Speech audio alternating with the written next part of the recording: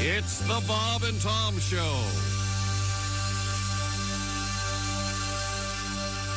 There's no stopping it. Okay, gang. We're all on for 4 o'clock on Tuesday. There's no hiding from it. I'll have Sarah send out an email. There's no way out. Okay. Hey, can I get anybody anything to drink? Some coffee, Diet Snapple, or how about some bottled water? It's the haunted meeting.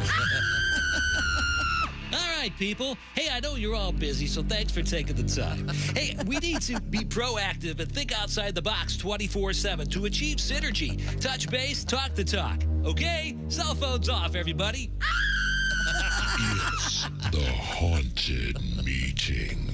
And if all that envelope stretching, no I in team, bottom line babble ain't enough to petrify ya, get ready for the most frightening and terrifying meeting moment yet. Okay, gang, let's bring in Jason. Fire up that PowerPoint. The haunted meeting. Okay, now let's take a look-see here at some pie chart slides. Now let's translate that into bar graphs. The haunted meeting. But that's not all. Here's something you didn't expect, and you may not survive at all. People, while we're brainstorming here, what do you say we conference in the LA office? A meeting and a conference call. That's like 2 meetings in one. The haunted meeting. Well, anyone? Come on, people, let's hear it. Remember what I always say, in a brainstorm, there's no such thing as a bad idea. Bullcrap. A bad idea is a bad idea, and you'll forever be remembered and humiliated for it. It's the haunted meeting. And if we all get on the same page here, people, we won't just make this a win-win, but we can have ourselves a win-win-win. The haunted meeting. Okay, well, we're all looking over the agenda. What do you say we have Betty bring in the deli tray?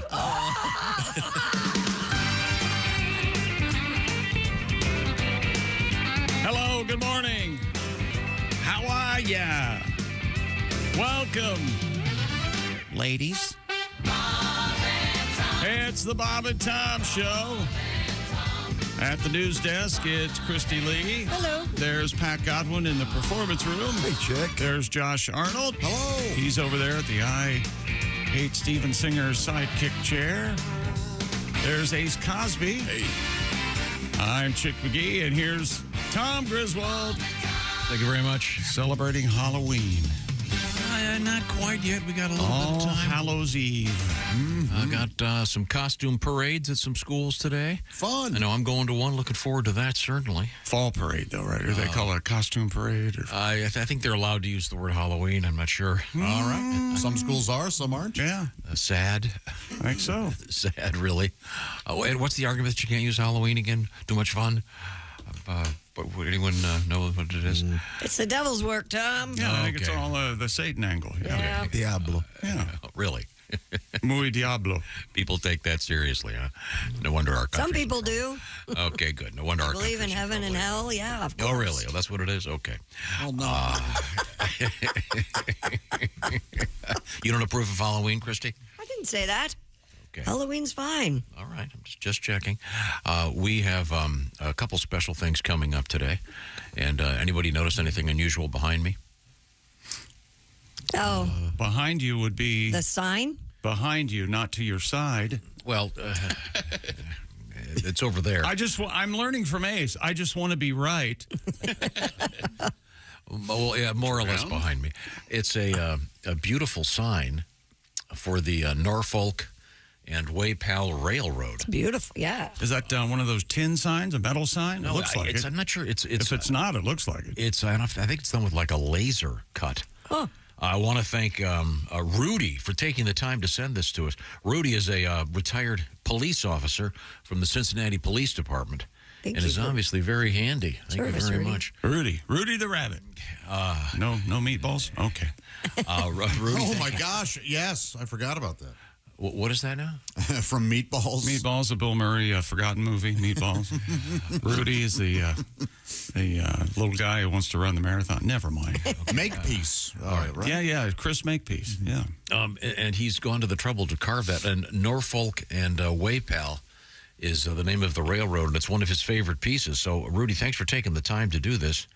And thanks for your service as a police officer. Yes, And definitely. we would be remiss if we didn't feature the fabulous Norfolk and Waypal Railroad. Does it still have your mentioning Washoe, the gorilla, that no one remembers but you?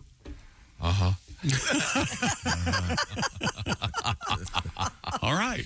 Okie I doke. think Washoe may have been a chimp in reality. But years ago, there was a famous study in which they tried to teach an anthropoid ape of some sort the American sign so that the animal could communicate. And I always loved the name Washoe. It just sounded great, so we incorporated that. I think there's a Washoe County. Isn't that in Washington State, I think, or something? Washoe. I don't know. But this is a knockoff on one of the great railroads of this great country of ours, and here it comes. Wow, what am I going to do? I've got to get this box to Los Angeles by tomorrow. So just FedEx it. Are you kidding? It's too big.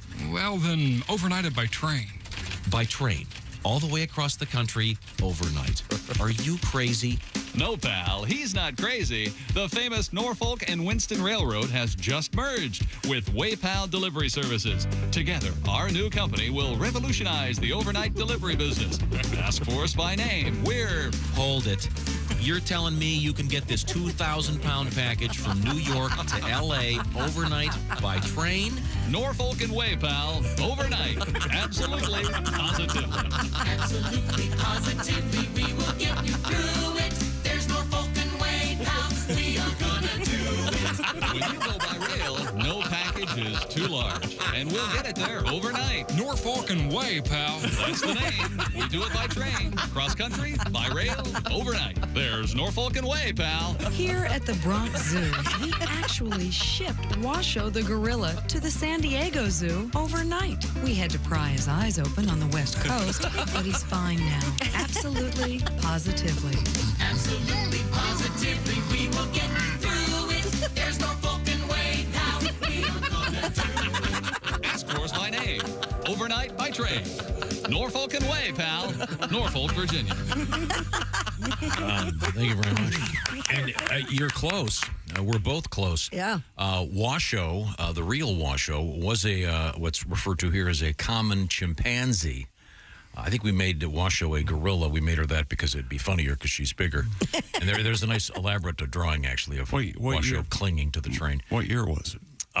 Washoe, happy birthday, Washoe. She was born in September of 1965.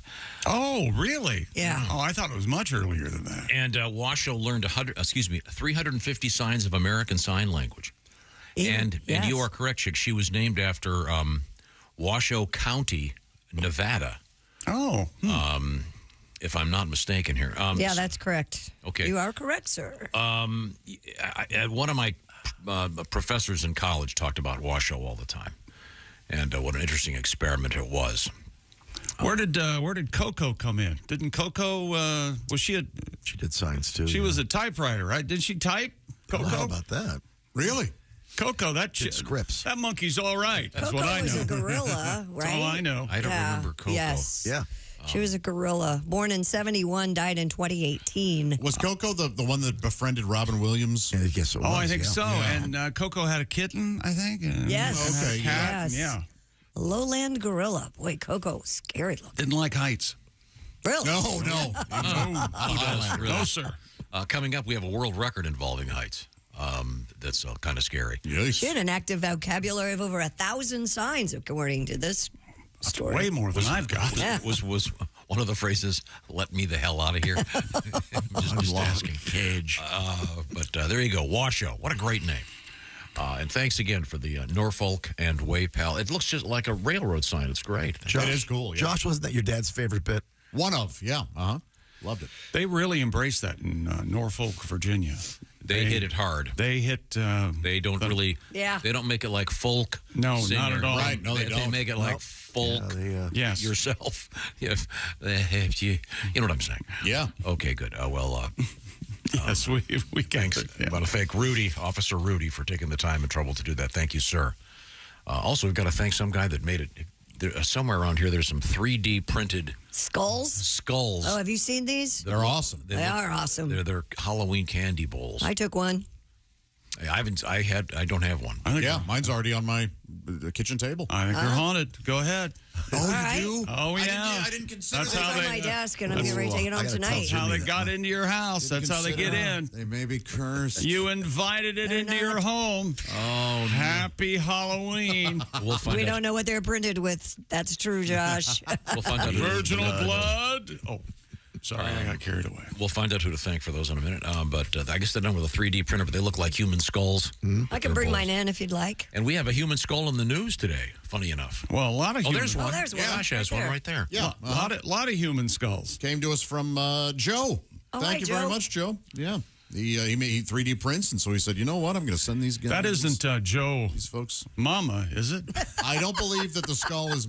Why, that Joe's been dead modeled for after- 5 years. Oh, my. This is getting creepier. Isn't that cool? Does everyone else see the eyes glowing, or is it just me? No, I see it glowing. Oh. Was there ever a culture that would drink from their enemies' human skulls? Probably. Yes. As a matter of fact, we had a story but 2 or 3 weeks ago that suggested not even evil cultures. Isn't but that one of the zoos, Lao Zoo or Sun Zoo? He says if you stand by the riverbank long enough, your enemies will float by. Go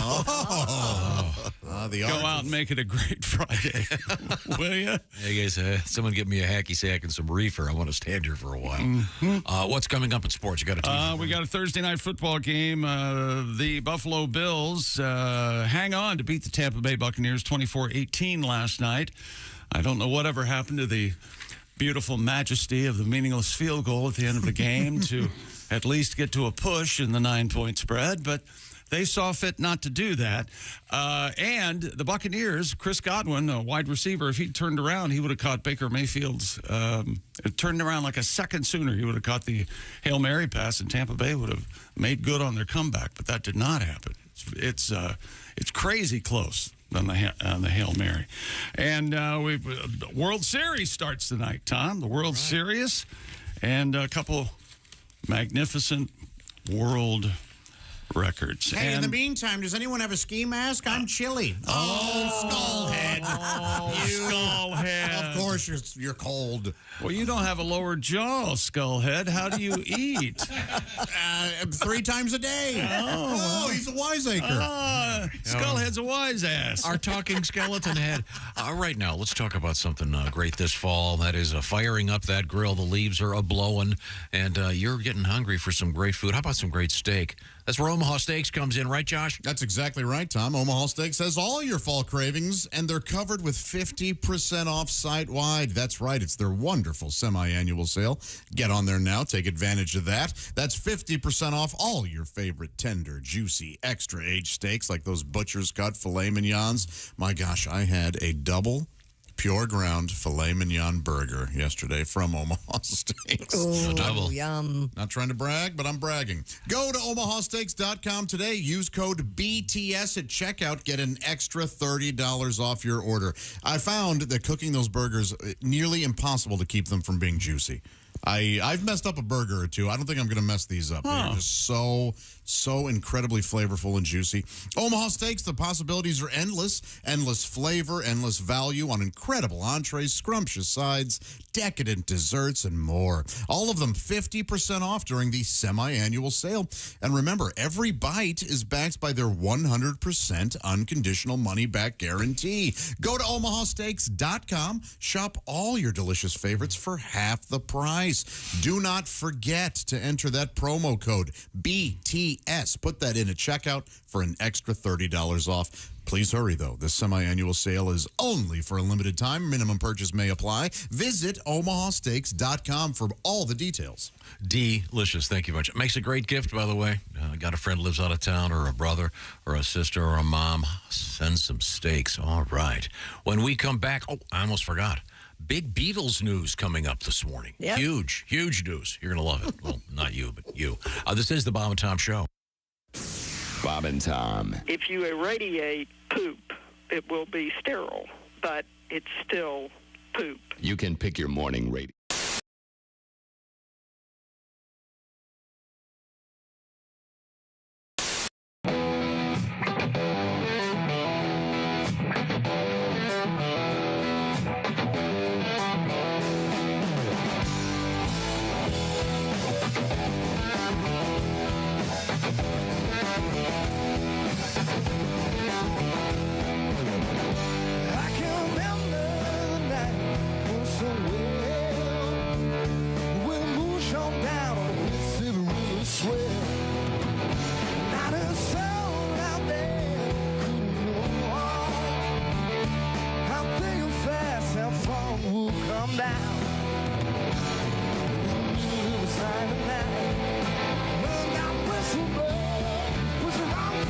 At the wrong time, and the tracks are made now.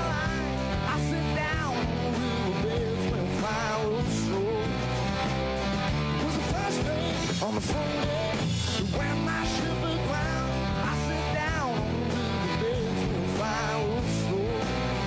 When fire was slow.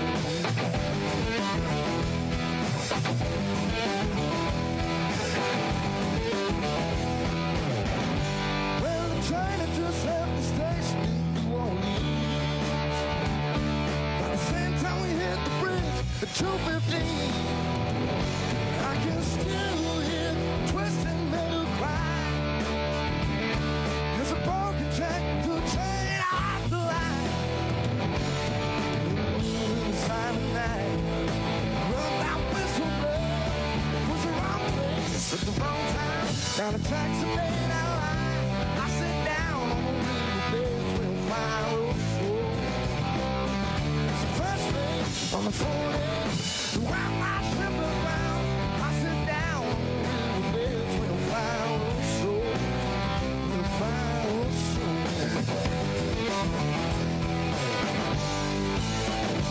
I know I'll never find any kind of peace of mind.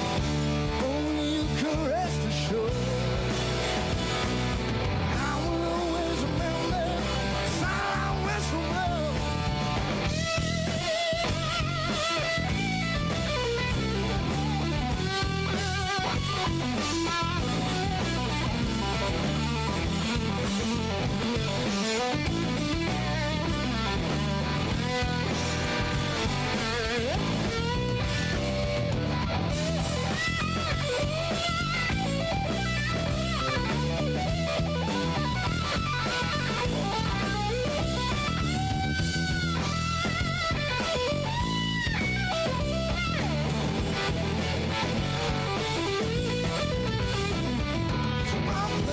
At the wrong time, and the tracks are made out of line. I sit down on the riverbeds when fire was slow. It was the first thing on the phone around my ship aground. I sit down on the riverbeds when fire was slow. When fire was slow.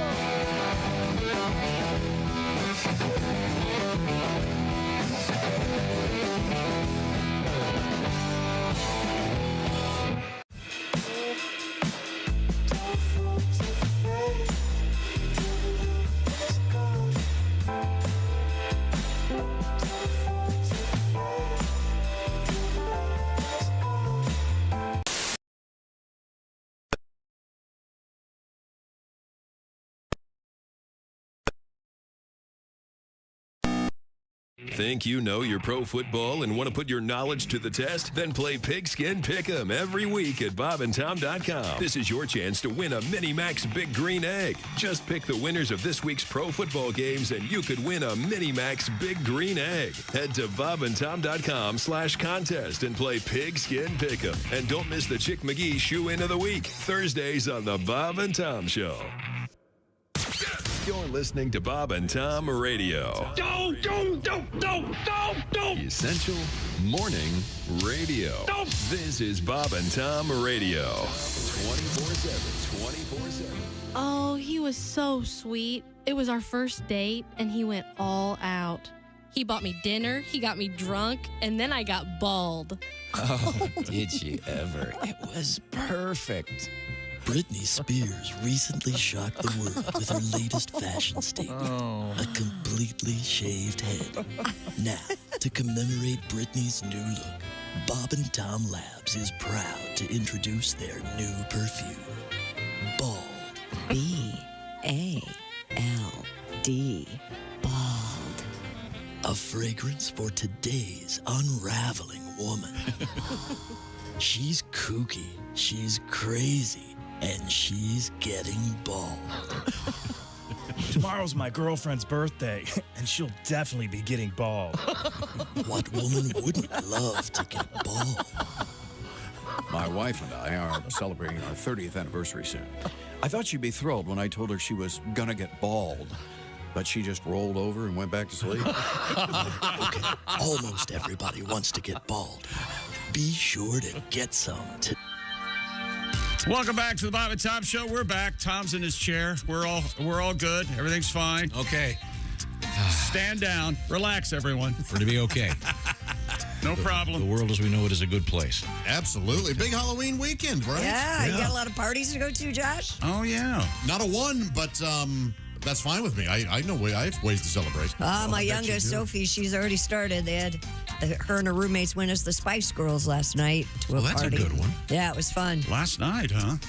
Thursday night, you got to get a jump on it. Yeah, I wonder if that's Thursday has always kind of been the secret party night, I guess, or something. Especially for college age. Yeah. Huh. Yeah. Pretty cool. When I was in college, even then, when I was in college, Thursday night. Back in the 20s, they had parties? Is that right? Wasn't there a ban on alcohol when Didn't you you, yeah, you guys fought Prohibition, right? And did you, Charleston? Tom doing Charleston. If we're going to talk about those days, I remember my favorite tune, Big Spiderbeck. I meant to. Howdy, young lady. Would you mind jitterbugging with me?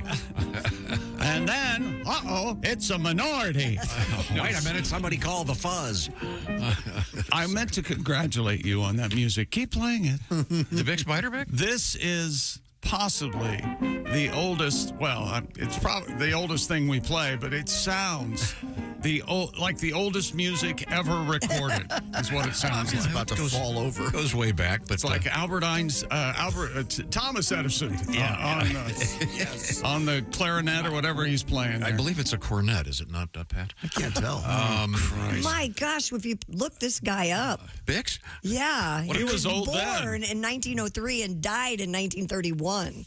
Didn't have long enough night for He life. probably gotten on some of that jazz lettuce. That's probably his problem. Oh, yeah. Drugs came calling. He was a cornet player, Tom. You are correct. But the point is, some great costumes out there this year. There are going to be a lot of Barbies. Yeah. Kens and Barbies, yep. Barbies are pretty easy to pull off. I think it's kind of a little harder to pull off Taylor Swift, which I think will be very popular with the ladies. I have an announcement to make. Yes, sir. I think sometime this weekend, I'm going to watch Barbie. Why not? All Go right. for it. I'm going to watch it and see what I think. Love it or hate it, you get to see it and That's right. decide on your own. It's pretty to look at. You might want to get pretty to look at. You might want to get a chain. Why would I need a chain? so you don't get up and turn it off. Oh. Well, no, that's I hear good things. That's the beauty of. You seen it, Pat? No. Oh, good. Well, good luck. Yeah, I'm the only one. I think I'm the only one that enjoyed it. Yeah, no, a couple of comedian buddies, they've raved about it. Right, Yeah, but I so meant, great. I'm sure you'll love it. People are afraid to be objective about it because they'll be accused. That's not at all what I'm doing. Comedians speak their mind. Oh yes, you know me. So scared of the status quo. It would have been a good SNL skit. It's a little long. What it lacks in plot, it lacks in wit. I think you'll enjoy it. Actually, how do I not take that as an insult? I'm totally cool with Tom disliking the movie. Of course, Yeah, I am. right, It's fine. of course. But it absolutely does not lack in wit. It overflows with. Okay. The number one costumes for 2023, ladies and gentlemen. Oh, here we go. Number one is Barbie. Sure. Then you get the classics. A Princess is number two. Are these for kids or adults? I believe these are for kids. Okay. Because they've got Wednesday Addams. That's a great one. Yeah, your daughter's going as Wednesday, One of my right? girls is going as Wednesday. One is going as Barbie. Isn't there an online dance, the Wednesday dance you can do with Lurch? Isn't that from they sing the old TV show, I think? Oh, they that's do great. some kind a of sweet moment. kind of twist or something. And the classics, the cowboy, dinosaur, ninja. Well, in the original series, you find out that Lurch spent some time in prison. I don't know if you remember that. Did you know? Gomez found him doing a hard time out in the yard. In the Addams Family. May I help you, sir? Remember the Addams Family? Hand? Thing. Well, he was just a hand. Hilarious. Do you remember after the show? Well, I think it was important to know that Thing, after the show went off the air, things went bad for him, and the only gig he could get, the only jobs, of course, that hand could get, was he was eventually arrested in a bus station. Hard to cuff him, Josh. Oh, yeah. You can slip out of those. That could be the most Tom thing ever. You called Thing from the Addams Family hand. Sorry. That was, of course, you remember the other character. Of course, you all remember. Cousin squeaking 3-foot mound of hair. You remember Cousin It. Yes. Scary thing. Okay, here, adult costumes. I have a list from the New York Post. Barbie and Ken. Do you have this one? Ariel from Little Mermaid. No, my list is from Google Trends. Yes. Okay. I love when you guys have conflicting lists and argue about whose is better. I like this one, the Alec Baldwin carrying a real gun. Kristi, your list, please. Well, I think we've had mine before. Taylor Swift was number 3. Carmi from The Bear, number 4. That would be easy to do. I got hair hanging in Wednesday Addams. A lot of hair. Mario, Luigi, Peach, and Daisy. I didn't know they were still. It was such a huge hit this year. Yeah, Mario that Brothers. Maverick from Top Gun. Anybody could do that. That would be cool. Wow, that seems like that movie came out 10 years ago. Doesn't it? Yeah. Man. Daphne Bridgerton from Bridgerton. If you want to. I'm not got into that. These are adult costumes? Mm-hmm. That's English. Oh, I see. Yeah, Bridgerton. That was the subtitle, The Way We Weren't. It was Elvis is big this year. Because That's a Shonda thing, isn't it? Shonda Rhimes? The Bridgerton? Oh, I don't know. I don't know. Go ahead, sorry. And then, of course, Bill Yellowstone. Cosby. Yeah. Wear a colorful sweater and a roofie. That's, of course, limited to those of certain background. Yeah. He was acquitted. Yeah, right. So was OJ. Aaron Rodgers, Ace. You could just put an Aaron Rodgers jersey on and have crutches. Yeah. He's out of crutches. He's not using crutches. He was out of crutches like 13 days or something. He's setting all kinds of records. If a girlfriend dresses a nurse trying to vaccinate him, slaps her across the face. Slaps her. Whoa. Hey, you got to be tough in this world. Tom's working edgy this morning. Way edgy. A couple quick things I want to mention. We have our Big Green Egg competition up and running each week. A new Big Green Egg is handed out. Elise Jenkins of Philadelphia, our big winner of Week 7. Week 8 is in progress. Philadelphia. Still time to log in if you want to change up your stuff. It's bobandtom.com/contest. And don't forget the orangeinsoles.com kegerator. It's a separate contest. You could win that. Just go and tell us a Halloween story. Go to bobandtom.com/contest. Well, that'd be beautiful in your living room. It's like a mini fridge, kind of a medium-sized mini fridge with a tap on top. You can put a keg of whatever you want in there. Yeah. You could put in beer. What else did we find comes in kegs? Birch beer. A nice black bean soup. How about that? The beans. It kind of I mean, you have to take care of your mechanism. You do. Is there a place that has draft soup? Don't they have soup? I'm sorry, this is not the answer to your question, but don't they have soup Keurig cups? Oh, I don't know. Yeah, I believe they do. They must broth. I would think. Yeah, probably. there's some kind of. Do you have to after you use that? Do you have to cleanse the system out of the broth? No, because the broth doesn't run through the system. The hot water just goes into the K-cup. And the Really? K-cup goes into your cup. Yeah, Right. it doesn't. It doesn't pollute the orifice. You may need to wipe the end hole, as you often do. You got to wipe the hole off. Yeah, Front of to course. back, front to back. No, doesn't your Keurig have a spray system, much like your toilet? Yes, I have a bidet for my Keurig. The Keurig bidet. right? Yeah, it's a bouquet. And isn't there a Keurig cup that is sort of like the cleaner? You put it in. Yes. Yeah. There is? Oh, yeah. Like the head cleaner for Like the old VCRs days, old days of the head cleaner for the VCR. Remember that? Those were great days. Remember Do those? you remember the? Maybe you're right, because those cleaners do. You just put the cup in and it cleans the whole damn thing. So maybe it does go into the actual system. I don't know. You got me. I don't think they had these anywhere but on the West Coast. When I lived in San Diego, they had a chain of restaurants called the Soup Plantation. Oh, I remember that. I remember And, those. You wouldn't want to go with Plantation in the Southeast. And then I guess looking back 2 minutes ago, what am I thinking? But they had incredible, delicious soup and just acres and acres of different soup. I love it. Was places really like that. and a salad bar. It was really good. Yeah. I was really good at making a 3,500 calorie salad. Yeah, you could do some damn ads at the Soup Plantation. It was all you can eat. You're right. Yeah, those places were great. Did you ever take food home from an all-you-can-eat place? No. Oh, I did. I Put chicken don't- in your pocket? I don't yeah. trust all you can eat. What do you mean you don't trust it? You don't trust a lot. We should make a list one morning of things you don't trust. I don't know. There are some that are great, and but then I some just- that are very questionable. Yeah, all you can eat, that scares me. What scares you? Let's get to the bottom of this. The people who go there? No, I think their margins are a little bit tight, and so they have to have lesser food quality. No, we've talked about this. You know where they cut the most corners? Desserts. They fail miserably at the dessert. Yes. Kristi and I have talked about there was a place on the west side of town here that was an all-you-can-eat seafood place, and it was great. Really? Again, maybe they're great. I think you'd have to be careful with it. You'd really have to be vigilant on all you can eat seafood. Isn't there a whole It was high isn't end, there like a too. calendar thing about you're not supposed to order seafood on Mondays or something? Yeah. Because I forget how that works. Sushi on Monday that because what it is? yeah, they don't. It's not fresh. I think that's an article for conspiracy theorists who get bored. What can we do about seafood delivery? How can we scare people? Yeah. I know, the internet. I'm sorry. So back Did to you see costumes. Okay, Go sorry. ahead. What are you going to? What? The Jupiter pictures yesterday, there's a face on Jupiter. Did I read that right? Oh, I'll have to take a look. Oh, I gotta look at that. All I know is the moon is beautiful today. No. Yeah. It is. Can we go out here Look in a at the moon. moment, Tom, and look at the moon with me? We can hold hands. Can we do the show from outside? Remember when sometimes you'd go to school and they go, let's have class outside? Yeah, the best. that was really fun. It would be warmer. It would be warmer. It would be You're warmer. I have a right. jacket on. It's 40 in Here here. it is. Grandma Ace is cold. I'm cold. I could have observed this. I need a lacy shawl. You queer. I'm just trying to. That's I'm it. getting cold. What? Did you show him the face? Yeah. Grandma. That's cool. Wait, how many times have we told you about the Q word? It's kind of like a Picasso face. And another thing, Ace, how'd you get in here? Grandma. Back in my day. Good Lord. Don't you have to get back to a team? Do you have an app called Skyview? Yep.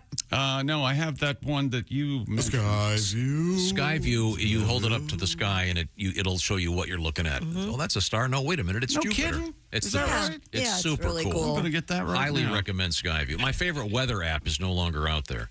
Star? Well, no, the Weather Channel gobbled it up. It's No. still the same app. No, it was Dark gobbled skies? up by God. by Apple, and they Okay. What canceled am I doing? The I'm new version, arguing the with new it. version stinks. Yep. You're damn right.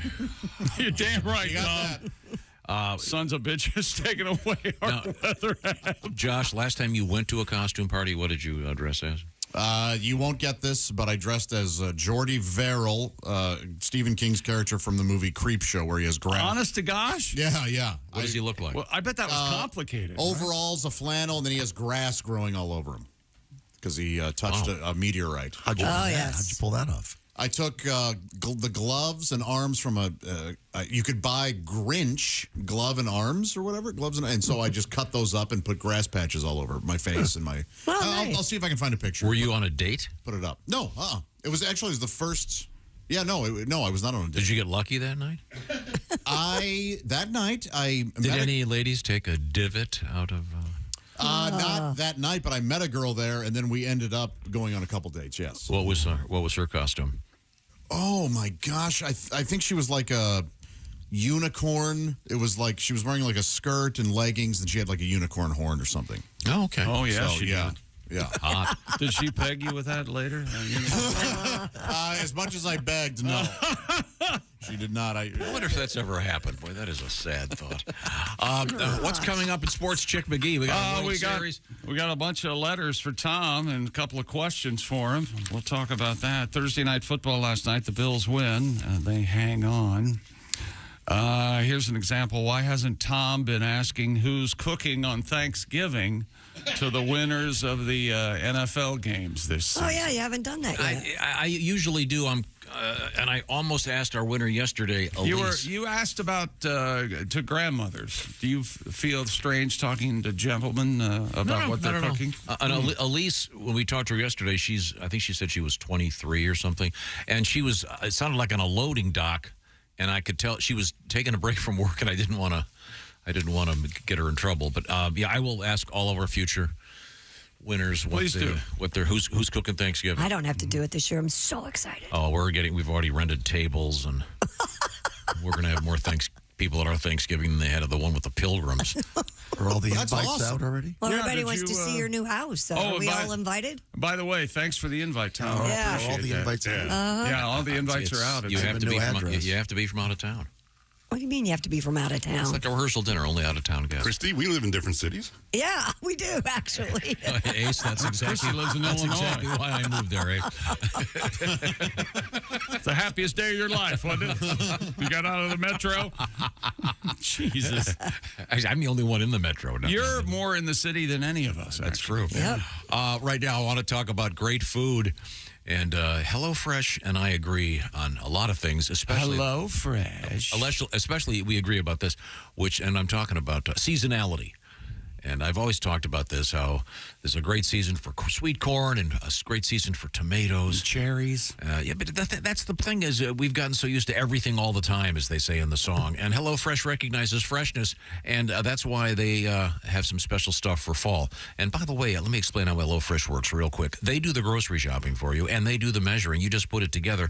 Their specialty this fall, the quick and easy options. Some of these you put together in 5 minutes, pop them in the oven 15 minutes later, as they say in France, voila, there's a beautiful restaurant dinner. I'm not really good at my French pronunciation, but you don't have to be.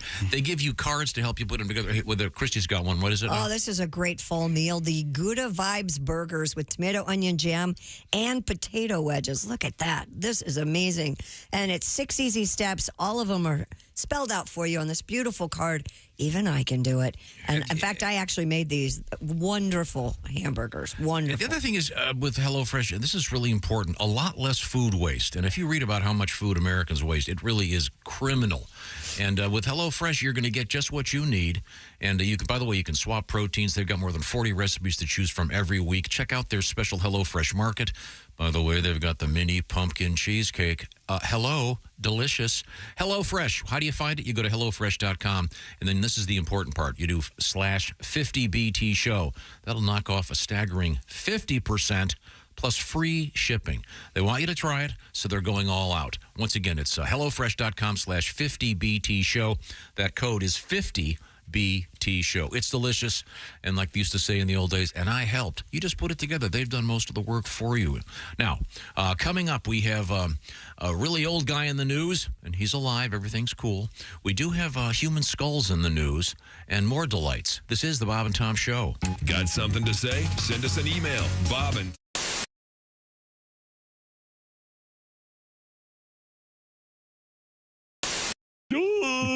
The 14-year-old whale It named, was amazing. Okay, sorry. is it Wiki? W-I-K-I-E?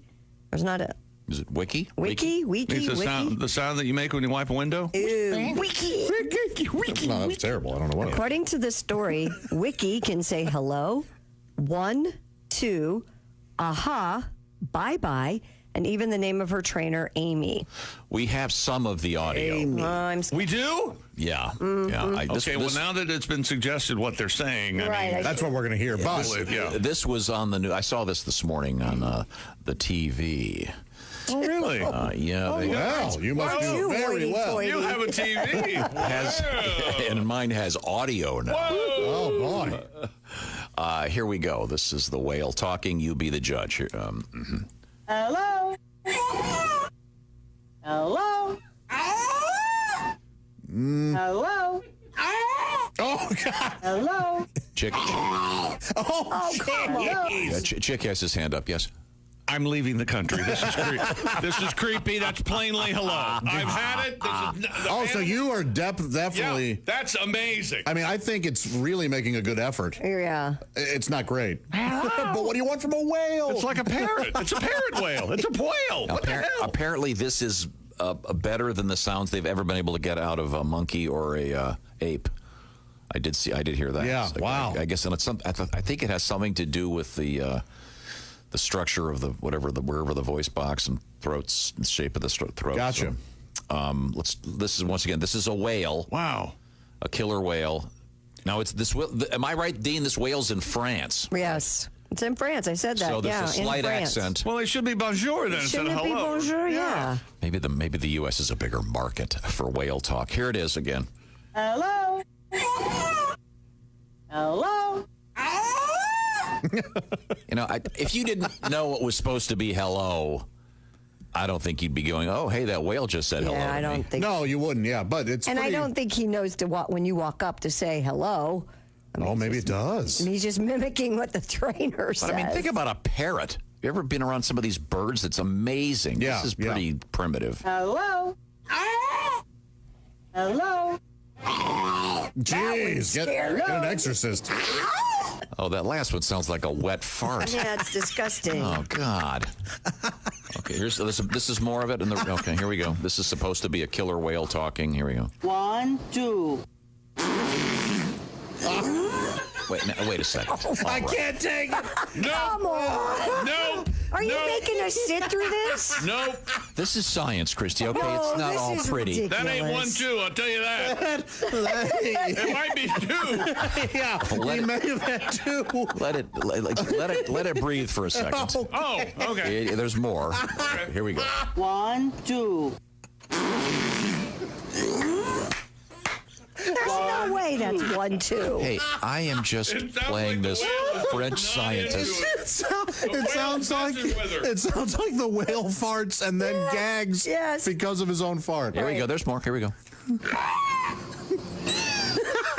1, 2. These are nothing. 1, 2. This is a nice story. The whale. You know what this sounds like? You know what would be funnier? If Mr. you know the famous British comedian, Mr. Bean? Mr. Bean. That's what this sounds like. And Mr. Bean can hear everything the whale says. This was a I think story the whale on is the just CBS trying- News My this morning. stomach hurts so bad. It's just making a noise. It's just making noise. It's just making noise. I'd give you maybe hello, but that's just about it. Yeah, Listen, please play the first one it too sounds again. like an armpit fart. Here we go. Hello? Now that we buy. Yes. I said hello. Hello? That. Jeez. Hello? Tom, where are you with the Senior Wences stuff? I have to hear that first one. Here we go. Once again, this is allegedly a killer whale speaking In France. Here we go. 1, 2. So this reminds me of. This reminds me of talking to my friend's grandfather. Yeah. Hey, Hey, it's Josh, and of course... Hi, Chick McGee, everybody. Your chance to win a Mini Max Big Green Egg for Bob and Tom at Big Green Egg. Each week, someone will win a Mini Max Big Green Egg. It's the Bob and Tom Show Pigskin Pick'em, powered by the Big Green Egg. Go to bobandtom.com/contest on the computer. Is that where you go? Are we eligible?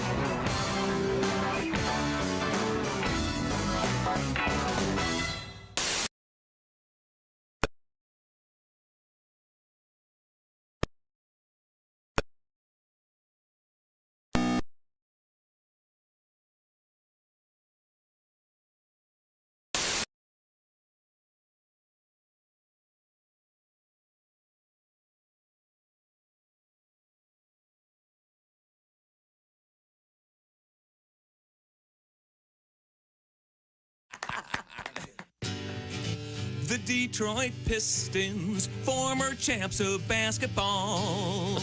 I have so many souvenirs, it's hard to list them all.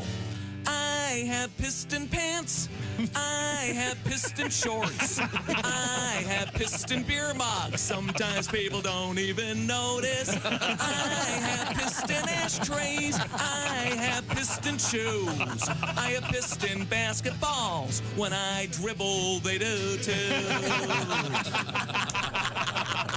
Comedian Alan Havey joins us. What else is on your mind? What are you talking about these days? Oh, my girlfriend wants to have kids now, and I don't want kids. You know, kids are spoiled today. I don't know what happened. I guess children had a major coup about 12 years ago, spoiled little bastards. When a kid's bad, what do they tell them now? No, time out. Time out. What the hell is that? Time out. Yeah, I had time out when I was a kid. I'd wake up and go, what happened?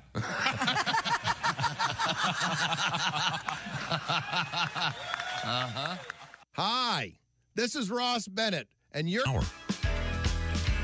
Hey, welcome back to the Bob and Tom Show. I see Josh Arnold over there staring at me, and I notice his eyes go on forever. And what else is going on over there? You know what? For that compliment, you deserve an engagement ring from me. That's right. Here Will we go. You marry me, Chick McGee? Absolutely. Let's do it. All right. Steven Singer Jewelers proving how worthless those lab-grown diamonds are by giving away a free 1-carat lab diamond with every engagement ring purchase. While supplies last, purchase is necessary. Visit IHateStevenSinger.com for more details. Oh, thank you very much. Tommy, what's going on, bud? I want to say hello to Johnny Hurricane. The Johnny Hurricane? Who's Johnny Hurricane? Well, that really isn't his last name. I just made that up. Johnny is enjoying the show. He happens to be listening in Michigan, and just is a big fan. And he wants to tell the people in his apartment complex that early in the morning when he's sitting in his car, he just is getting a little bit more of the show. Gets home from his overnight shift and sits out there, listens to the radio in the parking lot. Oh, good, nice. So he's not trying to be a weirdo. He's not stalking his neighbor. Yeah, I want to make that very clear. Would you have read that if you weren't from Michigan? Just say absolutely. That's interesting. Yeah. You know, a lot of people, more than you would believe, are signing their emails as if they're from Michigan, hoping you'll read them because you don't recognize any other state. I recognize many states. No, you don't. No, you don't. If the show John from Cincinnati had been called John from Michigan, it may have done better. Oh, yeah. You would have talked about it at At least. least in your house. I mentioned Cincinnati earlier this morning because we had Rudy, who was kind enough to make us the Norfolk and Waypal. I think he did that with like a laser thing. It's a beautiful sign. Thank you very much again, He Rudy. cut a circle and he punched it in on his computer. And he went in and had a cup of coffee, and he came out, and the sign was It's a work of art. It's a work of art. It took hours to make. Thank you, Rudy. We appreciate you and the great state of Ohio. Does that make you happy? Round on the end and high in the middle. We got talking about hurricanes yesterday, and no one believed me, but No. We're fine. We believed you, and we just questioned the source, the lady who wrote that article. She's a distinguished professor. Why say so? You don't know that she's distinguished? No, not at all. You don't become a professor at a major university by not being distinguished. The students can call her Farty. I beg to differ. The point of the story was that when hurricanes have female names, people don't take them as seriously. I simply and they don't believe evacuate. it. They can't get people to. And my point is, we should name them things that scare people. I think it'd be much more effective. Yes, names like that Hurricane are Chlamydia or something. That'd be good. You'd like that? Name them after diseases? Well, just make them a little more frightening. After monsters or? Yeah, sure. Like Hurricane Dracula, not Hurricane Taffy. Oh, what's Taffy going to do? Stretch. Silly. You know something? Not taste as good as you want it to. No, that's right. Is Taffy overrated to you? Salt water taffy? Is it ever? Ugh. Why would you make something out of salt water to begin with? To put the name on You it? do. Have you ever eaten an entire piece of taffy? No. And have you never, ever not thought, this is, what did I get myself into? Didn't you like Bonomo's Turkish taffy? No. I did like those. The flat, long. Yeah. Taffy is the pedal boat of candy. Of course. You know, Yes. You get in the middle of it, and you don't want to do it anymore. You've nailed it. Absolutely. Enough of this. You get in those boats. Enough of this. Did you see somebody fell in that lagoon? Which lagoon? What lagoon? Let me see if I can find that. Yeah, Gilligan's Island? At lagoon? Epcot. I hope it wasn't the Black Lagoon. There's a creature there. Oh. We were mentioning those boats that you get in. They have like bicycle pedals. Oh, yeah. Yeah, those are truly awful. He wants to explain pedal boats, and he knows it'll drive me crazy. So Sorry. that's the way he goes around. Here we go. You know, like their bicycle pedal. I'm going to need you in just a second. According to WOFL, We're not awful anymore. That's right. Yeah, we're we got better rid of now. that real pockmarked guy. You all said you had trouble looking at him. Yeah. We By the way, keep your awful thoughts to yourself. yeah, we got rid of Helen the Schnoz Magunti. It's Magunti. I know, but I was trying to be. We're awful TV. wouldn't WOFL be Waffle TV? Coming up. You didn't do it right. Well, This editorial, we're going to take both sides. it's awful TV. We like to waffle on our opinions. Because our program director, Ace Cosby, keeps us in awful television 24 hours a day, 7 days a week. I'm sorry. I'm sure it's a nice station. Tonight, it's another Alpha Marathon. Video captured at Walt Disney World shows a man jumping into the Epcot World Showcase Lagoon, apparently on a bet. I'm surprised this doesn't happen more Yeah, often. me too. Friends said they would give the man $6,000 if he jumped into the lagoon, according I'd to do witnesses. Count me in. That is worth it. Really? Yeah. $6,000? Heck yeah. A witness said a Disney manager was on her radio before he even hit the water. So when he rejoined his buddies, Disney security was right behind him. That's a no-brainer of a bet. Heck yeah, it's worth it. For $6,000, it paid for his trip at least. No, paid for 2 days That's of the what park. I meant. Aren't there alligators in that thing?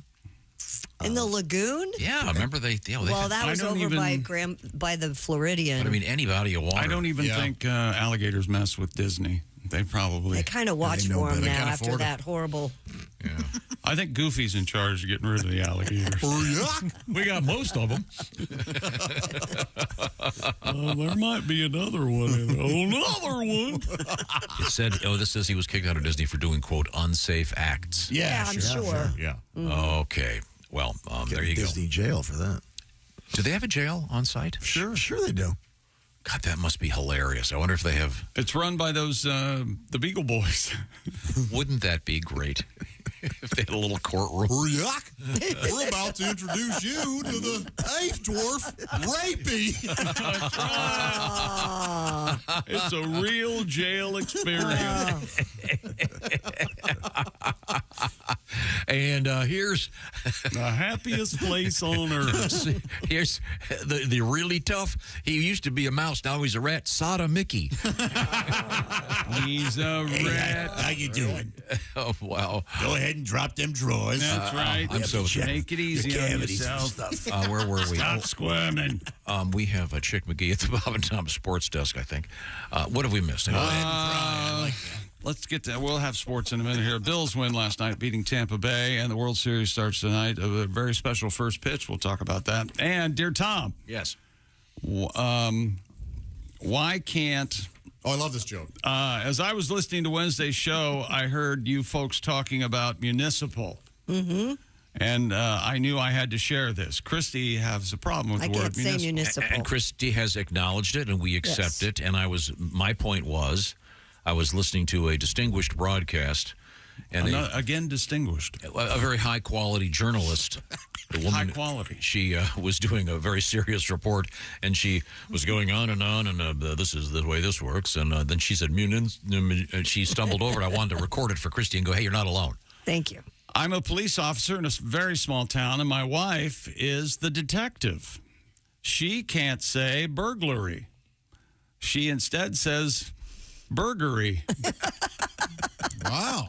We all have. Everybody has a word they can't get out. I keep telling her the burgery happens if you're convicted and go to prison. That's from Sam. Thank you, Sam. Very nice. Wouldn't that be a great TV show? Sam Burgery? No, he's a cop. She's the detective. She's the detective. That'd be fun. I'm a civil engineer from Oregon, as Tom would say. And I don't. It's Oregon, and I get it right every time. Wanted to weigh in on what we now call the sewer manhole. We were talking about this. Do they call them manholes anymore? Yes. He says the PC police have stopped by, and the sewer are no longer called manholes. They are now called maintenance holes. Okay, yes. Yeah, that works. That makes sense in Oregon, especially. Oh, this is a beaver believer in Oregon State. There. Thank you, David. Okay, well, that's good. Now, coming up, we have sex toys in the news. And just around the corner, some sporting news. Is that correct? Including some world records? And more talk about fuzz. Ooh. And lava lamps, in a very serious way, are in the news. It's very odd. I always wanted a lava lamp until I got one. Okay, good. Yeah. Fire hazard. This is the Bob and Tom Show. Thanks for listening to the Bob and Tom Show this morning. Catch any part of the show you missed later today on our...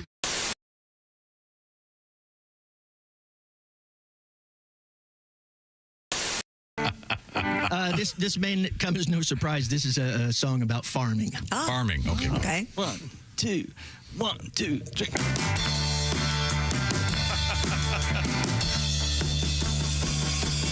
Oh yeah, I think that farming should all be done by hand. When I see your tractor, I wanna hoe your land. I want to hoe your land. I want to hoe your land. Yeah, you got that combine, which I don't understand. If you were to heathen, you go and hoe your land. Now go and hoe your land. Please go and hoe your land. When I'm hoeing, I feel holy inside. But John Deere tractors are forbidden. I can't ride. I can't ride. I can't ride. My mule sure is something. He don't cost 20 grand. When I feed him carrots, he helps me plow my land. He helps me plow my land. He helps me plow my land. Und wenn wir plowing, we feel happy outside. I used to have another mule, but he died. But he died. He died. You English, Mr. Tractor, you'll surely all be damned. If you weren't so lazy, you'd go and hoe your land. Now go and hoe your land. Please go and hoe your land. You better hoe your land. All right. The original song, The Electric Amish. Oh, ow. Oh, back. Oh, hey, Josh. What's wrong? My back is sore, my legs. What's in your shoe? Nothing. I mean, here, look, nothing. Joshua, you have to have proper support. Orange insoles. Orange insoles, you say? Yeah, look. Yeah, I see them. Look at this. They're great. Yeah. Orange insoles. I'll give them a shot. Great. See you later, buddy. Give it a...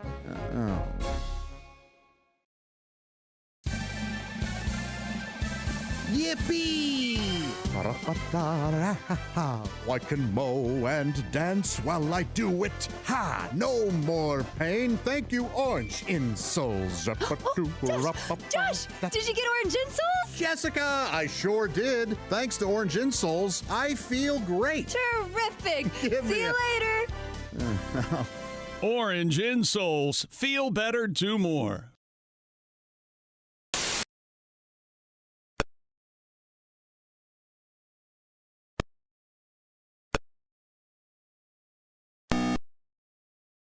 relations with the U.S. and other countries. And that's your news. I'm Kristi Lee. More of the Bob and Tom Show on the way. Ladies and gentlemen, Bob and Tom. One thing I was like, I can't do at 46 is I can't ask a guy or anyone how old their daughter is without it sounding creepy.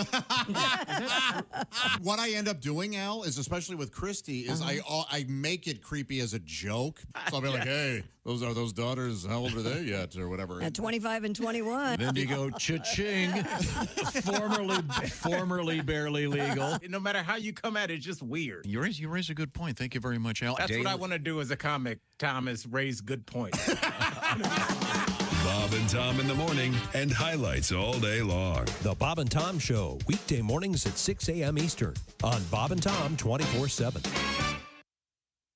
This is Bob and Tom 24/7. Comedy, guests, Bob and Tom exclusives. And it's here on the internet. Bob and Tom 24/7. We're in a gym today to find out what athletes need after they've had a big workout. Excuse me, sir? Yeah. You look pretty sweaty. Yeah. I just jogged 5 miles. I did the weights, did some step aerobics. God, I'm dying. What do you need after a big workout like that? I could use a big glass of water. Water? Yeah. You don't want water. You need something to replace your bodily fluids. Get you back on your feet again. Yeah, that makes sense. All right, what do you got? Here, try this. What is it? Thirspiration Plus. Thirspiration Plus, huh? Replaces all your bodily fluids after a big workout. All right, I'll try it. Jesus, what is that? Tastes like sweat. It is sweat. Well, the little coloring. We added some carbonation, but What are you trying to do to me? Thirspiration Plus replaces all your bodily fluids lost during a big workout. Thirspiration Plus. Bodily sweat and icy cold jug. Come here, you crazy son of a... I can borrow your shirt and your shorts for later. You're sick. Thirspiration Plus. Lemon lime, tropical punch, or clear.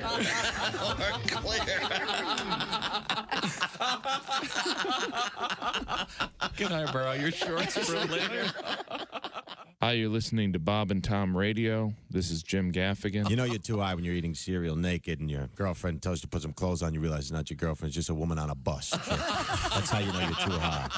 Joining us in the studio, comedian Ed Yeager. Hi, guys. Hi, Ed. How are you? Good. Good to see you again. I'm glad football season's almost here. I love football. I do, too. I was I was in a hotel room, and I was watching a football game, and I opened the drawer, I pull out the Bible, I turned to John 3:16. Mm-hmm. And it actually says, "Sitteth thee in the end zone with a large sign." And Jesus said, "Take this bread and eat it. It is my body." And the disciples said, "Jesus, we're all on low-carb diet. We appreciate you dying for our sins, but we're all trying to slim down a little. We want to look good in the painting." Bob and Tom 24/7. For their homes. Hey, welcome back to the Bob and Tom Show at the news desk. She's Kristi Lee. Yep. There's Pat Godwin in the performance room. Hello, Chick. There's Josh Arnold. Chick. The I Hate Steven Singer sidekick chair. There's Ace Cosby. Hey. I'm Chick McGee, and here's Tom Griswold. Trying to come up with names for hurricanes. Oh, yeah? How about a hurricane, huh?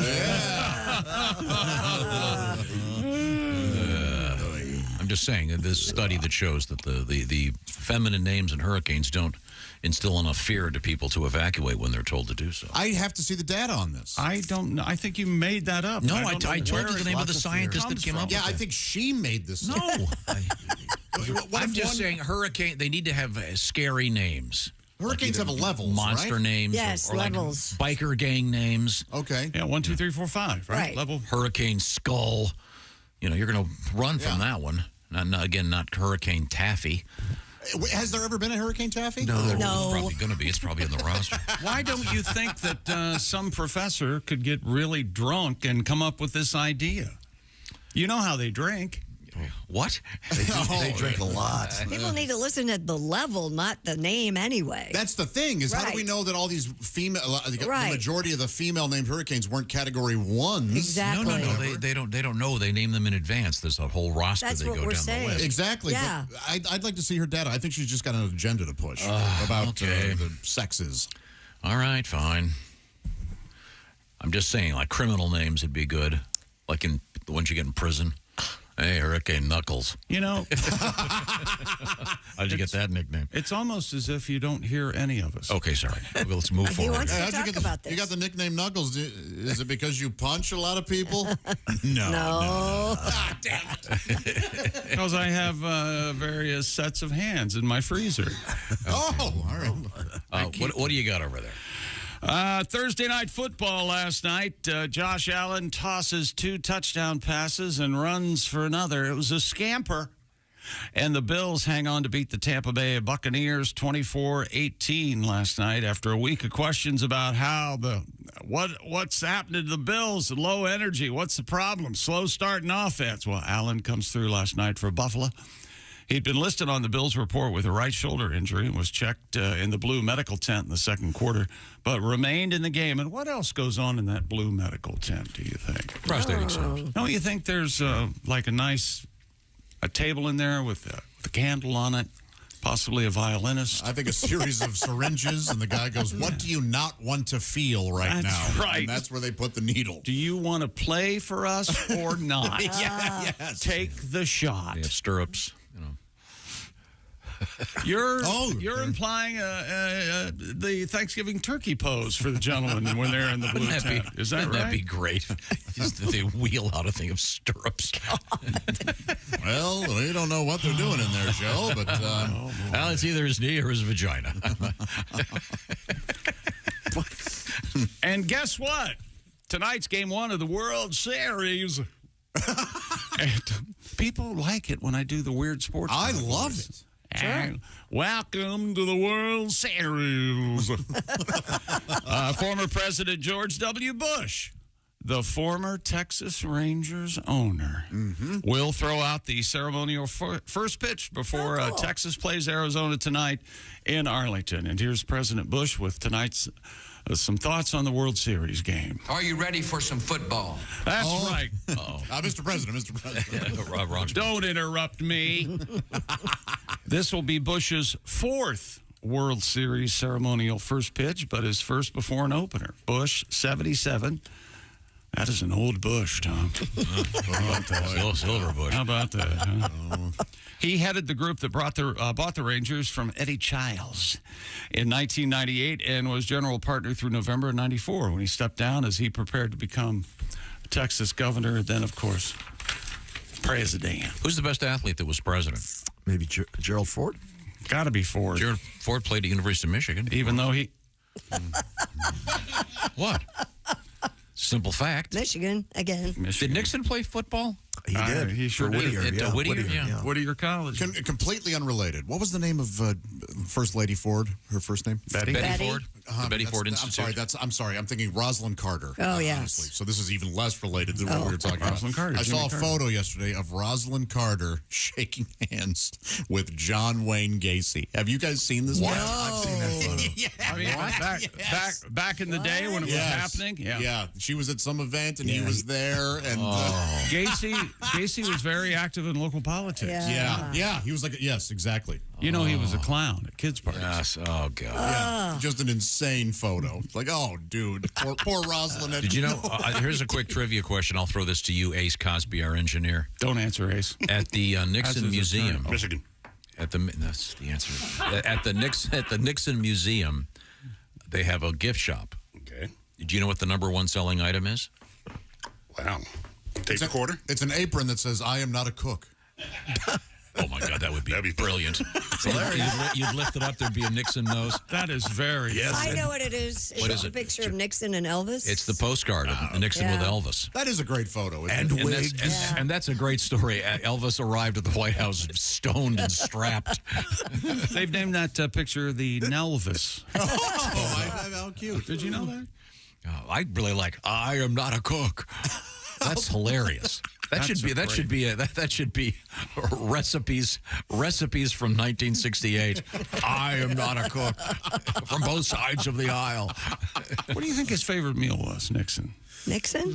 You could find out. Like pot roast. Peekaboo shrimp or something? I see him as a meat and potatoes. Yeah, pot roast, potatoes, This is obscure. carrots. I was reading Keith Richards' book, and his favorite, he likes to do I know what he likes. bangers and mash. Yeah. Oh, sure. What is bangers and mash? It's like sausage and potatoes. Oh, okay.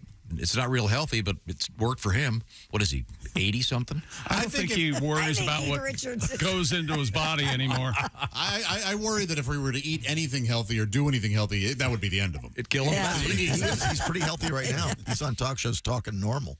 Oh, really? Very clear-headed. Yeah. According to a website called Food and Wine, here are former President Richard Nixon's six favorite foods. Oh, wow. And yes, we're counting wine as a food because number 6, fine French wine All is right. number 6. Let's see. The White House was instructed to buy and serve cheap vintages to guests with a towel wrapped around the label. And it says here that Nixon kept all the fine Bordeaux for himself. Why not? He's president. Number 5. Saving the taxpayers some money. I appreciate it. Baked grapefruit. What? Never heard of it. I've never heard of such Another a thing. Nixon family favorite. Yeah. It was a dessert, featured fresh fruit. Source on this doesn't say whether it was the brulee variety, but this dish is served with a layer of melted brown sugar on top. Oh, that does sound pretty good. Number 4, ice cream sundaes. Yeah. Dick Nixon likes an ice cream Who sundae. doesn't? Yeah, right? According to most accounts, Tricky Dick was a light eater, but some references in newspapers during his presidency indicate that even after a larger meal, he'd still make room for an ice cream sundae. There you go. Does it say what topping you like the best? It does not, Kristi, but thanks for asking. Napalm. Number 3, spicy pepperoni salad. Oh, Ooh, what? This odd-sounding dish was also a lunch favorite. Salads in general made with fresh produce, and Nixon insisted on it. Number 2. I wonder what dressing he had on that salad. Yeah, there you go. Yeah, that's a good question. Oh, Number 2, meatloaf. I'm a big fan. He loved meatloaf. I'm a big fan. Comfort food classic. It was the family recipe from his wife, Pat. Oh, so it was had booze and vodka. This says it's half beef, but I saw beer. Half beef, half pork. Buddy. And number 1, the number 1 favorite food from Richard Nixon. Cottage cheese with ketchup. Oh, my gosh. No way. What? A Californian by birth, early on the health food train, it says here. And for lunch, he favored cottage cheese and fresh yogurt. And legend has it, his last meal as president was a dollop of cottage cheese with the pineapple with ketchup on the side. That's amazing. Yeah, there it is. Never heard of such a thing. Wow. I might try that later. I like ketchup on pretty much everything. I don't like. I never got you're adding a bunch of sugar to your cottage cheese. Peaches or whatever they put on the. You know, you go to a cafeteria and there'll be the cottage cheese. Yeah. Some yellow thing on top. I don't know, what is that? A lemon? What's going on? Isn't it a pineapple? I don't know what's going on. Oftentimes it can be a pineapple ring. Yeah. Or a, The one to look up is President Taft. He had a good time in the kitchen. His favorite meal. Seconds. We'll come. Big guy. He was really big. Stuck in the bathtub. I can't wait. We need another fat president. We're due. I mean, I know we've had bigger. It won't happen. You got we got have a guy in the potentially. Yeah. Who? From New Jersey? From New Jersey. Yeah. Oh, Kristi. Kristi, Yeah. but I'm voting for him just because he's fat. I don't even he's know. I lost could weight. care less about his politics. I just want a fat guy in there. But he's kind of lost some Not weight. much. No, not much at all.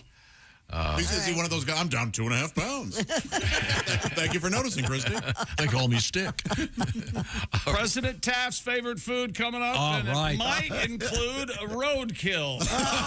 Okay. He ate anything.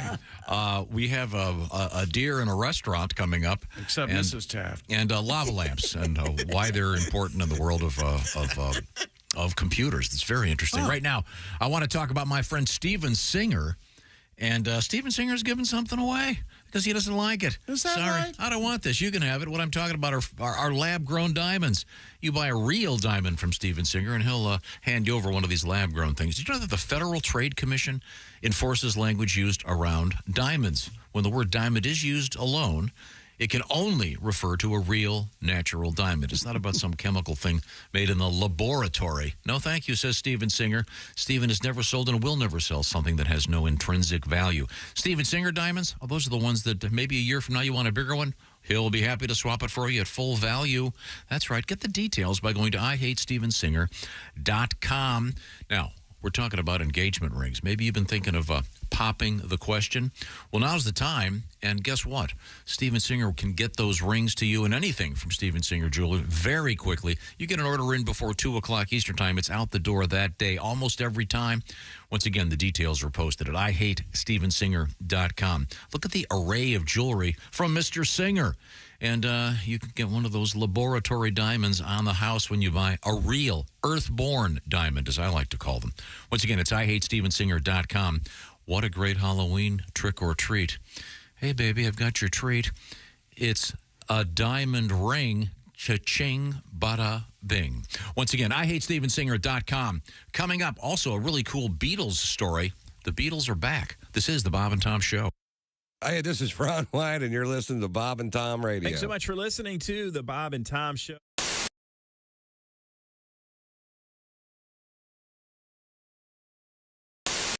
The best comedian, Tim Allen, is here. He goes, oftentimes, you hear this a lot. Yeah, oftentimes the technology they learn here at the race is translated into your family car. Uh-huh. I went, yeah, right. This year, the Chevy's offered the Indy Celebrity, a 900 horsepower celebrity wagon. So I'm like, gosh, George, this thing's really got some pickup, doesn't it? I got to the kids to school in about 6 seconds. We're having lapping practice next week with all the other girls' PTA. She's running the Offie. I'm doing the Buick. And Betty's got the Chevy High-Tech. I pulled the trailer right out from under the boat, George. This baby's got some guts to it. Love Sears, do you? It's Craftsman tool department makes my nipples rock hard. She always figured we should grunt like pigs. The little primates you are. Don't speak to your mother. You grunt like the pigs you are. Ever try to take a steak away from your husband? Here, honey. We're trying to grab meat from a man while we're just like dogs. I like going through the house rewiring stuff. That's my favorite thing. I got one of those big tool belts. Yeah. 2 cordless Makita drills hanging low. But you got to know how to wear it, otherwise your butt crack shows. You know what I'm saying? Hey, what is that, a pencil hole over there, Bob? I'm going to hike that up. I got some spackle. I'll figure out that butt crack. I got some DAP butt crack filler putty back here. We'll just fill that crack right in there, Bob. I got kids eating food in this kitchen. Get out of here. Go to Miter Me a Dovetail out there or something, Bob. I just cruise around my house like Bob Vila, with a bad headache.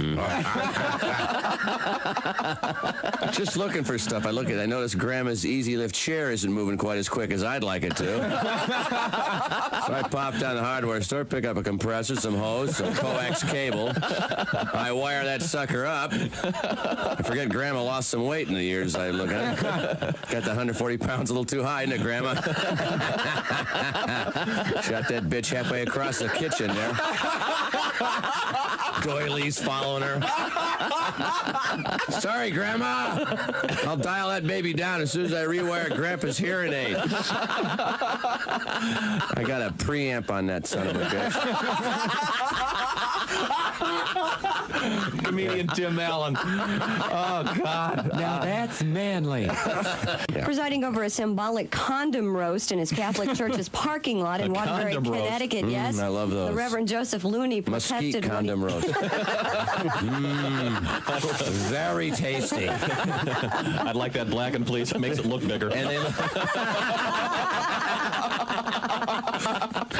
look so good at a shish kebab, too. A little pepper, a little bell pepper, condom, tomato.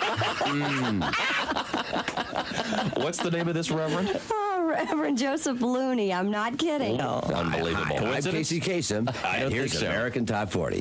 Is it just my imagination, or is my head just a bit too big for my body? And here's my wife, Karima Kasem. Show him the Top 40, sonny. Hi, everybody. Chick McGee here from the Bob and Tom Show. I want to tell you about the NFL season coming up. We got together with the folks at Big Green Egg, and each and every week, you're going to have a chance to win a Mini Max Big Green Egg during the Pigskin Pick'em program on the Bob and Tom Show. Yesterday, we were talking about hickeys. Yeah. I have a story for you. Which one of your daughters has one? You had those hickeys, yeah. Oh, and your daughters. Yeah. No, nobody has hickeys, but we have death by hickey. Death by hickey? Mm-hmm. Well. My boyfriend was a vampire.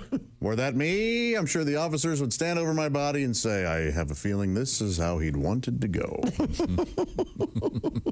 More chalk. Yes, because I'm so gigantic. Oh, my God. One stick one of of the chalk things I've ever would done. never be enough We had to use a whole at box all. of chalk to outline his. Look at him. He had to take his headphones off, lean back, and he's screaming with laughter. He's just an awful person. I wish I were an actual Sportsasaurus. I could rip your body, your limbs. More chalk. Lucky number 6. Man, if that weren't funny, I'd be so mad. You know what, Josh? I ate all day yesterday, and I really feel good about it, so screw him. You know what? It doesn't matter. I was just trying to lighten the sad picture we all had of Josh lying there dead.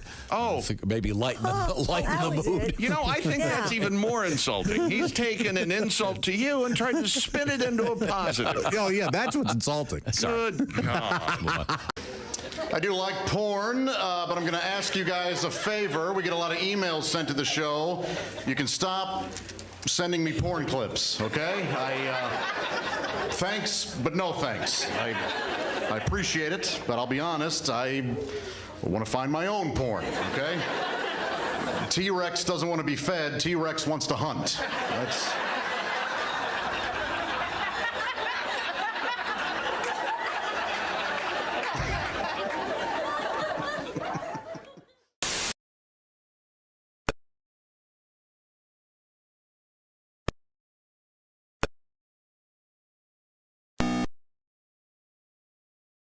Wants to hear about Walt Disney World and the jails. Oh, I do. Dear Tom, this is from Daryl, and he says, believe me when I tell you what I'm about to tell you. No, this is because we had a guy jump into the lagoon at Epcot on a bet, apparently a $6,000 bet. He was immediately detained.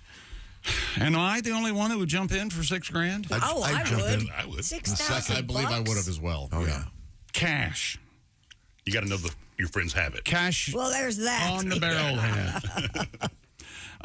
Dear folks, Disney does not have a jail. Oh, what? They call in Orange County sheriffs.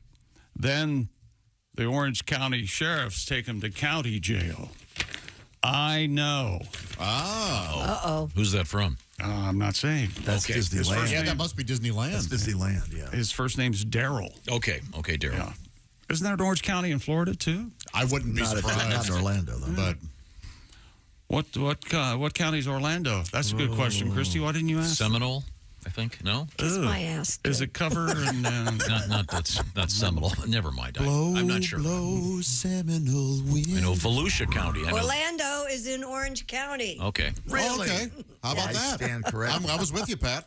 I know that Volusia County is famous. Is that where you used to live? I did. I lived in what Volusia town? County. DeLand. Oh, why do they call it DeLand, Tom? I'm glad you asked. It's near DC. For right now, I'm conscientiously objecting. Right now. And then we were watching Leatherface, Texas Chainsaw Massacre Yes. 3. Yes. And the lead couple gets pulled over early in the film, and the police officer says, "Where are you headed?" And they said, DeLand, Florida. That's not right. Really? And you chuckled to yourself, didn't you? I shook my head. How long? It was 6.5 years? Is that why you've been with us, right? Working here on the show? Or has it been over 7? It's been over 7, yeah. This is just beginning to happen, how he can ruin your life. The little things that sneak into your head. You'll be watching a movie. Man, Tom would hate this. Oh, my God! You know, stuff like that. And we were talking about presidents and their favorite meal, and we found out that President Nixon, his like- favorite, like cottage cheese and ketchup. Yeah. That's really something. And he would not eat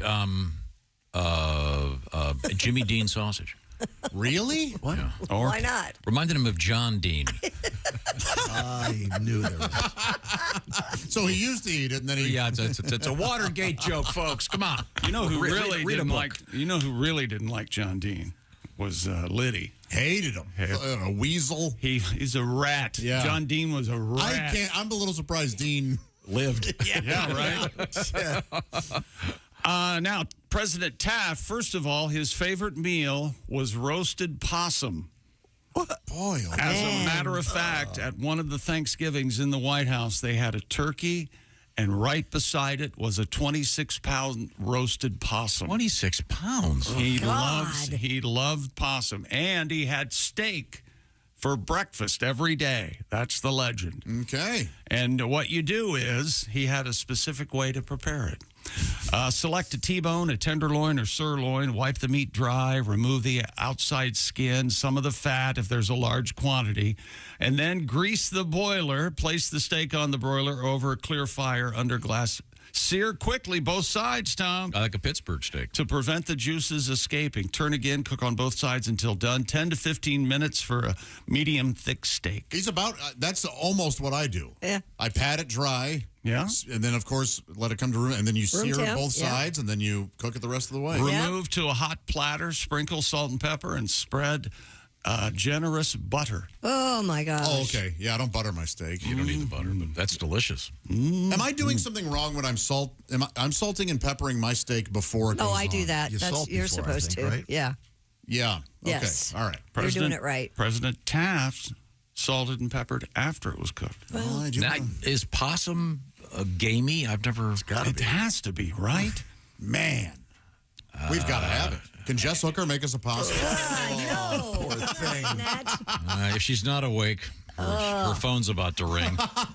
You know, Hey, they are hideous creatures. I had one scare me nearly to death. Oh, That I think face. they're cute. A friend of mine had a possum trapped on a screened-in porch. It was pissed, hissing and stuff. Open the door. Let it out. So I imagine we can probably find a place that has possum meat prepared, ready to be cooked. So we'll ask Jess. I think possums are cute. They used to eat it on the Beverly Hillbillies all the time. Yeah. Yeah. The TV show, Tom. I don't know if you remember that. And an amazing, a joke. Clearly, they're backwards people. They They're hillbillies. The point of the story was that Jed was actually smarter than most of those people. Oh, no, the whole point of the show. It was a very don't underestimate the man because he speaks in a certain way. Life wisdom, yeah, exactly. Remember his catchphrase? Whoo, doggies. Yeah. Remember that? I love the Beverly Hillbillies. I did too. I had a college professor that said that a lot. The black and white episodes. There you go. Ooh, doggy. And Really? tonight on Awful TV, it's Alf followed by the Beverly Hillbillies. That's Saturday You morning. had a professor at Columbia that would say that. Oh, of course, yeah. Whoo, doggies? Oh, sure, yeah. He'd go with that Noam Chomsky. Woo, doggies. Yeah, he was a really smart guy. Was this? I like it. He was smart and down to earth. Yeah. So he must have watched the Beverly Hillbillies because it was on about the time you were at Columbia. Yeah, it was 20 years earlier. That's okay. No. I mean, it had to have been It was the 60s, late repeated out the wazoo because it was when I was a kid. All the stuff's still on there somewhere. Well, let's move on. What else have you got in sports? Well, we've got one of these. Stupid world record. A nonagenarian, it says here. That's Josh. right. Somebody in their 90s, sure. A 92-year-old from Germany has become the oldest person to hike the Grand Canyon from rim to rim. Hike or fall. This is known as... This counts as hiking, right? This whole process is called the rim job. Rim to rim. What? The old Arizona rim job. Is that? The rim, Hang on, Kristi the has rim a of the question. Grand Canyon is the place where it drops Yes. suddenly. So you're down inside the thing the whole time. How many days did this take? Munch. Does it say? Yes, eventually. When you read ahead quietly, it doesn't really help us. I was staring. He really was waiting for us to shut the hell up. 92-year-old Alfredo Aliaga joined his daughter, son-in-law, he's a loser, honey, and 2 witnesses on a hike through the Grand Canyon earlier this month. After 2 days and over 21 hours of hiking 24 miles, Alfredo surpassed the previous Guinness World Records holder. I did it. Alfredo credits his longevity and vitality to 3 things. Loving Dick Vitale. Vitality, Tom. And healthy eating and water intake, daily exercise, 8.5 hours of sleep each and every night. Screw you, Alfredo. His family. They will submit evidence of the attempt to Guinness for adjudication and verification. Religion has nothing to do with it. There you go. Huh? 92 years old from 92. Germany. Yes, that's right. Well, the first thing is surviving World War II. That'd be important. Yeah, you got to do that. Have you seen the pictures? The turkey vultures circling over. Oh, it said here at the end, it's none of your business, he answered when they asked him where he was in 42. And can you name this music? Anybody? Here we go. Garbage. Yeah. Beverly This is the Hillbillies. Beverly Hillbillies. This is the ancillary. With Ellie Mae. Nope, it's Beverly Hillbillies with Ellie Mae. There we go. What is that instrument they're playing at 90 miles an hour? I don't know. It sounds like a harp, one of those standing harps way up on the high end or something. He's plucking it. Yeah, what is that? Maybe Dean knows. It's guitar that they record slow and play it back fast. Oh, really? Oh, that's cheap. No. Really? Yeah, how could anybody play that? How could anybody play that quickly? That's very nice. Thank you very much. You'd be so shocked to know that was Jimi Hendrix actually provided that music. 7 years old. Isn't You that know something? what? You know what Jed said when Jimi Hendrix came on? Said, "Woo, doggies." That fella's cool. That's what he. Here we go. Stupid world record. Another one. You know, perhaps maybe this will dress this bit up a little bit. It's time for a world record. Oh, yes. An international trio. You like this, Tom? Yeah, it's nice. International trio has come together to break the Guinness World Record for the highest elevation high line. What? Quinn Herterich of Germany again. A Quinn Herterich production. What, did you get the Argentine Daily this morning? What's going on? So it's the Guinness. This is from the Guinness World Records book. Oh, his name's Quirin. What? Quirin. Q-U-I-R-I-N. Wow. Hey, Pat, later on this weekend, you want to go out of Quirin? Yeah, we'll go Quirin again. Let's go Quirin. I don't let myself do it too much because I enjoy it so much. That's right.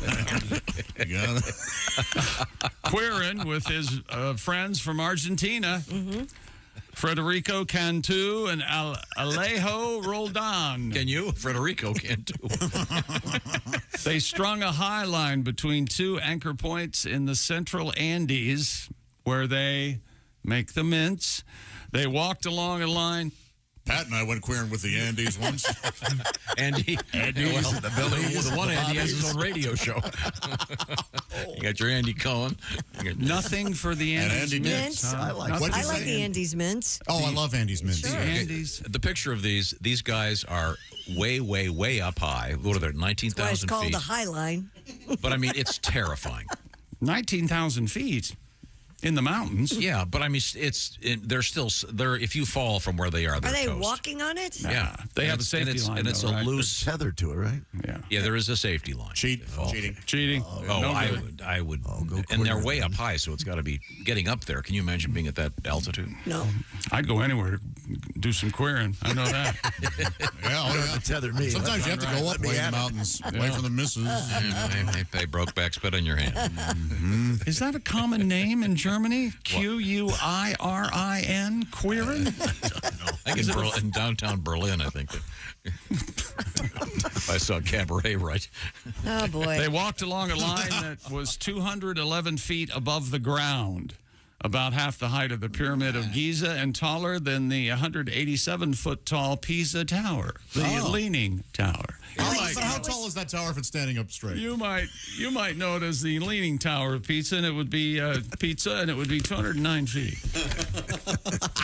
Is there a restaurant that has a Leaning Tower of Pizza where you get? Probably. They better. They should. That'd be fun. The Leaning Tower of Pizza. That seems like it was in a movie. They went to have pizza. I know Pizza Planet's in Toy Story, but there's the Leaning Tower. Maybe the Babysitter movie. Anyway, the record took place, though, in the Andes Mountains. Where the mints come from. Thank you. And the record took place at an elevation 19,410 feet. Wow. Like 3 miles up, man. It's hard 3.5 miles. That's great. Very cool. You look at the photographs. They're amazing. I'm good. Josh is good, Tom. Just so dismissive. On your... Really? And that has been today's world record. And look at Ellie Mae out there. Got a rope belt on. Out by the cement pond. Yep. She's playing with her critter. Ellie, put those critters away, will you? The actress that played Ellie Mae, still to this day. Donna Douglas? If Donna were alive today. She stuck with that look, and it well, so did Rosemary. Age well. Rosemary had the bow in her hair. Yeah, it didn't age well. Yeah, she didn't age well. Yeah, Donna Douglas wore the braids and the rope belt. Silver hair and pigtails, not great. It's pretty gross. Yeah, that sounds like patchouli. Too long. It smells like. Do I look pretty? You sure do, Girl Scout. Baby, look pretty now. And Tom. Yes. Boy, are you wrong, Tom. What is it now? This is from Scott. You were discussing terms for the police. I believe you floated out there the fuzz. I was asking, what is the current term? I didn't say I knew what it was. I was asking if Popo, Ace suggested 5-0. I think this guy is right, because he said when 5-0 was mentioned, Tom said it seemed outdated and referred to Hawaii 5-0. The term 5-0 is not related to Hawaii 5-0, Scott says. What? The term was used in the 90s to refer to the Ford V8, which has a 5-liter engine. The vehicles had a fender tag that said 5.0. Therefore, 5-0 became the reference for the police. Huh. Then why was Hawaii 5-0 in the 60s called Hawaii 5-0? Because it's the 50th state. Oh. Really? Well, that makes sense. If you don't know that for a fact, you sold the hell out of it. Did you? No, I always thought that was the reason. Sounds, Me too. And then I thought the police were called 5-0 because of Hawaii 5-0. But it was because of the 50th state, I think. No, this says this would this particular thing would disagree. It says the police were 5-0? Yeah. I don't believe From the 1968 TV series, American slang for police. Who knows? In the 60s. 68. I thought that would be the only thing that made. I don't remember 5-0 being used until. Well, never mind. I don't know. But fuzz is definitely out. Fuzz is out. Probably. It's dated, yeah. But it's, Popo. And Popo seems real dated to me. And then rollers, which Al Jackson thought might be contemporary. That apparently is used in the movie The Blues Brothers. They're being followed by the rollers. So I don't know. I don't remember that scene. I'm sure there are many underground references to the police. But apparently, this is Chick may be correct. Hawaii 5-0 is an homage to the 50th state. Okay. I don't know. Okay. And then it says here that, this says it's a slang term for law enforcement. and that it was it became one after Hawaii 5-0. That's what that's Yes. the way I thought the link was. Yeah. But who knows? The larger point is it does not matter. It doesn't. You're right. I'm getting a text. Yes, to literally anyone. Oh, okay. I tell you what does matter is that Jack Lord never won an Emmy for Hawaii 5-0. That's why I wanted to change the subject. Do you know who did? Helen Hayes' son. No, right? the people that put his toupees on, because with all those breezes, the wind you get in Hawaii to keep that hair on, that's how they invented super glue. As a Jack you ever Lord, see that commercial where Jack Lord attaches his Jack Lord hair to a beam and all the way back to Stony Burke? How dare you? And Dano wasn't he Helen Hayes' son or something? James MacArthur. Well, coming he up, did all the work. Coming up, we have new news about the Beatles. Yep. And this is really cool. And pumpkins in the news and sex toys in the news. It's all coming up next. This is the Bob and Tom Show.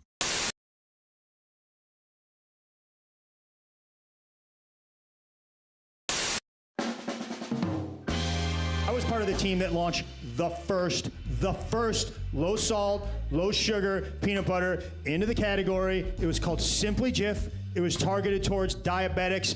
I wanted to call it Type 2 peanut goo, but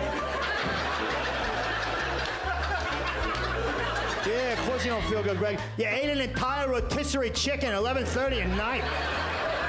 You shoved the whole thing in your fat face in 6 minutes, Greg. I think he ate the rubber band that holds the legs together. I mean, come on.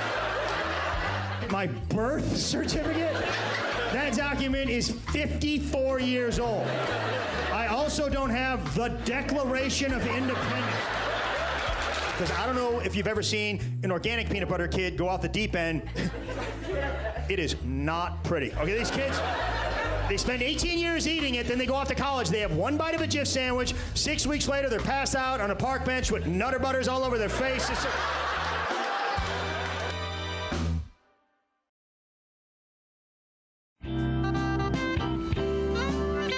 We were reviewing the fantasy date with Ralph and Kristi Lee. And interestingly enough, Ralph said you'd pick her up in your Mini Cooper. Yeah, pick her up in the Cooper. Take her to a sushi place. Take her to a sushi place and ask some her, good music. ask her about her day and what she's interested in. And then a little dancing. Yeah. That's impressive. And see when you got Most when you're men dealing don't with take you dancing Oh yeah, you first got to go dancing. You got to let your hair down. Oh yeah. Touch her a Are lot. you drinking? You drinking more than me. Yes, indeed. Well, back up one. Touching her a lot. Yeah, you touch her when you dance. What I know about Kristi, and you can feel out whether a woman likes to be touched. You know, and you touch her, you just make body contact, but not like you're trying to feel her up, but just put your hand on her back every now and then. You know, and on the small of her back. Let it slide down. No, it's just you can feel it. No, you are. Now let me ask you, a woman is like an instrument. What would you wear? Practically nothing. If we're going to sushi, don't wear a suit. Don't put a suit on. It's just casual. Just put a nice summer sweater on or something like that. You wear cologne? Just a little bit, not too much. What kind do you wear? I go with Gucci Envy. You know, really? Do you have that on now? Yeah. Kristi, give him a snort. Get in there. And oh my God! Did you lick him? Did you lick him? I think she did. That was nice. Tom's gonna get whipped. I gotta hit that. Yes, you do, Tom. He's very clean. Really good. This is creepy. You know that I'm getting a little creeped out here. Woo, look at that. Tom, you look like Tom, you look like your adopted son has just graduated college. You're over there. And this is the one from Cambodia, and this is the one from Africa. I want to smell Kristi now. I didn't put on anything. That was hilarious. Oh my I was told not to God! wear It smells good, Ralph. Does Ralph smell better than Kristi? No, He's wearing cologne. I'm not. That's not fair. Kristi smells like her shampoo. She smells good. But no, Ralph you smell great. What's that stuff called? It's called Gucci Envy. It's very clean smell. Yeah, it's nice. That is not bad. Not and see, overpowering. men have a tendency to put it on until they can smell it. You're not supposed do that. to. No. You spray it in the air just in walk front of through you it. and walk through it. That's right. That Spray is and walk. always enough. Just spray one time. Don't spray 4 or 5. Spray and Just walk. one time. See, I'm not a cologne and person. trust that other people. Now, when you smell it. walk through, when you spray it, do you spray high? No, Or you spray it low. about You gotta spray it spray about below neck, your eyes, neck Bob, and or chest you burn. level. And then neck and do you chest level. sprint through it real quick before it hits the ground? How do you do that? I've never How heard of fast that. are you going? You stand there on the ready like it's a sprint. So you spray and then you Otherwise, you're going to have penis in there. My goodness, it smells good. Gonna hit you right in the. So you got to move while it's kind of Right. I mean, if about eye level. if you're spraying chest high and walking through it, I'm sorry, you're going to be in the see, boys. That's the other it, thing huh? about scents is that women love to explore it too. So if they catch it, and then they'll try to go and look for it again a little later. Oh, really? Like, where was that? Well, You maybe are an I should amazing just guy. coat it in. I was raised by wolves, so I understand women. Okay. I understand women a little That's bit. really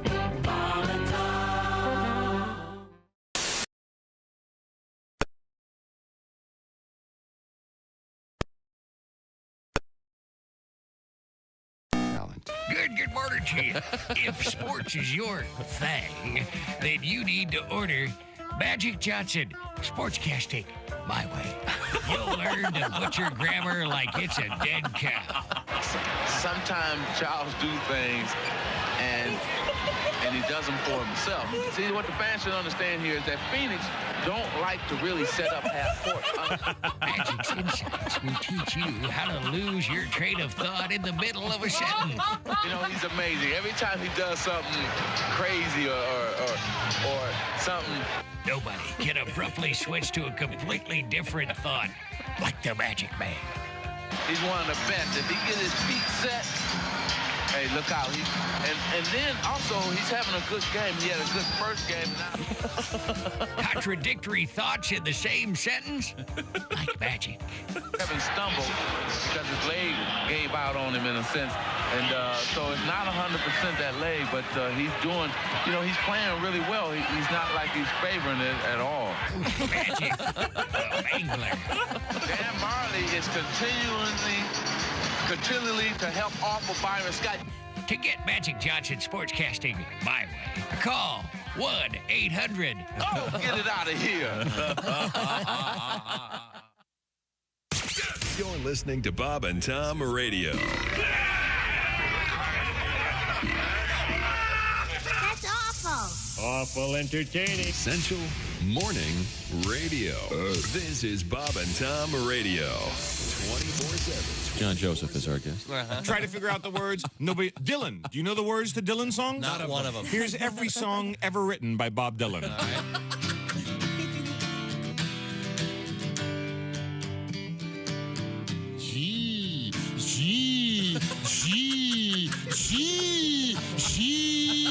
Did I get them all? Did I miss any? You got him. Holy mackerel, Andy. Is that really his voice? I think it is. Come on. You think when Bob Dylan was in kindergarten class, he was saying stuff like, he took my glue? This is Reno Collier, and you're listening to this show. Hey, welcome back to the Bob and Tom Show. More emails coming in, Tom.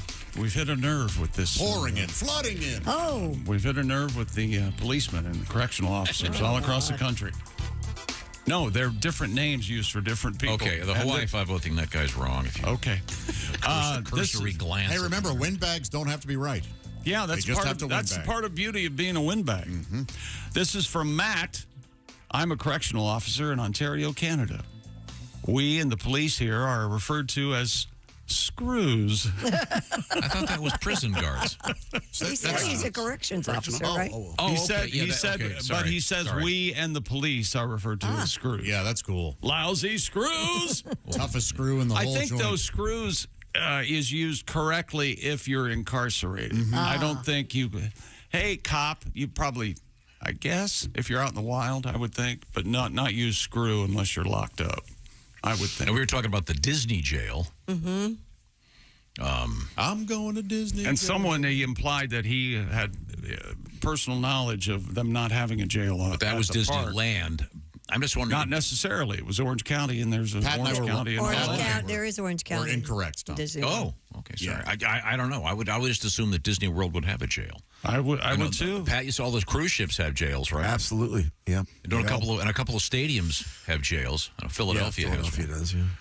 I heard that the Disney jail, and as you mentioned, the Beagle Boys are the screws, and a lot of bad things happen there. They're running the jail, like Sodomickey. Right. It's a small hole after all.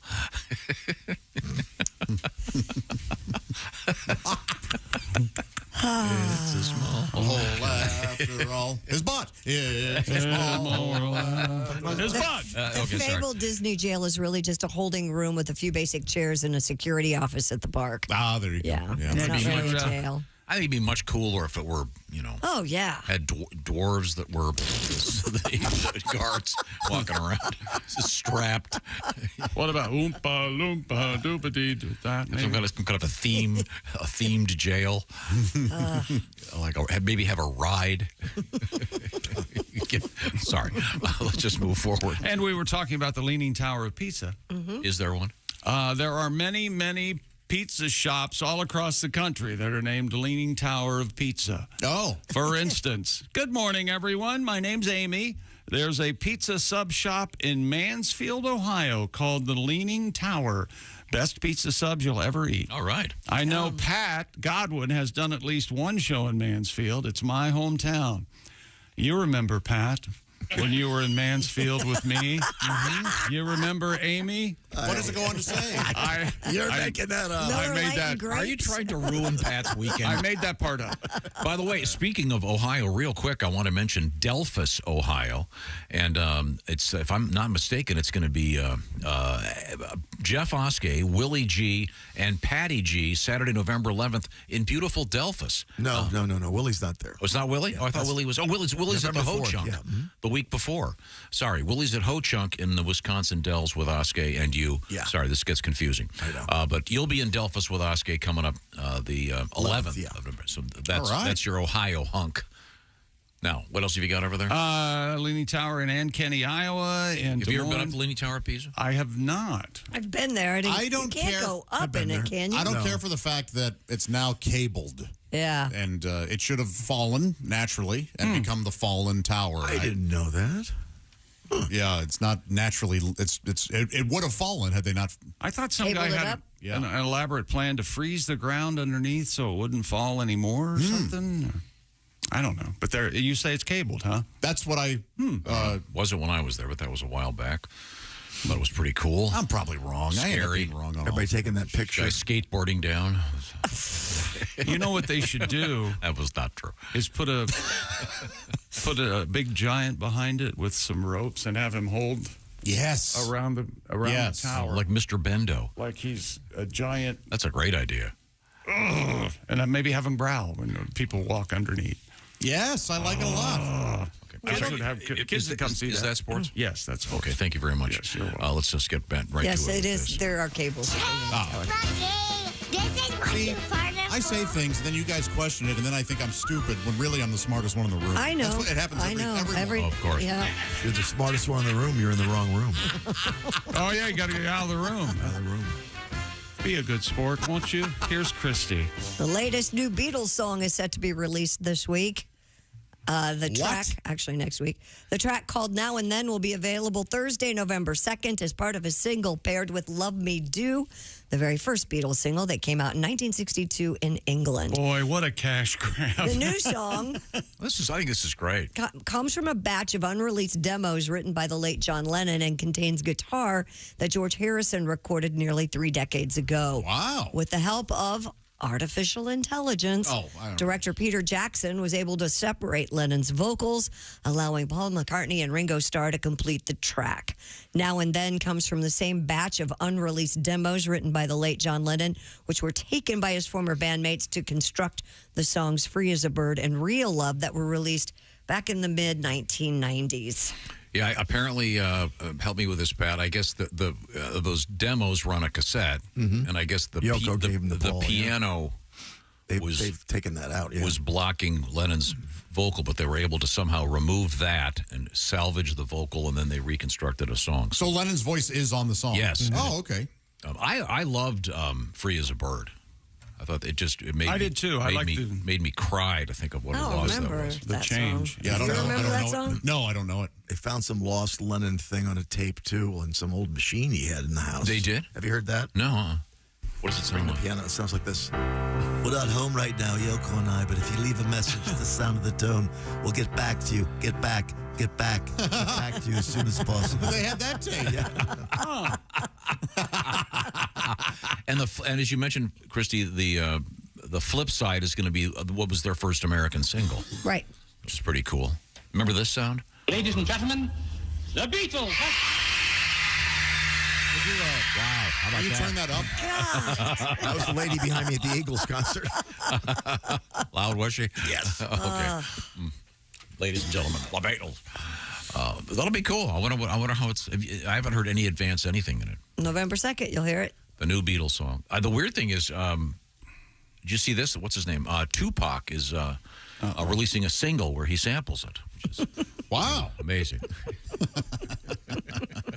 That is amazing. What? Remember for a while there, the new Tupac material was just still coming out for so long. Aren't there like 75 post-death Hendrix albums? Yeah, Hendrix is I think that may be the record. I don't know, for the most... Tom, the new Beatles single is not the most important piece of audio being released next week. What is the most important? November 3rd. Josh Arnold, Half Fat. Thank you. Oh, that's right. I'm aware of that. I have the posters made for you. They're right there. I'm not mad at you. I'm just saying. I've heard there might be a holdup. Oh, yeah, all's good. Everything's good, yeah. Week from today, huh? I cleaned up the holdup. Are we having a release party? Yes.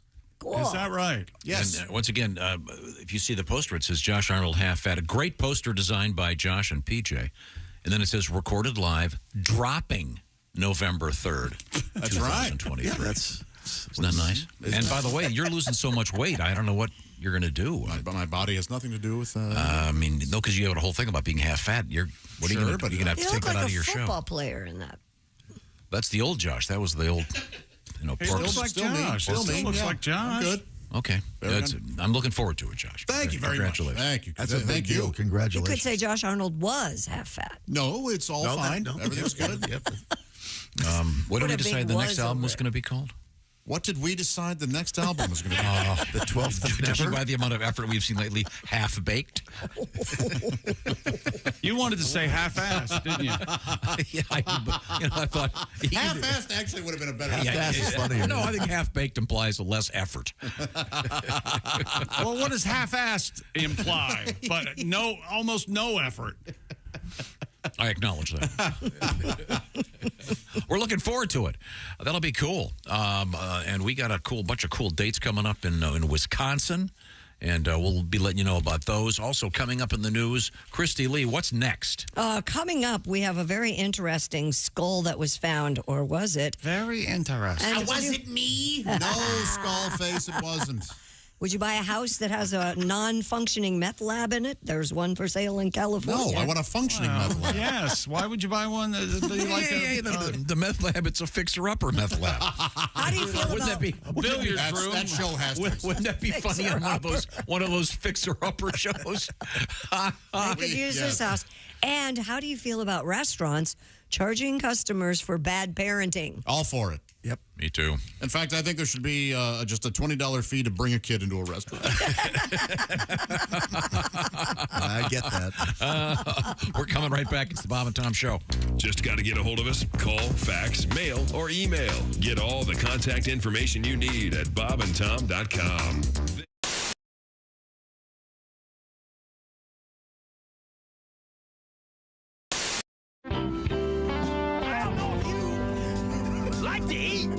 But I like to eat. I love food, sure. It don't matter what you put in front of me. I'm going to eat it. It may smell bad, but I'm going to eat it. Uh-huh. This is what that song is about. Okay. 1, 2, 1.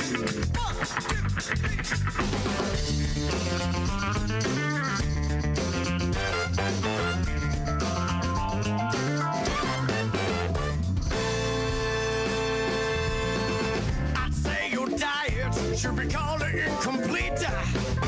On the account of the amount of meat you eat, I'd say your eyes are bigger than your belly. I'll have you get down. Ricky Simmons on the telly. I've got to know where your appetite is at. Tell me, baby, you're gonna eat all of that.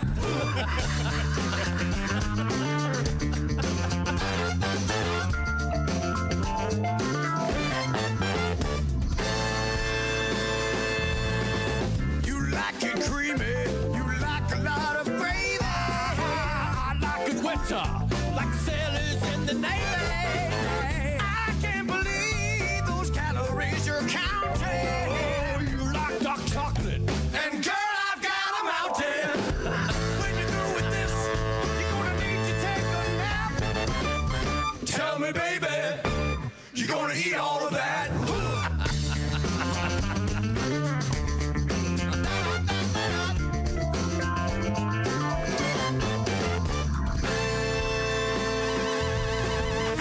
Munch, munch, munch, munch, munch, munch, munch, munch, bunch of such a bunch. You're gonna eat it all. Munch a bunch. Who's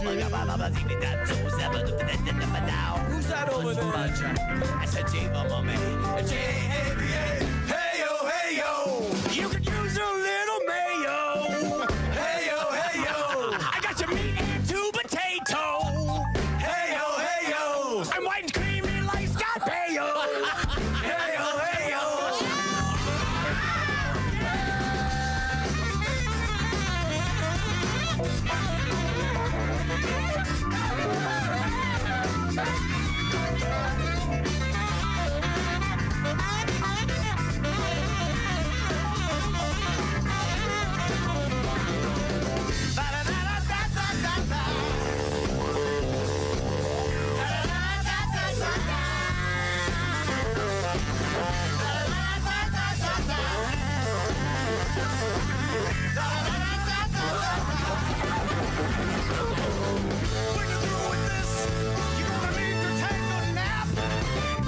Tell me, baby, you're gonna eat all of that?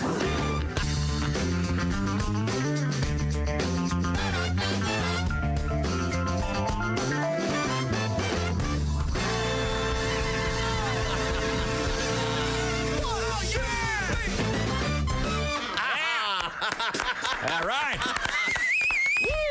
That is the band. They are called Here Come the Mummies. Maybe. Hey, it's Josh, and of course, hi, Chick McGee, everybody. Your chance to win a Mini Max Big Green Egg for Bob and Tom at Big Green Egg. Each week, someone will win a Mini Max Big Green Egg. It's the Bob and Tom Show Pigskin Pick'em, powered by the Big Green Egg. Go to bobandtom.com/contest on the computer. Is that where you go? Are we eligible?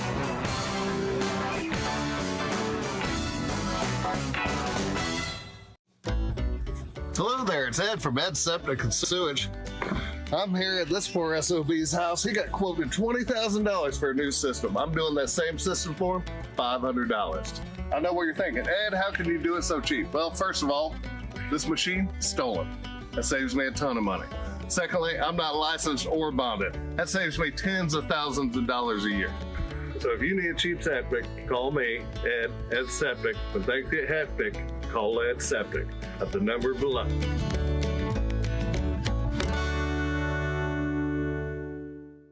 From Ed Septic.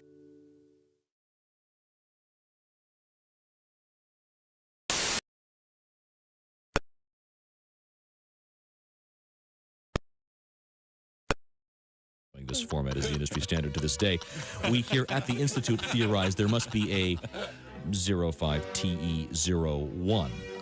After years of research and investigation, we have uncovered the following audio cylinder. This is the very first ever recording by Mr. Thomas Edison. Okay. The first words I spoke in the original phonograph. Here we go. What's up? This has been a Bob and Tom Audio Institute exclusive. Thank you for joining us.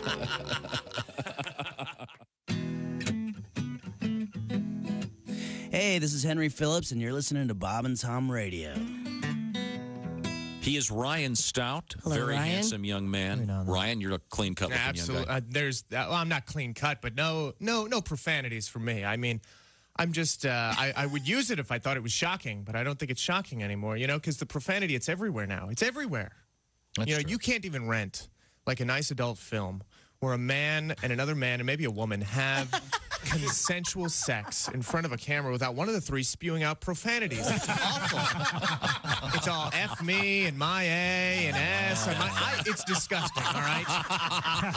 Blank me now. I'd like to sit down with my niece and nephew, Jenna and Jameson, in a family environment and watch a nice orgy flick without turning them into potty mouths. Is that so much to ask, America? Where is the FCC when you need them? Amen. Folks? You raise a good point. Where's your head, America? Where are you from, by the way? Patterson, from Patterson, New Jersey. Oh, sure. That's famous. Yeah, small. Sure. Thugged out town. It's tiny. So small, we used to get robbed by people we knew. That's small. People like, stick them up. I'm like, Andre? I'm going to tell your mother, man. By the way, how is Aunt Carol? How's she doing? I'll come home for dinner. Bob and Tom. Like Holly. Welcome back to the Bob and Tom Show. Kristi Lee is over there at the news desk. What's going on? Not much. What are you doing? Nothing. Nothing? Yeah, just hanging out. There's Pat Godwin. It's a Friday. Hello, chick. There's Ace Cosby. I'm in a weekend frame of mind. There's Josh Arnold. Good for you, Kristi. The I Hate Steven Singer sidekick chair. I'm Chick McGee. And here's Tom Griswold. Thank you very much. Now, let's get back to the action. Coming up, the Ace Cosby joke of the day. I look at the roster here, and it doesn't say exactly when it's going to take place. And then, oh my God! Sexy man with a deep voice. Ace Cosby, here he is with his joke of the day. Hey, Chick. Yes, Ace. Halloween's right around the corner. I know. Getting ready for that. My favorite candy is candy corn. Oh, you like candy corn? I do. You know who's in charge of all that candy corn? Who is in charge of all the candy corn that they give away at Halloween? The Colonel. That was Ace Cosby's joke of the day. Fall is in the air, and that means it's time for the sale so nice they have to do it twice. The Omaha Steaks semi-annual sale. 50% off at omahasteaks.com. It's the perfect time to grab all your fall grilling favorites. Plus, when you use our code BTS at checkout, you're going to get an additional $30 off your order. Minimum order may be required. Thank you, Omaha Steaks, and thank you, Ace, for that wonderful dose of comment. keeping with his Halloween theme, we now return to the Bob and Tom news desk with Kristi Lee. Authorities in Washington state say a report of human remains in a cave turned out to be a plastic beer bong. Wow. Sorry.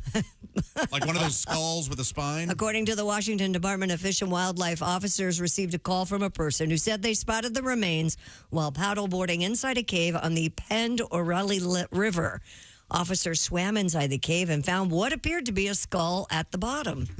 Upon closer inspection, however, it turned out to be a plastic skull beer bong that apparently sunk to the bottom of the cave. Gotcha. Yeah. A beer bong. Yep. Yeah. Okay. Not a bong.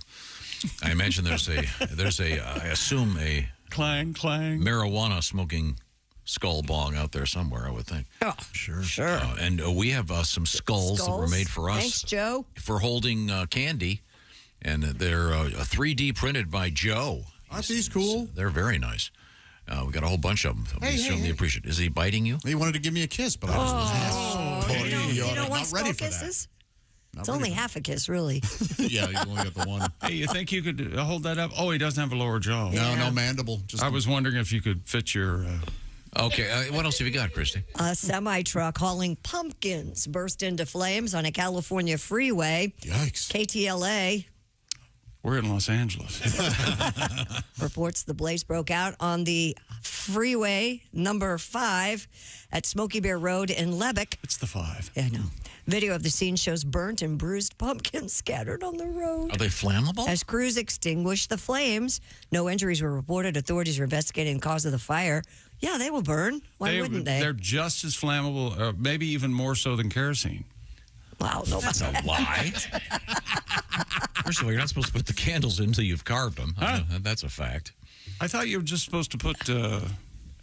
my dad used to put a light bulb in the bottom of them, like a Christmas light. Oh, really? Yeah, you just turn it definitely on, use turn it fake. on. Yeah. Fake Well, they have little tiny battery ones that are Sure. Well, they have those little fake flames for restaurant tables. Yeah. They're not real. I used to use real candles. I still do. I still do too. Yeah, I like yeah. You put candles on your Christmas tree? That's what I do. Not till after New Year's Eve when it's good and dry. I don't recommend this for anyone, but I had my Christmas tree in the backyard, and I thought, I wonder what would happen. You would not believe how fast that thing was engulfed in flame. Man, I bet. It I bet was they go up. terrifying. Yeah, they're dry, and there's a lot of air in there. They go quick. Be careful. Yep. But did you see the picture of all these burned pumpkins on the freeway in L.A.? No. I did not see it, no. And an enterprising set of Boy Scouts started charging for the haunted highway. Oh, $40 to pass through. $40? Yeah. It's $5 cheaper than a bag of their popcorn. And tastes better. Of course, it's a fine organization. Would you like the toasted pumpkin spice popcorn? Do you like toasted pumpkin seeds? I do. Salted yes, and right? Yes. Every year I kind of try. Mm-hmm. People who like those, though, will not leave you alone if you don't like them. They can be good, but they can also be terrible. Yeah. Yeah, I try and I chew a few of them and go, well, that was fun. Where's the wastebasket? Okay. The salt was good. What would you rather have? Like an almond or a sunflower seed? Cashews, I think. A cashew. I like a nice cashew. The most pretentious of all nuts. I hope of course. What's your favorite nut? Cashew. Oh, Gesundheit. Did you have fun with that? Chick looks. It's all about. I'm shocked and aghast. It's all about. You're a professional comedian. You got an album coming out. The subtlety of the delivery. And unfortunately, none of it's as good as that. Coming up, by the way, I forgot to mention this. We have a news we failed to mention with Jeff Oskay coming up. Oh. I'm certainly looking forward to that. Now, Wait to see his tie. we head back to the news desk. Did we miss anything? That house in California that was the site of a meth-making operation now on the market. Did you make this meth? Well, here's another fine meth you've gotten us into. It'll only set you back $1.5 million. According to the Zillow listing, the 6-bedroom, 4-bath house in San Jose features an in-ground swimming pool as well as, quote, an inactive meth lab and meth contamination. The real estate market in San Jose is really hit on hard times because no one knows the way to San Jose. No matter how many people you ask. Hey, no one has any directions anymore. Do Even with you your know ways. the way Ever since Backrack died. Do you know? NBC I like Los that Angeles. song, and I don't know why. It's KTLA? great. It's a great song. So if you don't go to San Jose, just remember, if you're going to San Francisco. Yeah, you should probably make plans and get prepared. And put flowers in your hair? That's exactly be sure. Exactly. You got to be ready. I hate that song. Sorry. Really? NBC Los Angeles reports the property was raided by the FBI in March. That led to the arrest of an individual who's accused of stockpiling bomb-making chemicals, methamphetamine, and firearms. What a madman. You know, which is worse, the bombs or the meth? Would-be buyers are not allowed on the property Oh, that's helpful. until it's decontaminated and cleared by the Santa Clara County Health Department. Ah, okay. That would be such a funny TV show where they have the fixer-upper people. Hi. And the bubbly woman and the hardworking carpenter. Well, we're going to tear this all out. Well, first, we made we are supporting this post with Sudafed boxes. Hey, how about this? We have 10,000 of them. This is the original Terrazzo, but... Why isn't Mrs. Claus named Santa Clara? Because her name is Claus. Tom, your thoughts? Well, Clara Claus. I like Clara Claus, but I think Santa is only for... Santa's implies male, gender? No, isn't she? Yes, Isn't she Claus. Mrs. Claus? What What's is her her first actual name? name, though? What is her first name? We don't know. No. Like Edith or something? I think it did probably. Clara would be perfect. Clara Claus is very nice. Yeah. Santa Clara. How did we get from... Gertrude is what it says here. Gertrude. Gertie Claus? Says, yeah. She's got Gertie Claus. You know, Santa's either name Gerties are really ugly or really hot. That's what I found out, yeah. Isn't Santa's name Kris Kringle? Well... I think so. Nicholas. James Reese, in a book in 1849 called Mysteries of City Life, explored the variety of traditions, and he's the first to name Mrs. Claus, giving her the moniker Gertrude. Well, that guy doesn't know what he's talking about. Yeah. Either that or sweet Pop ass. culture has given her the name Jessica. What? Jessica Just saying. Claus. That doesn't work either. No, she's not a Jessica. No, she's not a Jessica. Gertrude kind of suits her body type a little more. You hear Gertrude and you think round, You don't think you? a fatty fat. No, I think a big, beautiful woman. Fat, Is that what they call No, you don't. Oh, you do. Are you kidding? So technically, she really doesn't have a first name. I guess you can call her whatever you want. Mrs. Claus. Just don't call her late for this. Lazy, unemployed. Call her late for Don't Christmas. Unemployed. don't let her drive the sleigh, for God's sake. She didn't get her Man. license. She's always drunk. Well, she sits around all day. She's bored. Yeah. Getting Coming hit on up, by elves. anybody in this room have a lava lamp? I had one for I have. years. There were currently two have up in my kids' room somewhere. Yeah. You have a smoke alarm up there. Oh, Jesus. I I've had lava lamps was forever. going to get a lava lamp, but you told me that they all burst into flames. It's only a matter of time. Never had a problem. Well, you're just lucky. How many people do you know that really had a lava lamp? Not a matter of if, but a matter of when. Oh, Tom. God. You know, you should go this way. Instead of like violently denying that you're crazy, you should just embrace the hell out of it. It's only a matter of when. Coming up, we have lava lamps in the news. Bear attacks. It's going to happen. And also, as Kristi said, should there be a fine for bad parenting in a restaurant? Man. Apparently, a restaurant's already doing that. There's very little risk to a lava lamp catching on fire. All of them are UL listed and essentially a light bulb below What lava lamp a company sealed published bottom. that? Yeah, it doesn't say no risk. You know who that is? That's the Lava Lamp Lobby. Big lava lamp is Big lava. Big lava. They got you thinking just what they want you to. Right now, it's time to check in with Mr. McGee. Raycon, everyday earbuds. That's what I'm going to tell you about. You know that Raycon's everyday earbuds look, feel, and sound better than ever. They have 3 sound profiles to choose from that match whatever you're listening to. You can listen wherever, maybe while you travel or during a workout, because Raycon's has those optimized gel tips that fit every ear ever made, and they're comfortable enough for all-day wear. And remember, Raycons do not budge. You just fall out of your ears for no reason, not with the Raycons. And also, with Raycon, you get 8 hours of playtime, 32 hours of battery life, and they start about half the price of other premium audio brands. And no wonder Raycon's everyday earbuds have over 78,000 5-star reviews. And Raycon is having their annual fall sale.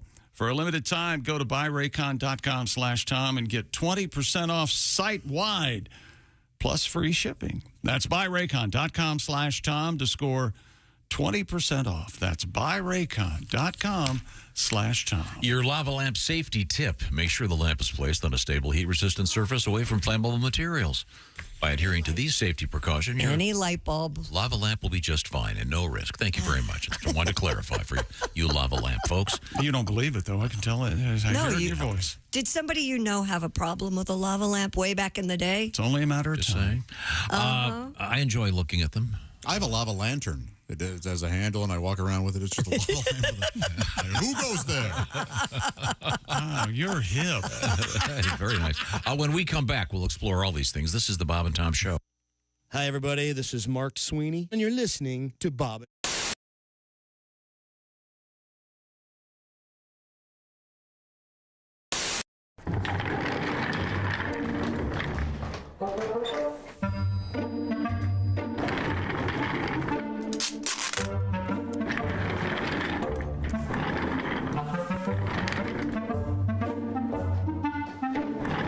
Hey, what's going on, buddy? I don't feel like walking. I have lower back pain, some foot discomfort. So you're just rolling around?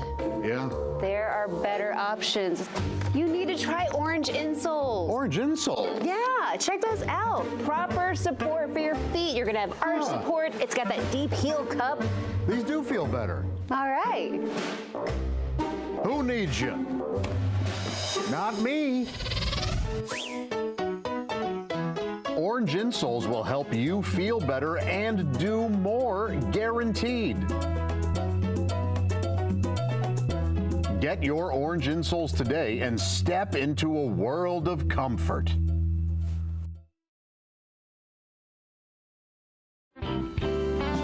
This is the Bob and Tom Show. Hello. And we've had a wonderful morning because we have a terrific guest in the studio. Sitting next to Kristi Lee, it's a veteran of many years with a guitar.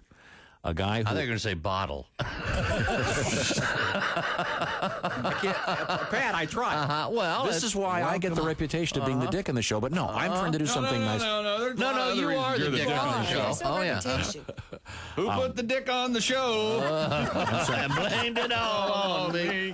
See, this is... I'm not going to say anything until I'm introduced. Oh, I'm sorry. It's Pat Daly is here with us. Thank Pat. you. Good morning, everybody. Nice to see you. Hi, Pat. No, Pat. Good to see you. You do an annual residency, if you will, at Sloppy Joe's That's the place that does the famous Hemingway lookalike contest every year. Yeah. And you could actually, and you win every year. You could certainly place in that. They've been after me for a lot of years to do that. And now I say I'm too old. He shot himself last year. Oh, yeah. All right. Let me play a song for you. Okay. Please. Ohio is having a blizzard. Missouri is having a flood. Oh, I can't read the paper. It's too small. Must be the martinis. Okay. Where's that music stand? Would you like chicks Okay, here we go. readers? Here we go. You want my cheaters? Okay, let me start over. Okay, Ohio is having a blizzard. Missouri is having a flood. Most of the South is having a drought. And Malibu's having a slide in the mud. San Francisco is having an earthquake. They say she won't last through the year. The whole country is reeling in recession, and I'm having one more beer. Oh, I'm having one more cold one till the news and the blues disappear. The world's on the brink. There's time for a drink, and I'm having one more beer. Oh, yes. My sister is having a breakdown. My son is having a toke. My dad is having his old emphysema, and I feel like having a smoke.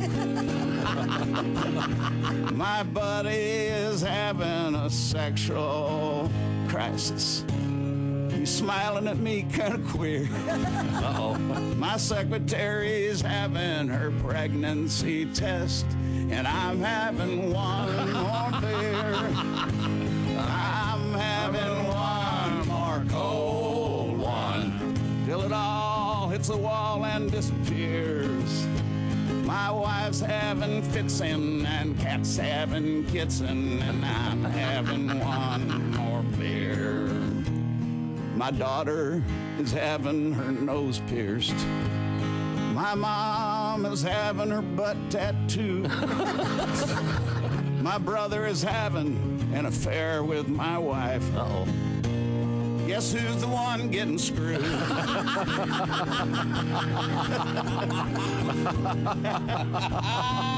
So if you're having heart palpitations about the way things are heading around here, just give that waitress a pat and tell her that I'm having one more beer. Yeah. Geez, I'm going to have to practice that one. I love that song. I couldn't read my words. That's all right. I don't know why. I got to get them up this close now. Stick around. This is the Bob and Tom Show. What if he misses and like hits his thumb? Well, then that would hurt, Bob. Yeah, there's a bone in there. That's really going to hurt. That's going to hurt. Hold on a second. Morning, Bob and Tom Show. Bob and Tom? Yes. Yeah. Bob Vila. Bob Vila, the Hiya, Bob. famed home repair host. How's it going, Bob?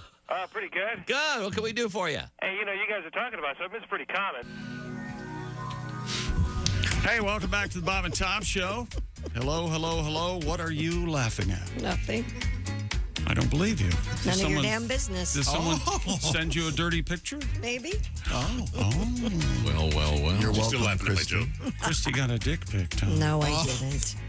I wouldn't laugh at that. It sounds like the title of a That would be horrible to laugh at someone's novel. dick pic. Kristi got a dick pic.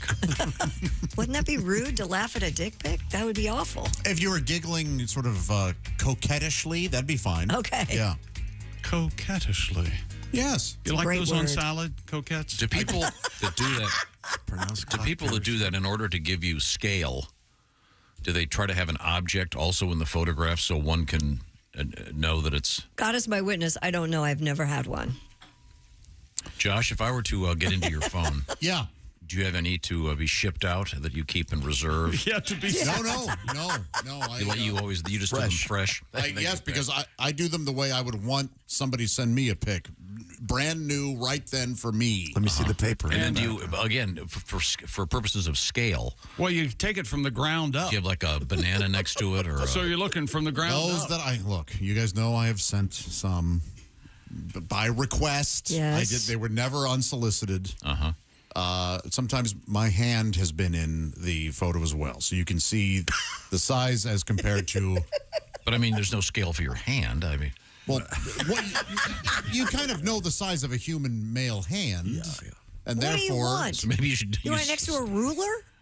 Well, that would sort of define scale. I I'm mean, not going to put a ruler next to it. Then she can see how small it is. maybe a pencil or a toothpick or a needle. Man, what I do is I take my hand and I put it to the base and I push really, really hard. Really hard. But you've actually done that. You've actually taken your phone. Yeah, I have. Yes. Mm-hmm. Wow. Yes, it's not crazy. Well, it kind of is, but it's not as crazy as you think it is. You have to be very careful, as they say in those radio contests. Be careful dialing. Oh, you need to make sure you send it to the right person. Yeah, you don't want get that phone call from your mom. Joshy, I recognize that from 10,000 diapers. Oh, and what the hell are you doing?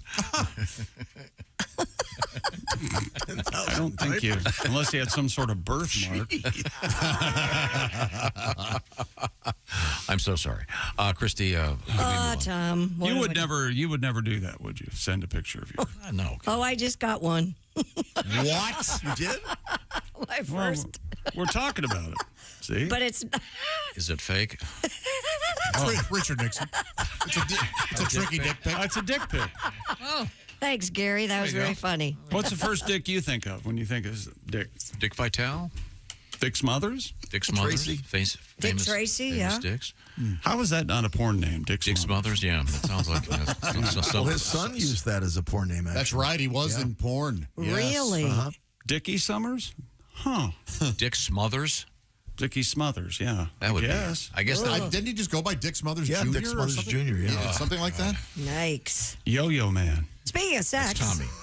let's talk about sex, baby. A charity shop is asking folks in the UK to stop donating their sex toys.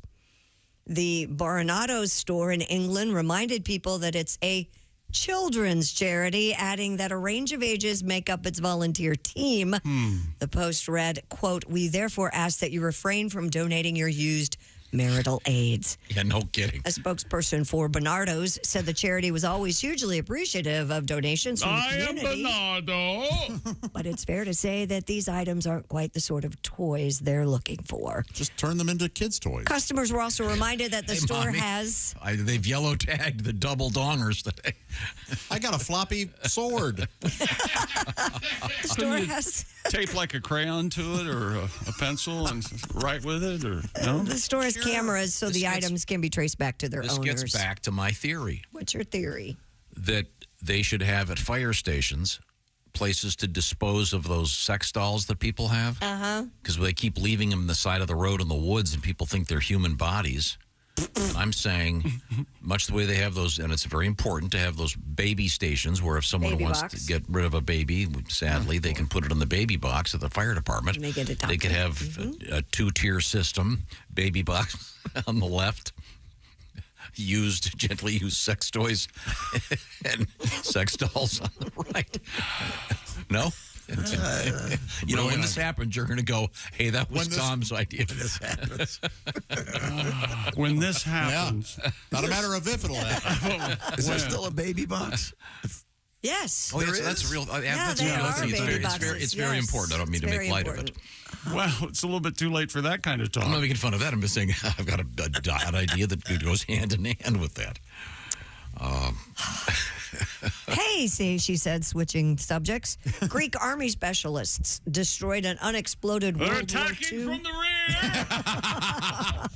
An unexploded World War II bomb that was discovered during evacuation for a luxury urban development project near Athens, Greece. The 500-pound bomb was destroyed. Wow. Officials said it may be possible that the excavation process, through that, they may find more unexploded ordnances, if that's a word. The land that was previously the site of Athens International Airport, and during World War II, the Nazi-led occupation of Greece, of course, was at that airfield and was bombed by the Allies. So, That's the second one we've had. But yesterday we had a guy that was doing that magnet fishing. yes. He pulled a live grenade out of a river. Yep. Yikes. They also found a 1985 bomb. It was a VHS copy of Howard the Duck. Ooh, not a good movie. Hell of a box office failure. It had its moments. You sat through Awful that? movies. Oh, I've sat through it multiple times. You have? Was it Yes. Leah Thompson? Is that? Yes. Yeah. Howard the Duck. Howard the Duck. You were a kid back then. We'll give you Yes, yeah. Wasn't that used in every punchline for a bad movie? Yeah, Absolutely. That and Ishtar. Yeah. Story. Which is Not that bad. wrongly maligned. Yeah. It has some laughs. No, I think Wasn't it's there another Bruce Willis properly movie? maligned. Yeah, Hudson Hawk. Hudson And that's Hawk. also Thank wrongly you. maligned. What? That's very entertaining. Yeah, sometimes like a band will get trashed and it's the go-to. Yeah. Yeah. Who's the Canadian band that everyone... Nickelback. Nickelback. That was the punchline for a I while. love Nickelback. They got some great tunes. A viral video captured in Australia shows the moment a surfer collided with a breaching whale. Oh. According to 9 News, the freak accident occurred to Jason Breen while he was windsurfing at Mona Vale. That was the original title, Jason Bourne. Oh, Jason Breen? Jason Breen. The Breen identity. Yes. The 55-year-old was outfitted with a GoPro camera, which captured the young whale erupting from the water, slamming into Breen and dragging him under. Wow. Breen told the news organization, quote, "It came down, landed straight on me, and I got caught in my leash. It probably dragged me 20 or 30 feet under. I thought it was all over. Then I felt my leash break, and I came to the top." He survived the ordeal without serious injury. It's a pretty cool video. And there's actually someone was taking video from the shore so you can see it. Wow. It's out of nowhere. And the whale did not stick around to exchange insurance cards, which is... Or offer an apology. Yeah. No. Yeah. Fin and the guy run. got the short, a kangaroo beat him up. It was not his day. No, that's a tough day. Yeah. And it was a sperm whale, so the poor guy... Oh, he was covered. Oh, yeah. Boy, oh, boy. That's a lot of sperm. Bukkake at sea. Wow. Head to toe. A deer is charged through a Wisconsin restaurant in surveillance footage taken at the Noodles and Company in Benoit. The buck crashes happy hour, right? into the crowded eatery, prompting diners to scatter. Spokesperson Stephanie Jerome said the animal then explored the dining area and kitchen. What do you got there, Stroganoff? Exiting out a back door opened by an employee. This way, sir. You marinate? Jerome said no one was harmed. The location has since reopened after a deep clean, if you will. Can I get a large Fanta? What's venison? Oh, it smells good. The restaurant offered a $2 mac and cheese special the following day to commemorate the incident. I like Noodles and Company. Well, it's nice to know that they're not out there hitting your car, Pat. No kidding. You got a deer that's elsewhere. So they put deer in their mac and cheese? No, they did not. Oh. They just $2 as in $2. Sure, there you go. And the deer nuts, aren't they? They're just under a buck. Yeah, they're just under a buck. Yeah, but the dollar store. Yeah, that's right. A restaurant in Georgia will now begin charging customers a fee for bad parenting. WABC. It's as easy as ABC. W123. That's right. They report that the Toccoa Riverside restaurant in the Blue Ridge Mountains posted the warning on its menu, which reads, "Adult surcharge for adults unable to parent." Online reviews for the restaurant now include those from irate customers claiming they were either charged or chastised by the restaurant for what the staff perceived to be unruly and disruptive behavior from their children. This is bull. Multiple people said they were slapped with a $50 surcharge, some saying indiscriminately, and one reviewer said the owner made their grandchildren cry. It's ridiculous. Boy, if you want to make people mad, tell them how they're parenting. Yeah, no kidding. Yeah. If you're going to collect the money, then distribute it to the other customers. Here's $5 for Junior over there ruining your lunch. Didn't you get in trouble at a bookstore one time, Tom? didn't get in trouble. A guy got hushed. A guy hushed me. A guy hushed you? Yeah. What for? What were you doing? Were you doing anything that required a hushing? I was talking. I said, it's not a library, jackass. Go buy the magazine, read it outside. Okay? It's a bookstore. I'll talk all I want, okay? All right. I'm glad we got that clear. Tom is right there. Man. I'm here buying stuff, okay? I can talk to the people that work here. If I want to go to a library, I'll go to a library. Speaking of restaurants, we never got to this. This kid in public thing, I mean, we've all been to restaurants where there have been some ill-behaved children. Right. It's tough. It's got to be tough taking your kids to a restaurant. It's fine. You're not going to. I think people are going to lose their minds if you charge them. The key to this is to stop this is just charging the kid's iPad. Here you go. Yeah. Watch this for the next half hour. No screen time. Come down on them, right, Tom? No, give them some screen time if they're bothering everybody else. We never got to the story earlier this week about tipping in restaurants. A new poll from Play USA suggests most people are tired of tipping.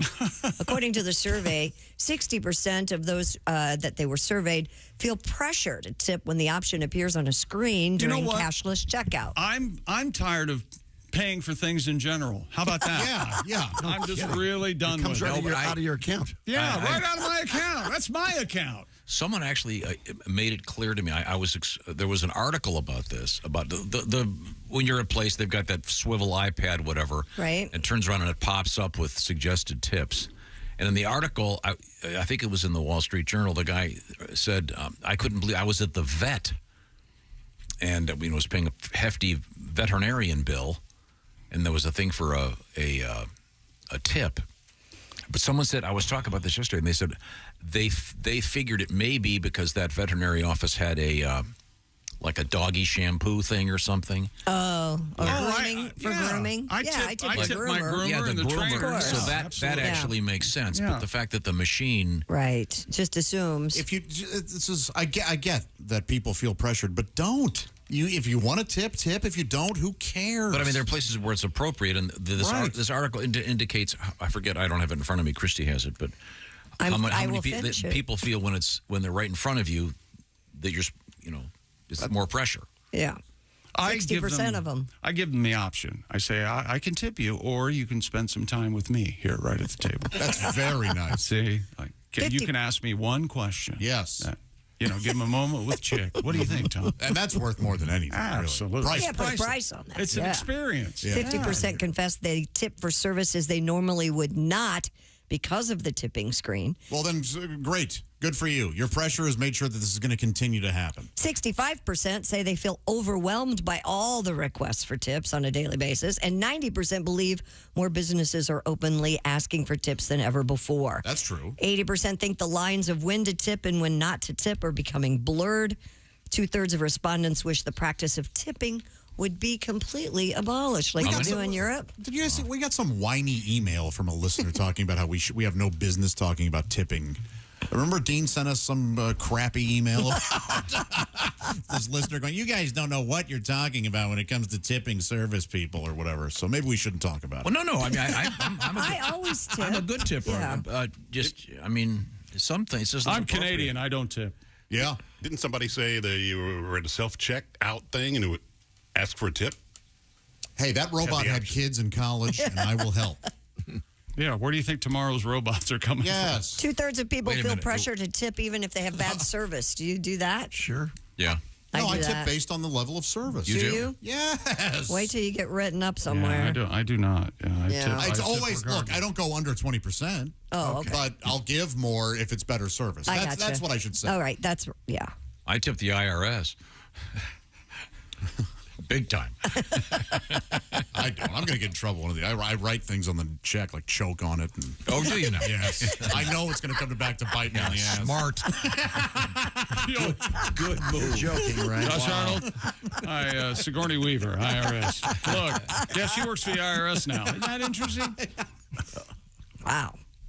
As for what people believe is the right amount to tip, 40% say the standard rate should still be 20%, which is about what everybody does. Yeah. When I tipped a couple nights ago, it was the choices were 20%, 25%, and 40%. Oh, really? On the choices. Are you serious? Yeah. Hey, just put 40 on there, see what they do. 40%. And I didn't feel pressure, but I just went ahead and went 25 right there in the middle. I didn't go the lowest. I didn't go the highest. But 40%? Yeah. Woo. Right there on the screen. Okay. I like tipping. I like that people are working, and I want to. I do too. I don't mind tipping. Yeah. But it's some places. I like good service. Yeah, of course. Yeah. If it's great service. Yeah. Yeah. My proctologist. You tipping him? Oh, yeah. Well, you got to tip Yeah, him. you want to go deep there. Oh. You don't want the next time to be lube-free. You limp home. Hey, El Cheapo's getting a dry socket. El Cheapo. Right back to the butter. Wow. My God, man. Ace, I think you're correct, and I forget where it was. Somebody said it in this room, and I can't. Yeah, someone was saying they were somewhere where it was self-service and there was a tip option. That's amazing. The balls. All right, now I want to talk about the importance of real stuff in this world, the real thing. And in this case, it's real diamonds from the real Steven Singer. What am I talking about? I'm talking about, well, the Federal Trade Commission actually enforces language about diamonds. When you use the word diamond, it has to be referring to a natural diamond. If you use the word diamond all by itself, it's not about the chemical makeup. It's about the rarity and the beauty of real diamonds. Why am I bringing this up? Because at IHateStevenSinger.com, you can grab yourself a free lab-grown diamond if you purchase a real diamond. Steven is not a fan of the lab-grown diamonds. And they don't want something from the laboratory. She wants the real thing, or he wants the real thing. What am I talking about? Well, among other things, Steven has some very special engagement rings right now. Go online, IHateStevenSinger.com. See what I'm talking about. Steven, of course, famous for his great guarantees, tremendous service, instant shipping. Get that order in today. It'll go out. If you get it in before 2 o'clock Eastern time, it's out the door. Once again, it's IHateStevenSinger.com. Real diamonds, real beautiful engagement rings, among many other things that you'll find at Steven Singer Jewelers. Good friend of the show, and we're big fans. Check it out, IHateStevenSinger.com. That would be quite the nice treat on a trick-or-treat night. Wow, she wasn't expecting that. How about that? IHateStevenSinger.com. Coming up, Kristi Lee, what do you got over there? Coming up, we have none tackling protesters, which we never got to. We have wolves getting dental care. And lava lamps. And I guess they're okay. You're not going to burn your house down. I was just kidding. And the lava lamp. I'm getting hate mail from Lava Lamp. The Lava Lamp lobby is huge. Can anybody take a joke? Huh? Effective. Tell you what, as my punishment, I'm going to wash my balls with lava soap. Everybody happy now? Did you slip and say punishment? I think you said, which means you're going to punish your penis. That's, if I scrub it with lava soap, I sure as hell. Did you not get a lava lamp as a kid because your mom said it would catch the house on fire? Maybe you're exactly right. Maybe she said that because you did catch the house on fire. Could be. This is the Bob and Tom Show. Reach us toll free at 1-888-BOB-TOM.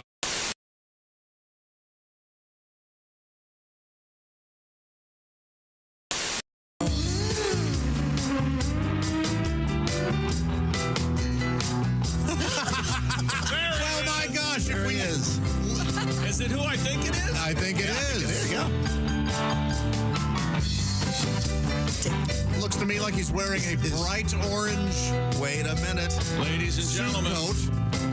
He can't hear me yet. Put your headphones on, you giant jerk. Looks to be the one and only Dick Mango! Mango! Ladies and gentlemen, my name is Dick Mango. So good to see you. Just get in the groove here. Yeah, oh yeah. Yeah, we can tell. Oh, yeah, baby. Well, He's got to look around now. He's looking around. Yeah. All right, Tom. is this on that tube thing? It is, yeah. YouTube, yeah. Yeah, YouTube and a KY jelly. Oh, Dick. Started with a joke. That's what it's for, buddy. You tell me when to go there, Dukas. Hey now, Tommy. Dukas. Here we go. I was working in the lab late one night when my eyes beheld an eerie sight. For my monster got up from his slab and rose, and suddenly, to my surprise, He did the mash. he did the monster mash. The monster mash. It was a graveyard smash. He did the mash. It caught on in a flash. The monster mash. He did the monster mash. From my laboratory in the castle east to the master bedroom where the vampires feast, the ghouls all came from their humble abodes to get a jolt from my electrodes. They did the mash. They did the monster mash. The monster mash. It was a graveyard smash. They did the mash. It caught on in a flash. They did the mash. They did the monster mash. Zombies were having fun. The party had just begun. The guests included Wolfman, Dracula, and his son. The scene was rocking. You were digging the sounds. Igor on chains, backed by his baying hounds. The coffin bangers were about to arrive with their vocal group, the Crypt Kicker 5. They played the monster mash. They played the mash. It was a graveyard smash. It caught on in a flash. They played the monster mash. Out from his coffin, Drac's voice did ring. Seems he was troubled by just one thing. He opened the lid, shook his fist, and said, "Whatever happened to the Transylvania twist?" It's now the monster mash. The monster mash. And it's a graveyard smash. It caught on in a flash.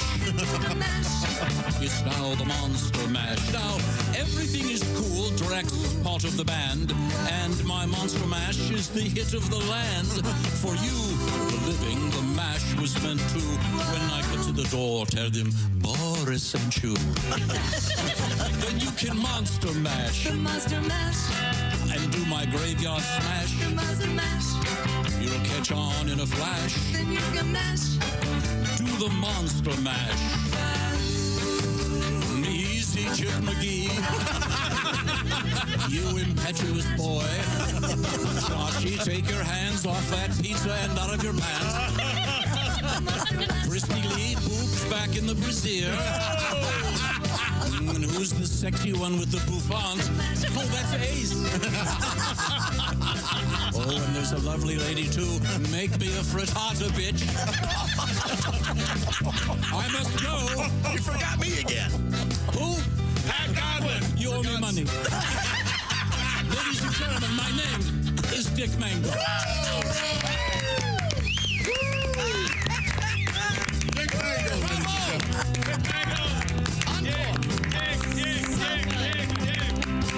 Happy Halloween. Thank you. Fantastic. Lovely Great. Dr. Duke Tomato and the Power Trio. Girl, the food was great. The company, even better. Why sit here all night long, going on about the weather? I know it's our first date, and good girls gotta wait. But I just turned 83, and you said you're 78.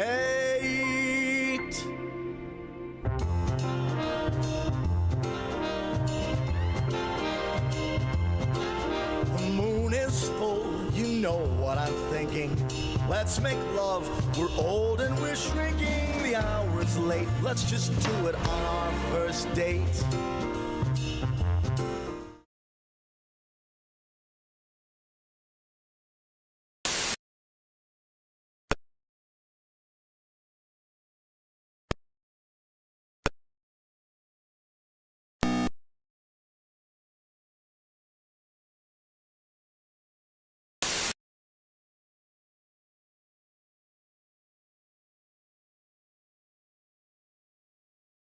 Wearing body shapers. That's because we can catch our breath easier than older men.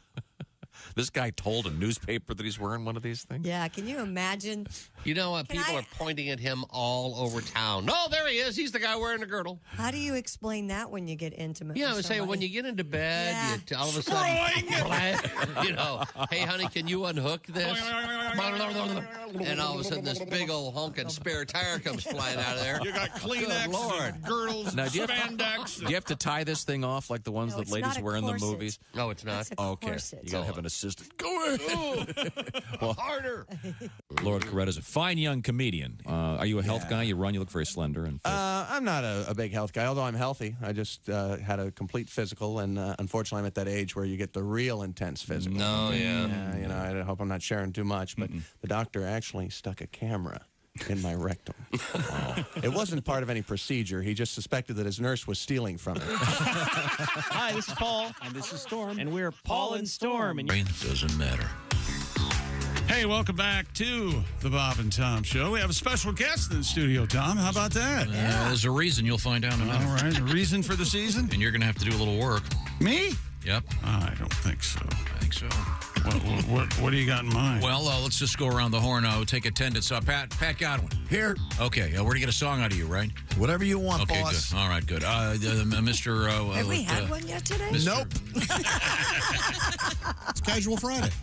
Mr. Josh Arnold, the man behind the album known as Half Fat. It's being dropped, as they say. It was recorded live. It'll be dropped November 3rd. See, to me, it sounds like it was released and no one liked it. Well, then why don't you say it'll be out November 3rd? It's available November 3rd. There you go. Or out November 3rd. You don't have to say it. It's like you go to the movies to get mad. Don't Exactly. Go to the movies. He's the one who put dropped on there, and he's upset about it. I did it ironically. Well, we have Mr. Ace Cosby with an additional joke of the day on the way, I understand. I'm very excited about that. My name is Tom. His name is Chick. And joining us in the studio... I'm here, too, by the way. Where? Oh, my gosh, I didn't see you. Of course not. It's Kristi Lee over there. Thanks. And I brought Jess Hooker in the room. Jess is a fine cook. Mm-hmm. And earlier today in the show... Oh, no. Don't you... Whatever he asks, you say no. Okay. We were discussing... I don't think we'll have to tell you that. we were discussing, I don't know how it came up, a presidential preferences for food. Yes. Which started with Nixon, whose favorite food was cottage cheese with ketchup. Which is disgusting. And William Howard Taft's favorite food was... possum. Possum. Roasted possum. Roasted possum. So, and on the Thanksgiving dinner table, he had a turkey and a 26-pound roast possum right beside it. 26 pounds. Yeah, where do you find that possum? Yeah, that's but off the highway. Yeah, there is a place. Do you think it got hit by a horse and buggy back then? I bet it did. There is a place where I know a place. I think we can probably buy possum. I think we can too. And I like to give you unusual assignments. No. You're really going to eat possum. Do you know how hideous possum are? You're not eating Well, that. we probably don't have to get the whole possum. We could just get like possum breasts. Well, now you're talking. Save a drumstick for me. Do they have a possum fillet? Oh, you guys. But would you mind doing a little research, getting a recipe for possum? Sure. I'd actually rather do this than the whole chicken pot pie. Oh, With really? The chicken head on top. Remember yeah. Yeah, I'd rather You're not going to do that? No, she's not going to do that. No, I did some research on how to get a chicken, and I'll have to cut the head off myself. I don't want to do that. Yeah, no, we don't want you to have to kill something. And my mom doesn't have any chickens that are ready to die, so I can come over. I'll come over and we can get you a chicken. I know. I know where I could get chicken You don't have to cut the head off. I'll make Eddie do it. Why would we make Eddie do that? See, he does whatever I ask him to. He's a great guy. Well, no. That's your definition of a great guy. A subservient Eddie friend. is so close to snapping. Oh, yeah. Let's not get him a hatchet. I can't wait. It's going to be the quietest takeover you've ever heard. He's going to be murdering us so politely. The gases will come into the room. No. Yeah, that's hey, how you guys doing? You doing Take all right? Take it. I'm just going to stab this knife right in your neck. No. Okay? Before I do it, put your finger in that thing and get some amperage. Yeah, volts my ass. No, we had a great news story about a restaurant that serves it's called Le Grand Coq, C-O-Q, and it's a chicken pot pie with the chicken's head sticking out. It's full of chicken hearts, livers. No. And I think it'd be delicious. I'd like to try All it. right, then you but make it's got a real chicken pot. Do you understand division of labor? My job is to pontificate. Oh, we know. I don't do manual cooking labor. While you're talking like this, can I ask you to do me a favor? You can ask me. Would you communicate better? In what way? In any way at all. Communicate with us about things we're doing, or instead of right before we go on the air. No, he communicates well. Like he said, "Hey, I need you to do me a favor." And I said, "What?" And he said, "Never wear that color again." I'm just kidding, but he's actually 100% serious. Oh, yeah, I know he's serious. Joking on a level, yeah. I mean, you can wear that on Halloween. It's the season. It's very autumnal. It's very nice. It's burnt orange. Matches my It's like a shorts. leaf, Yeah. a beautiful leaf. You didn't even get to her shorts. Oh my gosh. I did. I was wondering what happened to my Aunt Marg's curtains.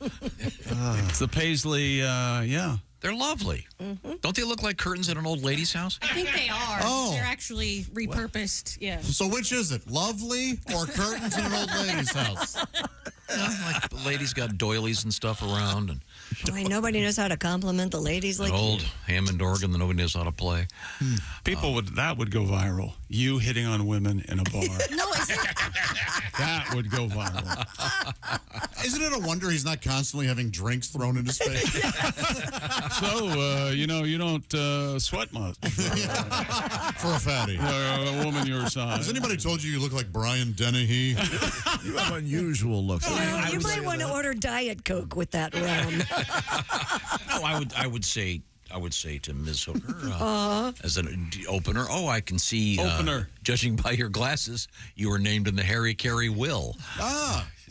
What are you all pissed off about? He'd say that a lot.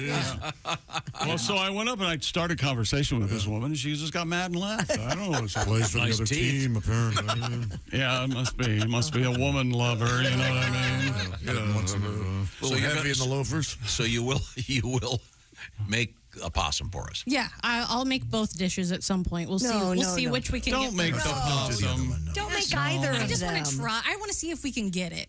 Now I'm curious About getting a possum? Yeah.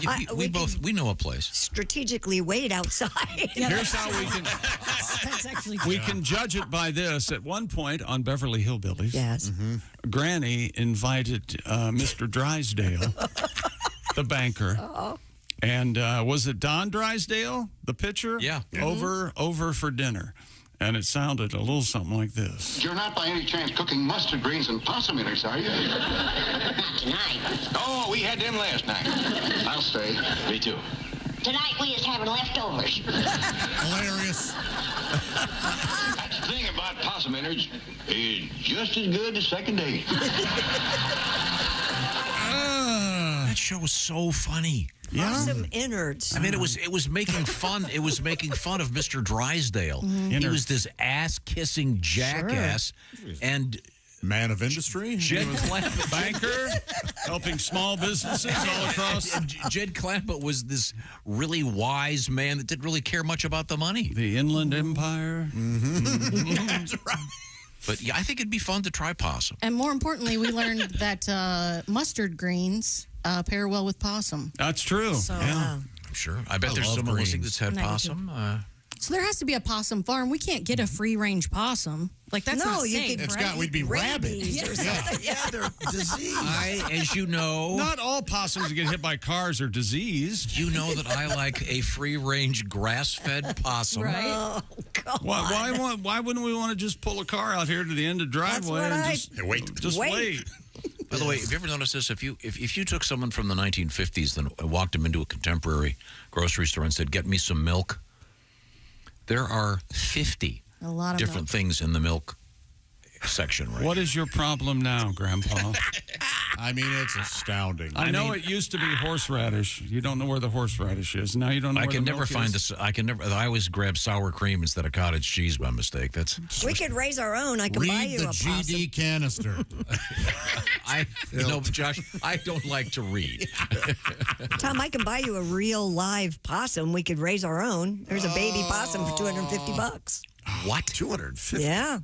That seems a little steep for get one meal. How much for a mama and a papa possum?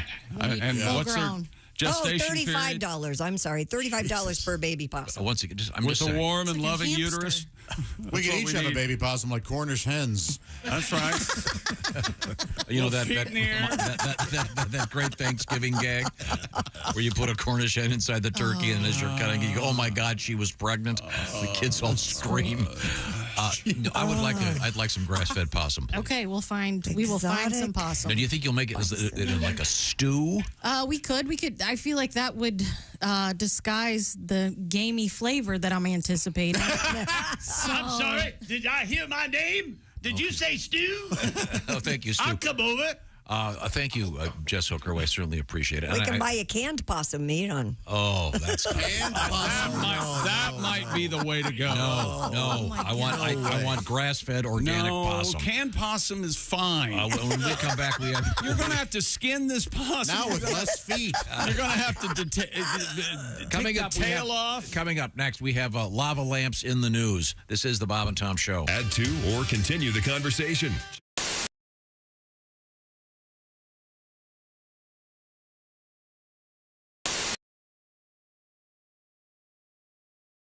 Ingrid, you're going to sing one of your tunes for us right now. Which one is it? I was thinking that would be a good idea. Unless you want me to do a monologue or something. Well, no. There's been some controversy that apparently there's this rap version of. Are you going to do what's going to happen here? I'm a little confused. Oh, okay. Well, yeah, all right. We'll have fun, right? All right. Sure. I just became so Staten Island.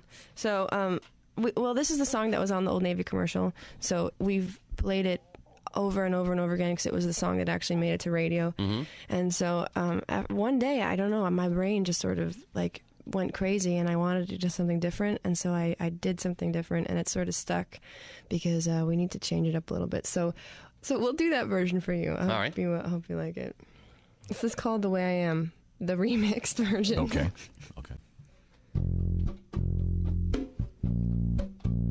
I can't believe I'm doing this. All right, stop, collaborate, and listen. Ice is back with a brand new edition. Something grabs a hold of me tightly, flow like a harpoon daily and nightly. Will it ever stop? Yo, I don't know. Turn off the lights and I'll glow to the extreme. I rock a mic like a vandal. Light up the stage, wax a trump like a candle. Dance from a speaker that booms. I'm killing your brain like a poisonous mushroom. Deadly when I play a dope melody. Anything less than the best is a felony. Love it or leave it. You better gain weight. You better hit bullseye. The kid don't play. If you got a problem, yo, I'll solve it. Check out the hook when my DJ revolves it. Oh, yeah. Oh. Ice baby. Uh-huh. Well, he needs the money. I believe Queen gets it. Hey, don't hate. Don't hate. In West Philadelphia, born and raised on the playground was where I spent most of my days. Chilling out, maxing, relaxing, all cool and all shooting some b-ball outside of the school when a couple of guys were up to no good. Started making trouble in my neighborhood. I got in one little fight. My mom got scared and said, "Where the auntie and uncle in Bel Air?" I whistled for a cab, but when it came near, the license plate said fresh. It had dice in the mirror. If anything, I could say that this cab was rare, but I thought, nah, forget it. You're home to Bel Air. I pulled up to the house about 7 or 8, and I yelled to the cab, "You're home. I'll smell you later." Looked in my kingdom. I was finally there to sit on my throne as the Prince of Bel Air. Oh, man. Here we go. We'll do the real one. If you were falling, then I would catch you. If you need a light, I'd find a match. 'Cause I love the way you say good morning.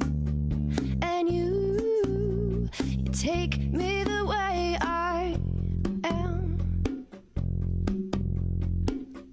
If you are chilly, here, take my sweater. If your head is aching, I'll make it better. 'Cause I love the way you call me baby. And you take me the way I am. And I'll buy you Rogaine when you start losing all your hair. So on patches to all you dare. 'Cause I love you more than I could ever promise. And you take me the way I am. Oh, you take me the way I am. You take me the way I am. Beautiful. Wow. Very nice. Ingrid Good voice Michaelson. this morning. Yeah. Ingrid and her band is sounding great. Very nice mix, too. Thanks to all of the technicians. You did such a nice job. That was very good. It really sounded great.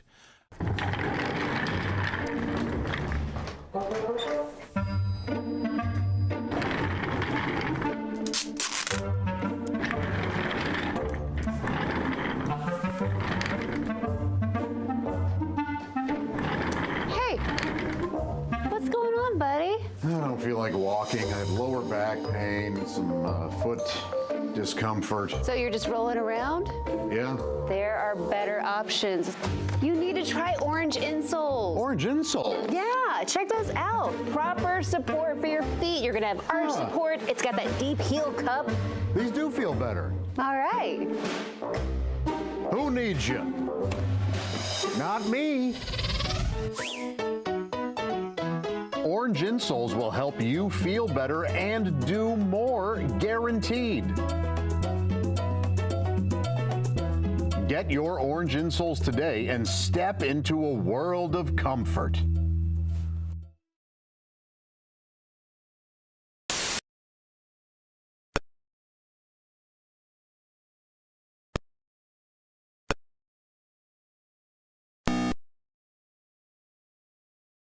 News headline, Kristi? The FBI has identified the source of the virus-like blaster infection on the internet. The suspect, an 18-year-old who has not been identified but is expected to be arrested today. Now, can we execute 18-year-olds in our society? Yes, we can. Okay, I'm there. I'm voting for it. Yeah. You know, you can tell the kid's not getting laid. Any kid that's getting laid on a regular basis is not creating computer viruses. How true. So it's basically, that's a sex education in high school. All they talk about are diseases and things you can catch, and the girls stop putting out, and kids hole up in the room and create a virus. He's going to be receiving a different kind of sex education, I'm hoping. His baseball hat and his dirt button are going to be the same size once I get done with him. This kid's going to be able to do deep knee bends over a fire hydrant. I babysat a cat a couple weeks ago. No, it went in the show. Oh, Then he started picking his out of his litter box and dropping him in the middle of the living room floor. Oh, this is a protest. It did seem like some sort of action. Cats are, jerks, basically. Can be. Cats are jerks. Hi, this is Nick. Do that thing. Hey, welcome back to the Bob and Tom Show. Kristi Lee at the news desk. Hi. Time would have been nice. There's Pat Godwin in the performance room. Hello. There's Josh Arnold. Hello. There's Ace Cosby. Howdy. And Tom, we have a special guest in the studio. Hey. He's back. It was like a surprise. I left and I came back to the studio, and here you were, Wilbur. Good to see you, man. Willie Griswold's here. Good to see you. You're Willie glowing. G. Your skin is beautiful. Oh, really? Yes. I had a very bad skin week, so I used this stuff that's like just poison on your skin. It looks so great. Now it's better. Yeah, now we're all good. Chemical burn type? It really does look good. I made mustard gas on my skin bags. Did you ever had one of those, Kristi, where they do No, that a chemical peel? I'm deathly afraid of those. No. You know, I had to have one. It wasn't a chemical peel. They put this stuff on me, and they said, "Oh, it's going to look like you've had a mild sunburn the first day." Yeah. Oh. Then they said, you put this goop. They put this goop on you, and they put you under some weird light for a while. Yes. And they said you're going to look okay the first and second day, but the third day you're going to look like you've been maybe beaten over the face with a baseball bat. Wow. And I admitted they were right. Ugh. Looked like someone had taken an oar and whacked me in the head and the face 3 times. So, but right now your skin looks great, Willie. Thanks, Potter. It does. It really Thank you very does. much. It's very nice. You got a gig coming up this weekend, right? With DJ Dangler? Yeah, DJ Dangler, local weirdo, one of my favorite guys in the world. Me and Deej out there at the Story Inn in beautiful Brown County, Indiana. Come out. It's haunted there. We're not going afterwards. There's a thing called the Blue Lady Bash. Oh, really? really? And it's named after the blue lady who's the ghost that lives there. And I don't want to celebrate this ghost. I'm not going to cancel the party because I don't want the ghost to get. I don't believe in ghosts, but baby, I'm terrified of them. You may not believe in the blue lady, but the blue lady believes in you. Yeah. Oh my gosh, at least the blue lady. I wish my dad believes in me. Well, I think we've done a lot of good work today. Thanks, guys. Now, if we get this, I don't know if you heard about this, but we were talking about, I don't know how this even started. I blame myself. I was kind of wondering what president's favorite foods were. It's kind of interesting. We started talking about Richard Nixon for some reason, and then Chick found what Richard Nixon liked to eat in the White House. And Didn't we? It started as a dick pic. Yeah. And somebody sent you a that's picture right. of Nixon. Right. Okay. Well, I know that Nixon got takeout a lot because, per his own words, I am not a cook. Yes, that's right. Well, yes. Yes. But weirdly enough, his number one was cottage cheese with ketchup. With ketchup. I love cottage cheese, but plain with maybe some crackers. I am going to try it today. Crackers. Are you? I'll give you a full report. Are you serious? Yeah. Okay. I like ketchup on pretty much everything. Yeah, that sounds so Eggs? gross. Egg, I love it on eggs. Ugh. Yeah. Okay, Yep. but then we got to Taft, and his number one thing at Thanksgiving was possum. First of all, yeah, he according to everything I read, and it was only 2 articles, but he had a steak every morning, and he would have it every meal if they would let him. And then for Thanksgiving he had a big turkey, and then a 26-pound roasted possum sitting right next to I've been him. looking. I don't know if we're going to find a possum. Roasted for sale. possum. The creamed possum is a gag gift, so that doesn't exist. A gag indeed. Yeah. Okay, well, we've asked Ms. Hooker to please see if she could get a possum. To If cook it can up. happen, she'll make it happen. Okay, good. All right. Yeah. It sounds like it'll be a lot of fun. Would you eat possum, Willie? Yeah, I would if we were doing it in here, sure. But All right. I'm not seeking it out by any means. I can't imagine like a fast food possum place taking off. What would somebody say if you went, what's good today? Well, we have such and such. Do you have any possum? What would they say? No, we don't, because we're not backwoods lunatics. Well, this is Applebee's. This is troubling. Why don't you give me my possum ribs, possum ribs, possum ribs? I want my possum ribs back. Possum rib back. I mean, you never know. It might be delicious. It Now, could if be. it were really delicious, could be. think about Everybody that. would eat We it. would be eating them. Yes. There's nothing Yeah. that's delicious that we don't know about. It's Yeah. like Eating if everything. Colin Kaepernick could play football, he'd be playing. Okay? He can't anymore. Well, that's taking it a weird direction. Well, I'm just saying. Why? He'd get hair in the food? I don't understand. There's reasons for things that don't happen or they happen. So, Willie, you're saying everything delicious we have discovered as a culture. Yeah, there's no surprises anymore. If there are, I mean, we were eating mushrooms. We were digging under cow poop to find special we have found everything. We were milking all the animals. We've milked everything. We We've eat eaten lobsters out of the ocean. Exactly. Yeah. There's nothing else that can taste good. I beg to differ. They say that in the depths of China there may be mammals that we've never seen before. How about that? Yes. Okay, but we're not eating them. What about, I think that's why they're hiding in the depths of China. This might not apply to spices, though, because Chipotle came out of nowhere, the seasoning, Oh, right? yeah. At least here in America. Yeah, and it was and now it's everywhere. Oh, you should have that Chipotle seasoning. What the hell is that? It's delicious. I was just getting used to cumin, and now Chipotle. Is that like a spice, a chili or something? I don't know what Chipotle actually is. I don't either. But all of a sudden it was Chipotle Ranch. We have Chipotle chicken bread. It's a pepper, isn't it? It's a pepper. A Chipotle Oh, okay. It's a type of pepper? Cool. Okay, well, now we got a couple things we still have to get to. Very important things. Kristi, they're over there on your stack. What do you got? A portion of the internet is encrypted with the help of lava lamps. According to IFL Science, encryption involves scrambling data so that only the sender and the recipient with their encryption keys can read it. We probably know that part. That must stand for IFL Science. I effing love science. That's right. Exactly right. Yeah, I bet it does. Cloudflare, which encrypts up to 10% of the internet using the lava lamp method, explains, quote, the lava in a lava lamp never takes the same shape twice. And as a result, observing a group of lava lamps is a great source for random data. The company has about 100 lava lamps and at intervals, a camera will take a photo of the lamps. The random colors of the pixels in the photos are then used to create an encryption key. Wow, that's pretty smart. Mm-hmm. That is really crazy. I don't exactly get it, but okay. Kind of. I feel like this is some sort of elaborate story that somebody came up with, and they were goofing off, staring at a lava lamp, and they had to come up with a story. Well, we're doing a research here. Instead of hiring a kite, staring at the lava lamp. Do you remember the lava lamp in the Frank Zappa poster? No. Don't remember that. I was never into Zappa because I liked music that had a tune. Is what I liked. And a melody. Were you allowed to have a lava lamp as a kid, Willie? I don't think so. Yeah, Dad says they're fire hazards. Pat, Yeah. do you remember the famous Frank Zappa poster? No, I wasn't a Zappa fan at all. No, not at all. It's 6 people already said they don't know this. And you asked another person, and you were shocked when he added. Ace, my last hope. The poster? Yeah. No.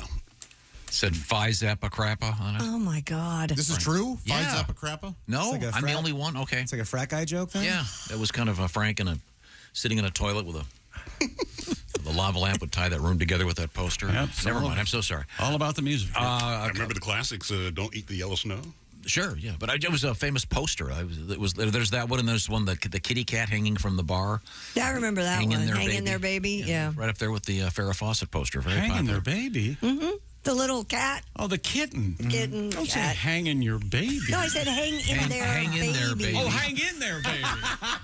Chick, you misheard. Hanging your baby was very unpopular. Yeah. Not motivational. Jesus. Paul Anka's least was a popular song. Hi, welcome to the cult. The first thing you need to do. Hanging your baby. I'm hanging your baby. Yeah, that was very in a bad. lovely way Okay, to sorry. say I belong Okay. to the cult. Okay, well, coming up, I'm very excited because we have news we failed to mention. Yes, we do. With Jeff Oskay. But really quick, I've got to mention this. It looks like coming up, we have Mr. Oskay and Mr. Willie and Mr. Godwin at the Ho Chunk, Wisconsin Dells. We're learning, just say the Dells, is that right? Dells. Yes. Yeah, that's Saturday, November 4th. Ho Chunk it is. Check it out. Willie, where do they find your stuff? My Instagram at willie.griswold. There's a ticket link in the bio with a link to that Ho Chunk show. So, yeah, come check it out, y'all. Right. Now, I got to remind you once again that when the doorbell rings and your sweetie comes to the door and she goes, trick or treat, in a silly way, go, I got a treat for you, and hand her a beautiful engagement ring. Ta-da! You're a big winner. What am I talking about? I'm talking about Steven Singer Jewelers. Steven Singer right now is in the engagement ring mode. He always is, but especially now because he'd like to give you a one of those free lab-grown diamonds because he doesn't like them. He wants you to buy a real diamond, real earth-born diamonds. In fact, as I mentioned earlier, the Federal Trade Commission enforces language used about diamonds. When the word diamond is used alone, it can only refer to a real, natural-born diamond. So, find out all about this by going to IHateStevenSinger.com. And maybe he or she would like a diamond. Are you kidding? Of course they would. Lots of other cool stuff at IHateStevenSinger.com. Famous for his guarantee. Famous for the ability to upgrade anytime you want. Say, I bought this for that. I'd like something better. Well, then you get the great trade-in. A nice even Steven thing. So now, get all the details at IHateStevenSinger.com. And I'm talking about real, natural, earth-born diamonds. Get those orders in today. The gift-giving season for jewelry is never over. It continues right now. So, once again, tell them the Bob and Tom Show sent you. Say hi to Stephen Forrest. IHateStevenSinger.com. Coming up, news we failed to mention with Jeff Oskay. This is the Bob and Tom Show. I assume you've got the Bob and Tom Show app right there on your phone, perhaps listen.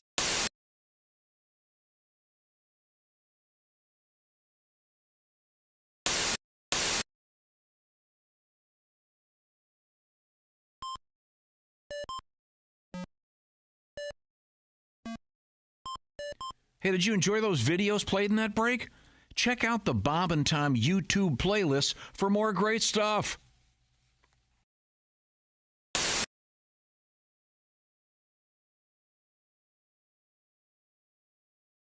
This song just kind of popped out. This is from a father to a daughter perspective, so here we go.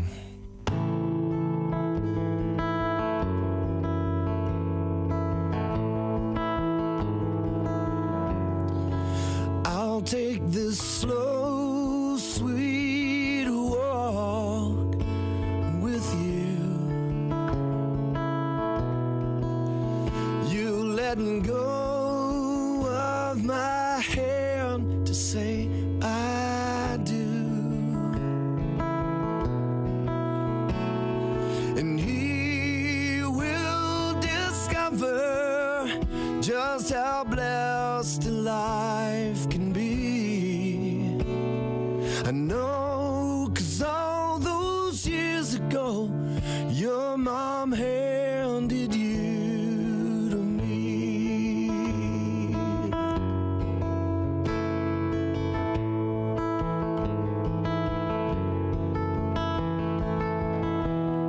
Every step that we take brings back the memories. Winter snows and horse shows and dancing on the beach. And I can't help thinking that I'm the lucky one. You're still my baby daughter, and now I've gained a son. And I'll take this slow, sweet walk with you. You letting go of my hand to say I do. And he will discover just how blessed life can be.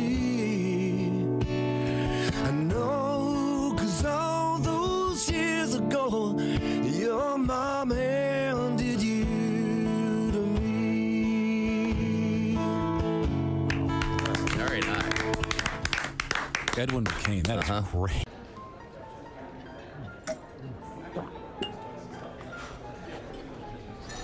You took my breath away from the moment I first saw you.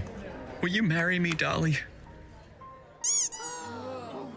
She said yes! She said yes! It's not a real person. It's not a real diamond. Real, natural, earthborn diamond. For your real love, from a real jeweler you can trust. Steven Singer Jewelers.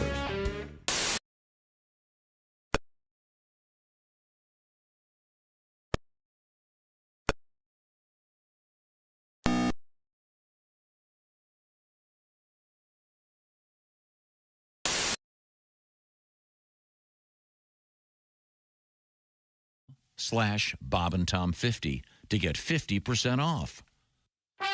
Yeah, it's Tom. Coming up next week in the Bob and Tom Show, a bunch of great comedians. Greg Warren, Reno Collier, Kostaki Economopoulos, Tim Kavanaugh, Allie Breen with Sexy Time. And he's a madman. It's comedian Greg Hahn. Your eyebrows must number a total of 2. 2! Where there is football, there is jalapeno cheese dip. Make it happen! That's next week on the Bob and Tom Show. The Bob and Tom Show, weekday mornings at 6 a.m. Eastern on Bob and Tom 24/7. Bob and Tom. 5, 4, 3, 2, 1.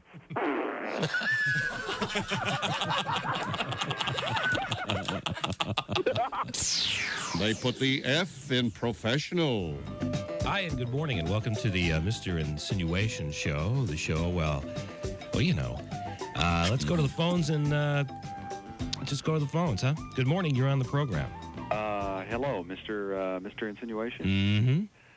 Mm-hmm. Yes, I have a. Got a. Yeah. Mm-hmm. And it's with my wife. Okay. And well, she's not letting you. You know. Or she's not giving you. Well, yeah. And oh boy. You know, I was wondering how long that would. She's not doing the. Yeah. And Okay.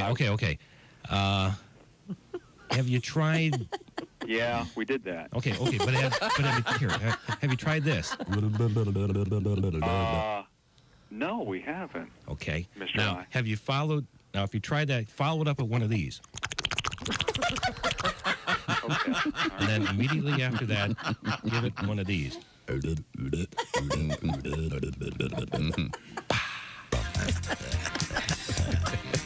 Welcome back to the Bob and Tom Show. Tom Griswold, how are you? You cleaning up your nose over there? What's going on? People want to know this. I had a sneeze issue. Just let me. No one sneezes as loud as you do, and you don't want to make it quieter at all. You maintain you have to do it at that level. Is that correct?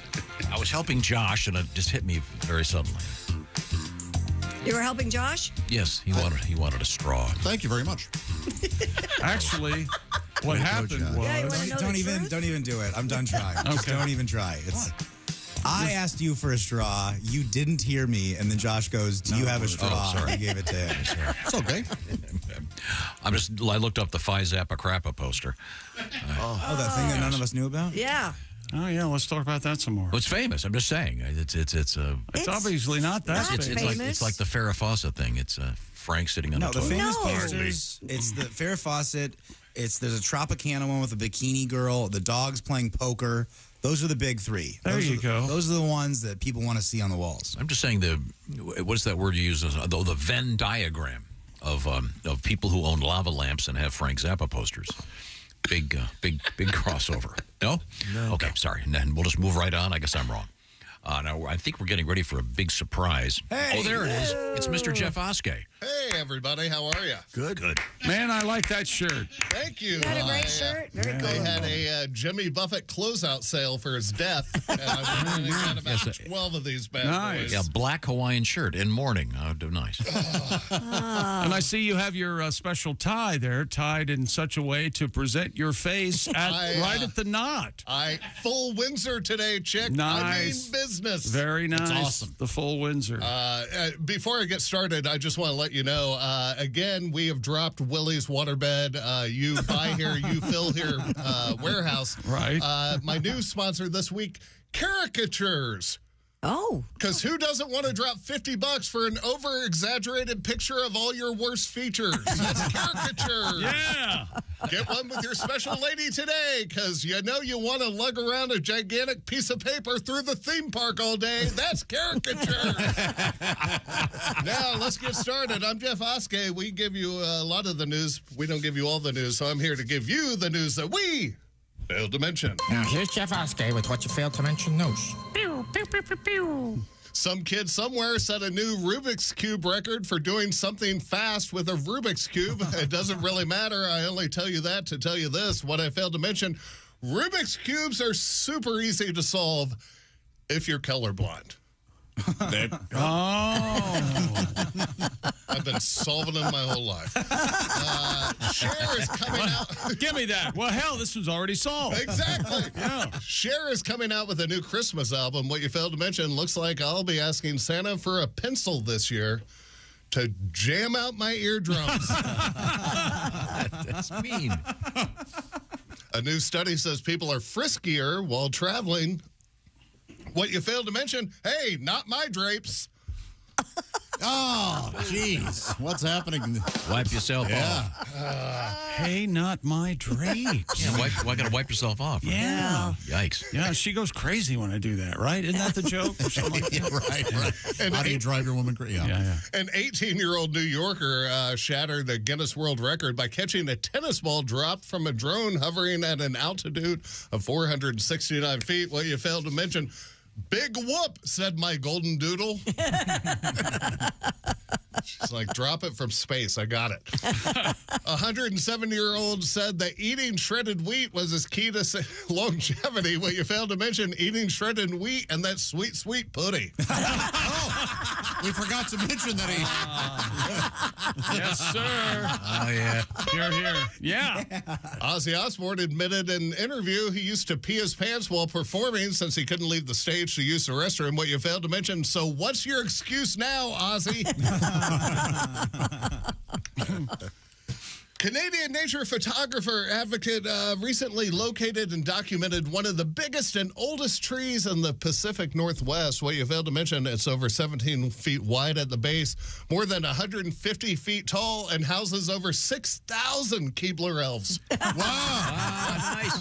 The whole city. The CEO of Levi's says to wear your jeans into the shower to wash them. What you failed to mention, the CEO of Levi's is 14 years old. Some lady went to jail for stabbing someone with a spork. What you failed to mention, sporks, when you want to stab someone, but not very deeply. Yes. From the text line, this came in last week. I thought it was great. The person didn't give their name, but they said researchers say that drinking coffee intensifies your orgasms. Oh. Well, you failed to mention, and for women, drinking Sanka intensifies their fake orgasms. Ah. It intensifies. Decaf. Instant. And finally, like a Chilean miner seeing the light. Yesterday, all of you were discussing, and by that I mean Tom was telling you guys, how he doesn't like to look at menus, how he likes to talk to the waiters. What you failed to mention, as I'm sure you know, Tom, having worked in the restaurant industry, people and staff have nicknames for people who come in a lot. Like when I worked at Old Point, we had, here comes No Black Olives, or here comes Dan the Iced Tea Man, or, look, it's the damn theater, people. Great, Tammy Chill Pill's back. So I was wondering what Tom's nickname around town with the different restaurants are. I'm guessing it's something like Granddaddy Warbucks, or here comes old plastic straw in a lecture, or oh look, it's old dude, cute kids, and probably at your favorite restaurant, it's good tippy, no talky. I'm Jeff Oskay. This has been the News Live. Failed to mention. Hey, bravo, Jeff Oskay.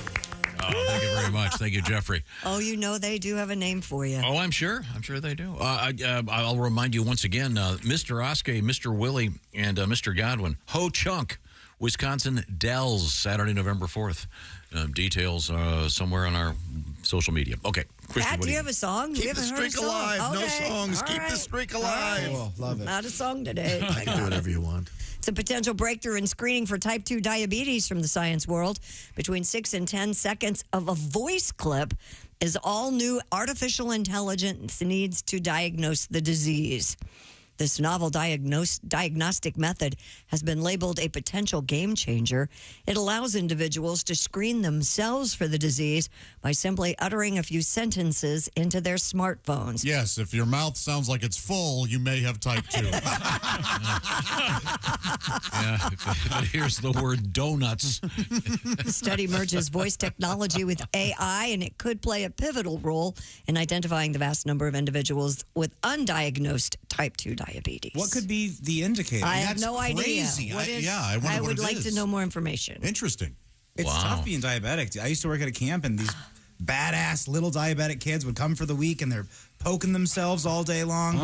I could never. When I was a kid, I'd cry at the doctor for a shot. And they're giving themselves shots 3 times a day. It's tough out there, man. I don't understand. So this machine, this computer listens to the voice and can diagnose? I guess. Didn't someone diagnose you as having pneumonia?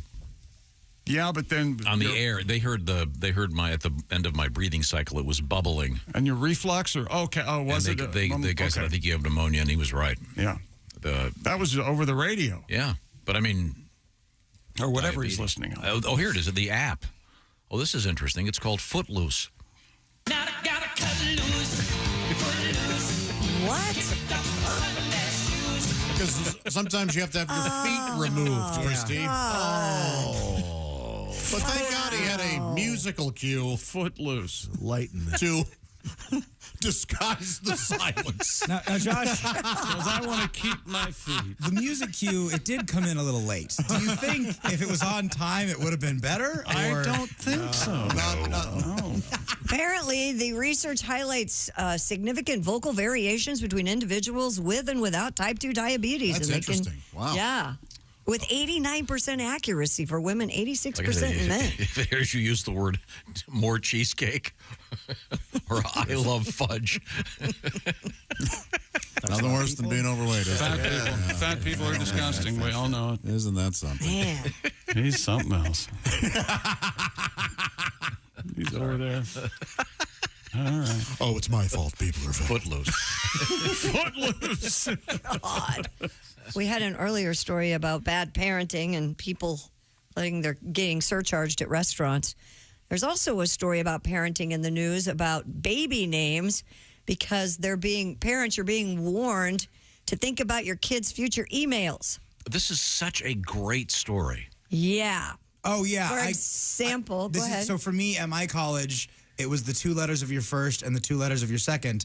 So my college email was WIGR.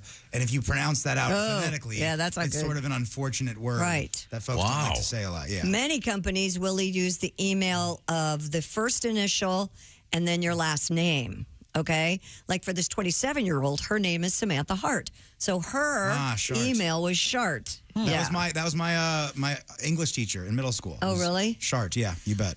Her video has struck a chord with users, with some sharing similar experiences, including the emails fart, P-H-A-R-T, D-bag. Wow. You don't have to worry about what you name your kid in this instance. The work should be able just to change your email handle. Mm-hmm. I mean, when they first had him here, that was how it would be. It would be, so I remember we had a guy here, a lady here named Brenda Adcock. There it is. You know what's coming. So her. Brenda Abcock, so she was Babcock? No, Brenda Adcock. Adcock. Oh, Badcock. Her email address was badcock@bobandtom.com.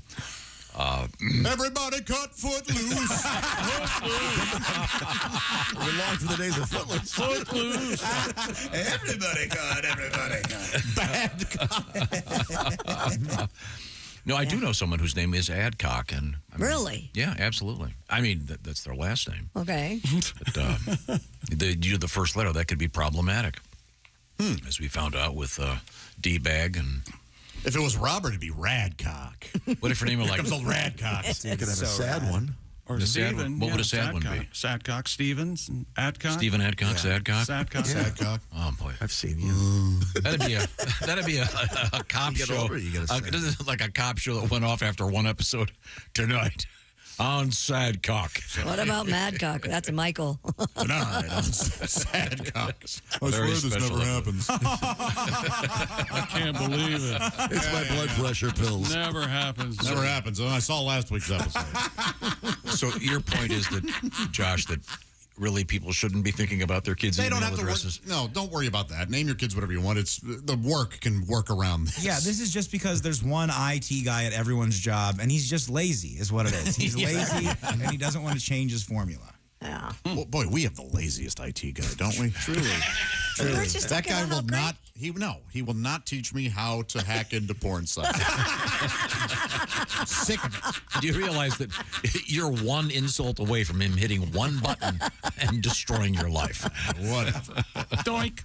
I think we got to get a song out of Pat Godwin. This is just. I kind of like going the whole day.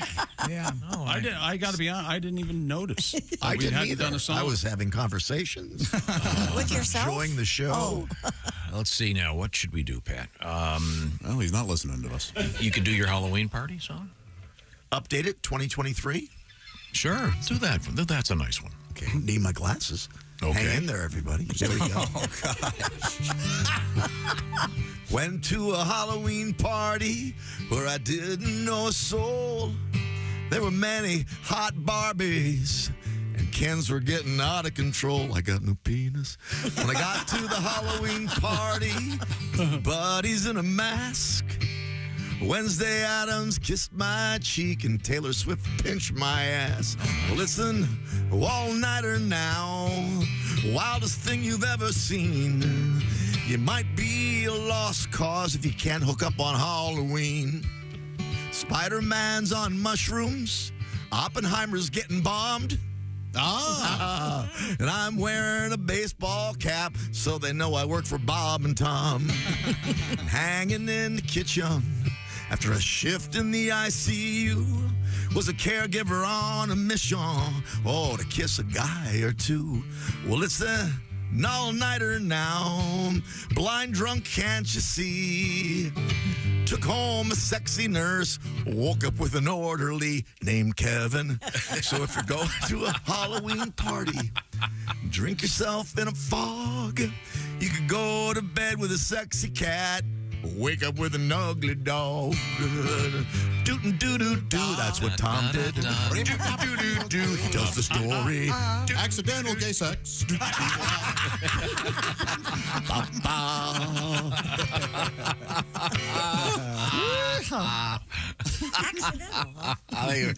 Thank you very much. Footloose. Could have used the footloose in the middle there. Yeah. Footloose may become the new turducken. We have, what I forgot to mention all day today. Oh. I forgot to mention, we have our pigskin competition up and running. This is week 8 in the NFL. You can still get in the action. Maybe you could win even if you didn't pick that first game, which was last evening. And once again, go to bobandtom.com/contest. Also, completely unrelated, but at the same source, bobandtom.com/contest. The orangeinsoles.com kegerator. It's right over there. You could win that baby. Oh, that's a beautiful piece of work. And it fits 3 different types of kegs, I understand. And you can put whatever you want in that keg. What did we discover they made kegs of, Josh? Oh, what are we? Root beer? You got your... almost every kind of beer. Yeah. Non-alcoholic and the high test. Do you know what high test is? No. Anybody? It's kind of gas. Yeah, thank you. It's a kind of gasoline. Back in the day, they called it, like premium would be called high test. Yeah, I called it high test, and I got a bunch of blank stares the other day at dinner. Yeah, it's they used to. I bet that happens a lot, doesn't it? I mean, doesn't high test sound cooler than premium? It sounds like you smoked weed before you took the SAT. Yeah. Hey, man, we need some high test. Yeah. What's the quadratic formula, man? Right now, it's important to check in with Josh Arnold, because speaking of those orange insoles and that beautiful kegerator that you can win, what have you got, Josh? Well, let's talk about the thing itself, huh? The orange insoles. If you've got back pain, hip pain, knee pain, well, it may be because you have that lame, thin liner inside your shoe that's offering zero support. Your feet are loose, Josh. Your foot loose. That's exactly right. Now I gotta cut loose. Sorry. And now Orange Insoles has to pay for that. So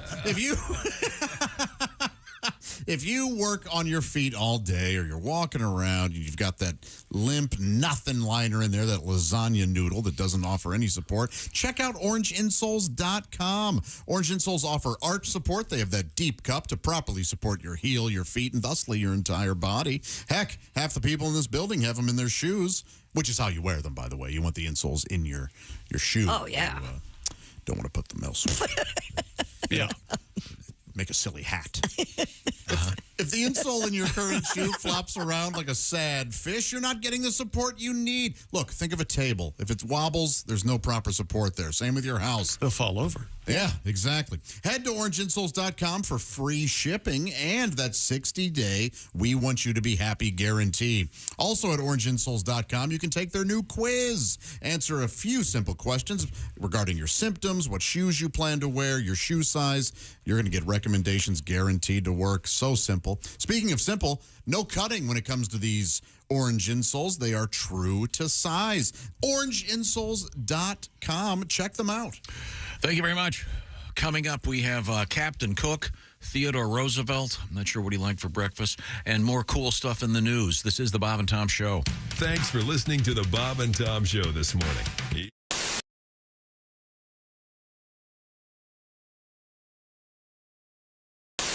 Hey, it's Josh, and of course... Hi, Chick McGee, everybody. Your chance to win a Mini-Max Big Green Egg for Bob and Tom at Big Green Egg. Each week, someone will win a Mini-Max Big Green Egg. It's the Bob and Tom Show Pigskin Pick'em, powered by the Big Green Egg. Go to bobandtom.com/contest on the computer. Is that where you go? Are we eligible?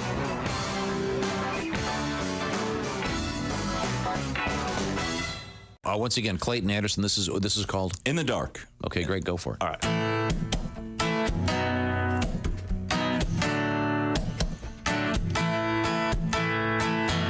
My baby's got a little secret. She knows I know how to keep it. Ain't trying to tell nobody. She likes it a little bit naughty. She don't mind giving up those kisses. That ain't nobody's business. She's down anytime as long as I keep it in the dark. With her lights down low, nothing but her high heels, talking about a smoke show. She got my number, we keep it undercover. She only lets me love her in the dark.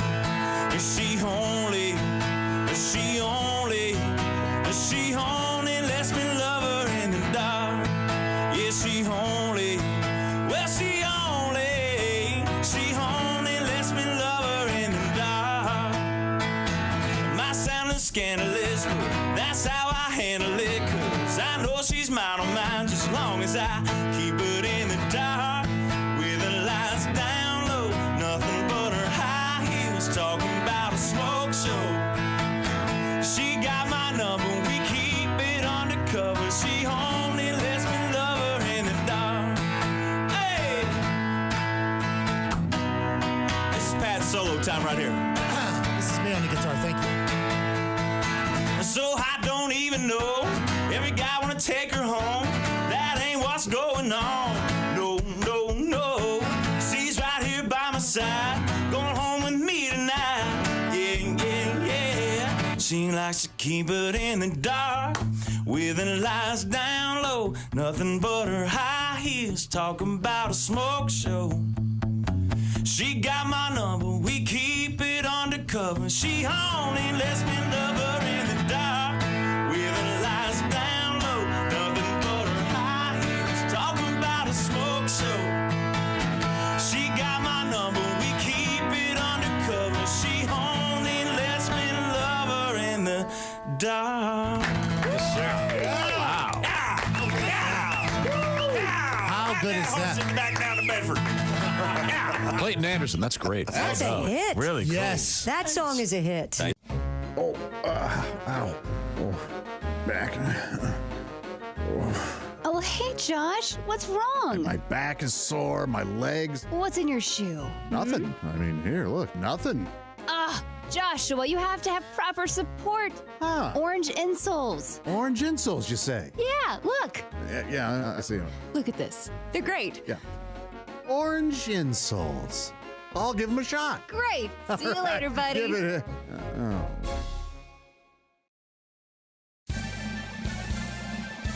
Yippee!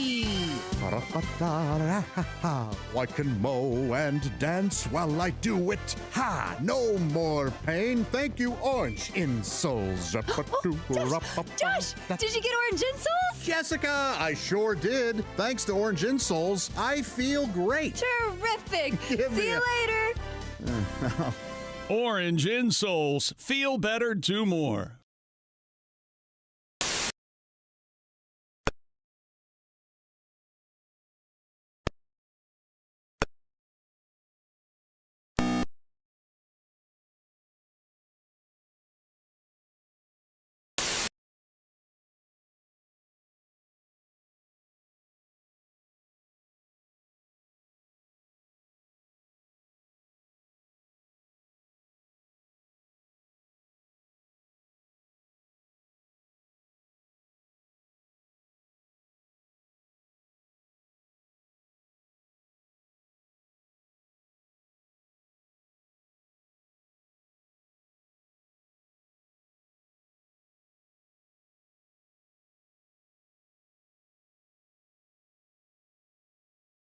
Wow. So between the two of them, they decide this has to be saved for posterity. Mm-hmm. So they remove the body part.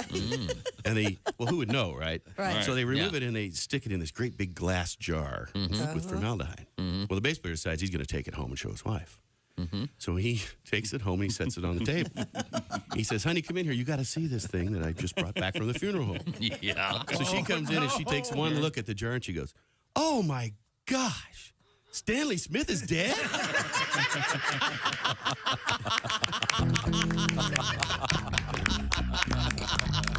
There you go, ladies and gentlemen. You can see why people flock to the airwaves to hear the fabulous show. Bob and Tom, 24/7. Oh, yeah. Yeah. You just ruined it. Joined in the studio by comedian Darren Carter. Man, I'm telling you, styles have changed. You know, gangster rap is popular. And say, I can't even fake it. You know, how come I going to fake like I'm in a gang? How scary would my gang be? You know, 15 redheads coming to your neighborhood, you know, out there covered in sunscreen, you know, be like wiping it on, talking about, stop pushing me, Trevor. You know, damn it, it's so hot out here. You know, our little gang hand sign would be like, you know, when you hold your hand above your eyebrows, trying to make sunglasses, squinting our eyes. You know, we wouldn't be talking about west side, east side. We'd be like, hey, let's go inside. Shade. Yeah, shady. That's what we'd be on the shady side of the street. We'd only be in neighborhoods with big trees, and we'd be like, shady side, fool. You know, 15 redheads talking about shady side. We stay inside because we get sunburned. When we go outside, shady side. So, Mark, you're a single guy. Yeah, I tell you, though, it's tough because I got these neighbors behind me. Really? My neighbor, Gail, very... Gail? Gail is a woman who just moved. Her bedroom wall is right behind mine, and she has a new boyfriend. And I found this out. His name is Hi, this is Kostaki. No. Welcome back to the Bob and Tom Show. Hello, Tom. Are you feeling okay? I just got some fresh coffee. I'm in a great mood. All right. He's looking at a Zappa poster. Okay, I'm not trying to be a pot stirrer here, but I went online and put famous Frank Zappa poster. Nothing. I couldn't find a thing. Type in Phi Zappa Crappa. Well, if you're that exact, according to you, yeah, but it's you said really famous. Famous. It's a famous poster. Okay. I'm telling you, there's Frank Zappa fans back me up on this. Frank Zappa fans, yeah. Let's start there. I'm just saying there was an era in the 70s, perhaps, maybe early 80s, in which if you had a lava lamp, you had to have a... Okay, if I put that in, I did find it. But, I mean, that is the first. The Phi Zappa Crappa poster? Yeah. You never seen that, Willie? No. I think I've seen that before. There's a lava lamp in there? No, I was saying I was just saying it's a nice compliment to your lava lamp. It's kind of a hippy dippy. Let's smoke some reefer. You know what? Yeah. All right. Pat, come on. You've seen the Phi Zappa Crappa. I have never seen it. See? You led a sheltered life there in Philly? Not a sheltered life at all. Overly exposed. To Hey, everything. he said, changing the topic. It's time for Today in History. October 27. I got it right here. All right, sir. You'll like this one, chick. All right. Happy birthday, James Cook. The James Cook is the inventor of champagne. Oh, he's the running back for the Buffalo Bills, right? Oh, he is? I don't know. I don't know. I'm sorry. This is Captain Cook. Different guy. Sorry. Lost his leg. The Cook Islands. Right. Is this the James Cook who lost his legs to diabetes? Is that him? They called him Footloose. Yeah, let's go. How about this one? Here we go. Happy birthday to Teddy Roosevelt, born in 1858 on this date. TR. Bull Moose. Wonder what his favorite meal was. I bet he liked the exotic. Yeah, probably. Game, yeah. I bet he did like wild game. Notorious for his big stick, Kristi. Really? As presidents go, he apparently was the... Hung like a rhino. Oh, that's what they say. Happy birthday to the great John Cleese. Talked to him. He was very pleasant. One of the funniest people to ever live. Yep. That's true. Willie, you like this one? Happy birthday to Lonzo Ball. Sure. Oh, yeah. Basketball player. The Balls. Yeah. Let's see. There's Lonzo, there's LaMelo, and there's Lonnie. Lonnie Ball. Lonnie Ball. A lot of people say Lonnie's the most talented. Okay, Pat, this is for you. Okay. In 1682, Philadelphia was founded by William Penn. Very good, and he opened a cheesecake place in 1683. No, before William Penn, everyone used pencils. Isn't that something? No, it was cheese steak. Didn't you tell me that Philadelphia cream cheese is not that Philadelphia? That's New York. Mm-hmm. Philadelphia, New York? That's confusing. It's upstate New York. And William Penn, not his real name. No. Pen name? That's a pen. You can't even let him do it. You can't even. I kind of didn't want to. Also, Philadelphia sports teams have set a record for losing championships in Game 7s in the past year and a half, 2 years. The Eagles, 76ers, the Phillies, their soccer club lost. Thank God they have patient fans. Yes. We're willing to look on the bright side and say, well, no, just calm down. Let's wait until next year. No reason to flip over cars. And Yeah, set that's right. buildings There's on no fire. reason to burn a couch. Okay, this is for you, Kristi. Okay. 1955, the movie Rebel Without a Cause premiered on this date. Who starred in it? James Dean. And? Some other people. He wants you to say a certain actor, I think. James Dean, Rebel Without a Cause, and Natalie Wood. yeah, who But else? The dad was the great Jim Backus, Mr. Magoo. Now, he didn't do the Magoo voice. Well, on Well, screen. it wasn't. Yeah, I mean, it wasn't. Backstage, it was. You know, he did that and said dirty things all the time on Gilligan's Island, I guess. Backstage, it had to be In the hilarious. Magoo voice? Yeah. It must have been. So anyway, I took Natalie Sherwood from behind. If you haven't seen Rebel Without a Cause, some incredible overacting. A lot of really heavy. I really was disappointed when I finally got around to watching It is not a great movie. It is not. It's not. It's fine. It's fine. It's fine. Yeah. They edited out this. You've seen the director's cut where they put the scene back in where James Dean beats the crap out of the kids from Happy Days? that is some great. And he starts with Fonzie. Yeah. Take this, Cunningham. Yeah. just rips them. He's on a switchblade. Here's what we learned today. The fall costume parade is starting in Tom's world. I understand there's some costume changes of wardrobe going on during the costume party. Is that right? Sure. I think we've got a Wednesday Addams, right, and a Barbie. Ah, that'll be so fun. Parade. Aww. We received a sign from some guy named Rudy who sent us a Norfolk and Way Pal laser etched sign. Thank you, Very Rudy. nice. An honorable police officer. Thank you.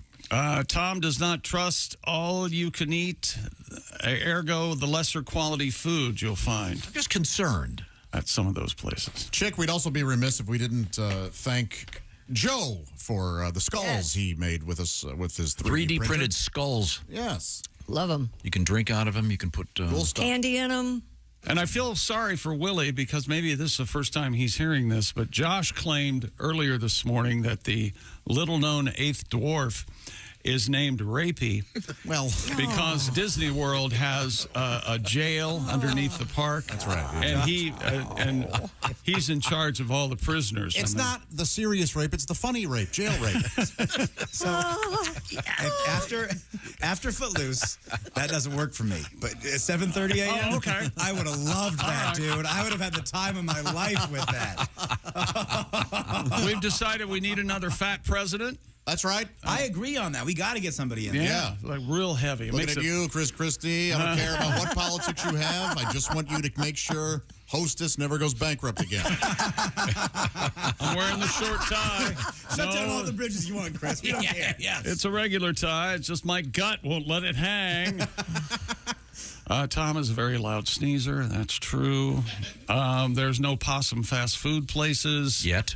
According to Jeff Oskay, Rubik's cubes are very easy, especially if you're colorblind. Mm-hmm. Okay. Yeah. Boy, that made it, huh? Fast food possum. they tried fast food rabbit. It didn't Yeah, work. it didn't work. Yeah, Bunny King, Home of the Hopper. This is the Bob and Tom Show. Think you know your pro football? Then play Pigskin Pick'em every week at bobandtom.com/contest. It's your chance to win